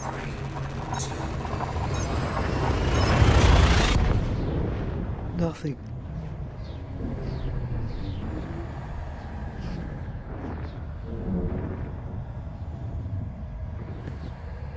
Got so much faith.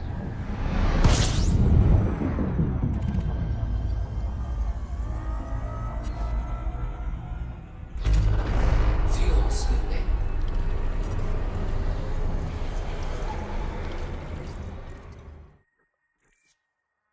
All right. Okay. Fuel scooping complete.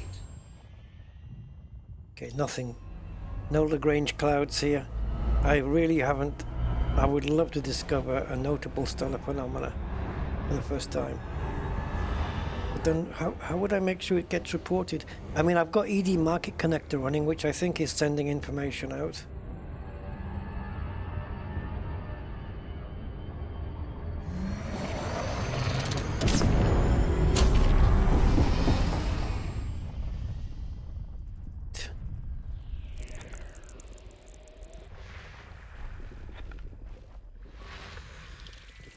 Stratum tectonicus.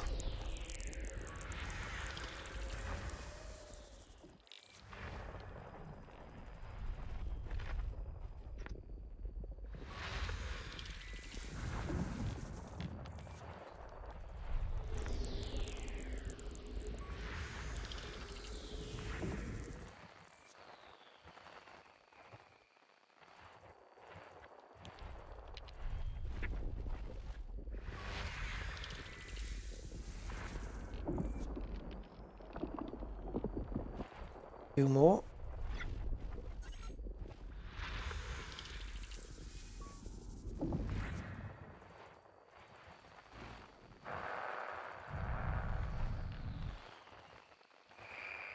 Are you? System scan complete.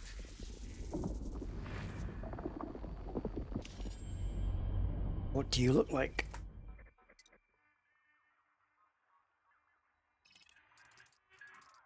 Right, I will leave the mapping to others.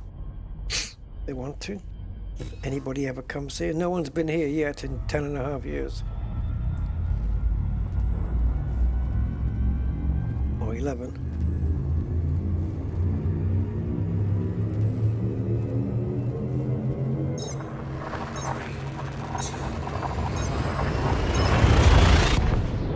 Yeah, so we're actually a quarter of the way through Distant Worlds, because they're aiming that it's a 4-month trip, and we've already got the first month done.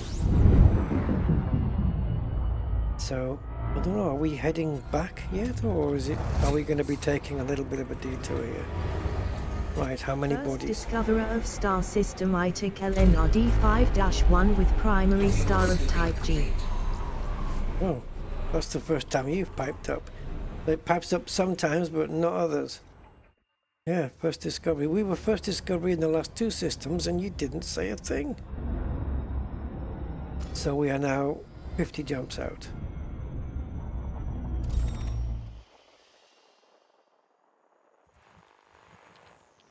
So I think I'll camp here.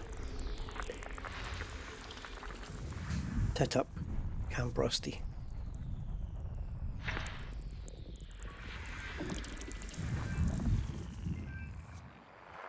High metal content body AB2 is terraformable. Planet AB2 has a potential exploration value of 230000 credits. I need you here every time, not High just... metal content body AB3 is terraformable. Oh, Planet AB3 has a potential exploration value of 230000 credits. does it? Does it really have a value of 2300 credits? Well, trust me to find 2 mappables.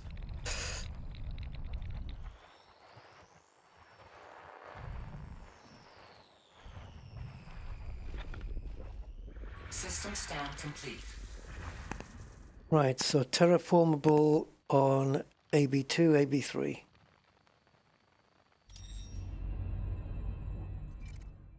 Alright.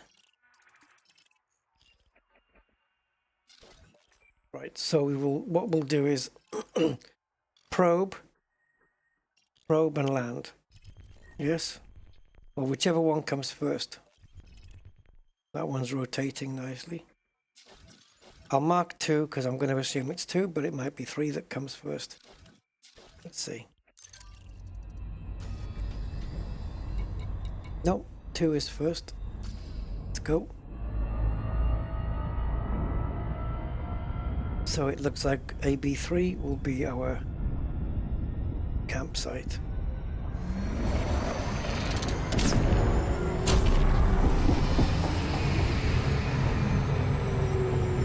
Well, all right. So it's 50 jumps to the point of interest, not to waypoint 5. I don't know how many in total is going to be after that. Maybe another 50. It could be. I mean, it said it was 100 and something, 107 jumps, didn't it?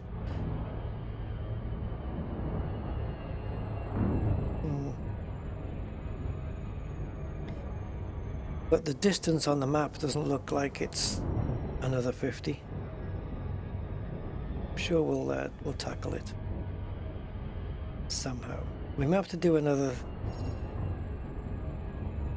3 streams, maybe, like another 2 in the week,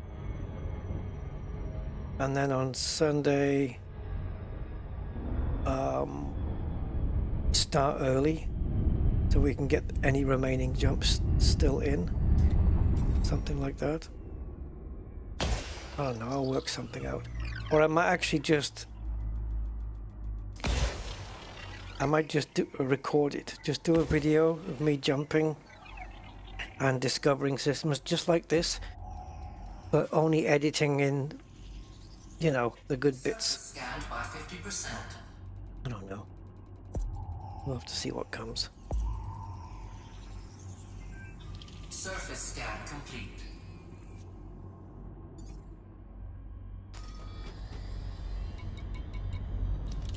But AB3's in the opposite direction. Yep.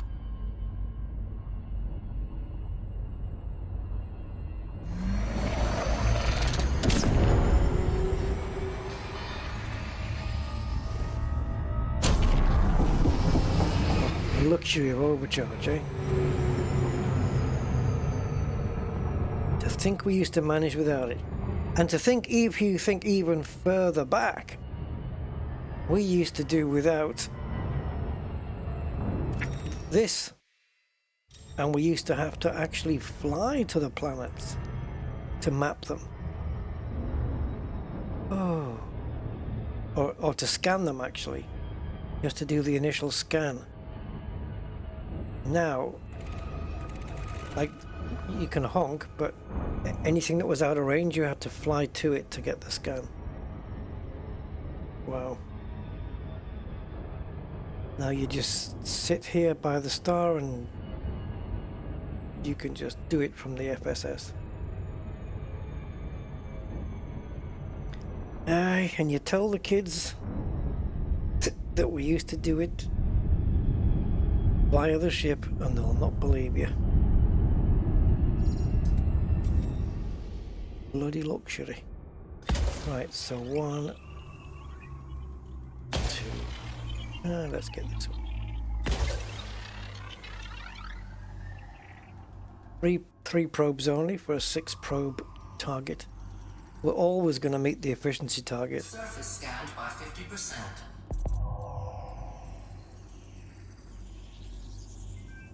Surface scan complete. Go high over the system and look for the planets. Really? I think I know what you mean. I think I remember. I think I know what you mean. Yeah, I think I remember doing something like this. Having to go high. Yeah.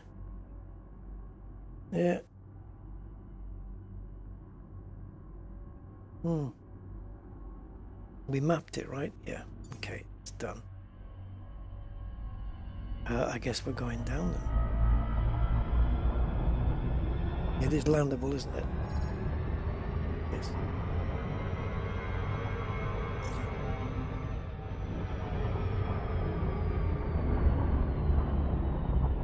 So we're landing on some brown planet. Orbital flight engaged.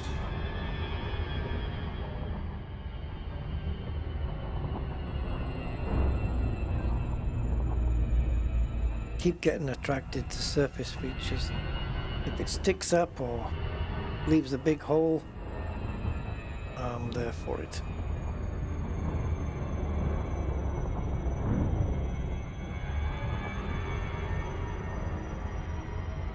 But at least the mapping is done now, so that means that when we pick it up again from here, I can simply just leave. I don't have anything pending here.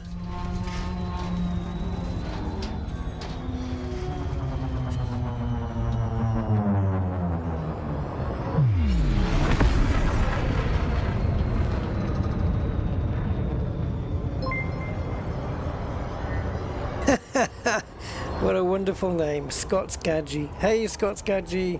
Wow, top dog, thank you so much for becoming a member. Thank you. Thanks for the support. Appreciate that. Welcome to the family. I will add you to the credits. Scott Skaggy, that's awesome. I love it. Yay. Cool.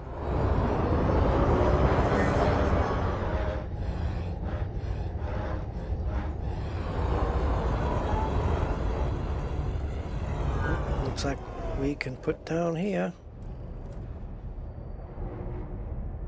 Seems to be random, doesn't it? Go in the middle somewhere.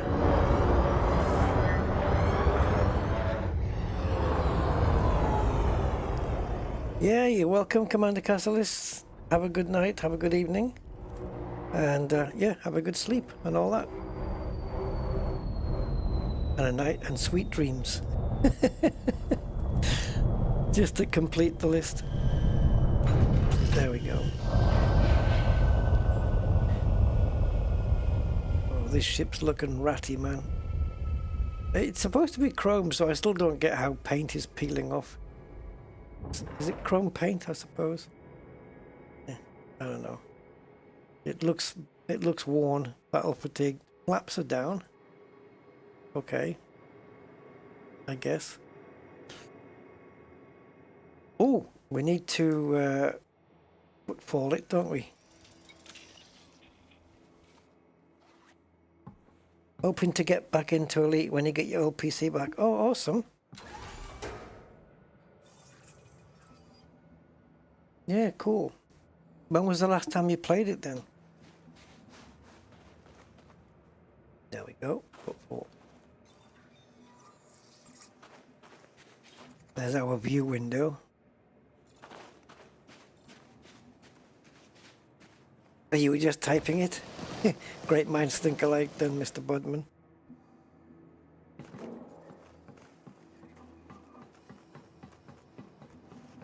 We can inspect, not expect. We can inspect the paint from here. Yeah, it's all peeling off. But the writing, fine. Magic writing. Oh, the leading edge of the wing should be a bit funky, shouldn't it? If physics is all done properly. No? Yeah, it looks a bit dodgy now. Yeah. Okay. Just like an aircraft. Green and red lights. Okay then. Ah.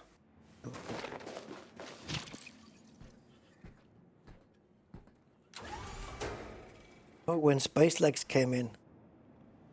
Oh, right. Old Gadgy. Yeah. Well, I've done quite a lot of streams with the on-foot stuff. But yeah, they've changed it up now. The combat has been buffed, so it's a little bit more challenging. You know, a little bit. It's more fun now than it used to be, for sure. It's nice to set the alarms off at the settlements now. Just to see if you can avoid everybody. Yeah. Alright guys, we'll pick this up from exactly this point next time.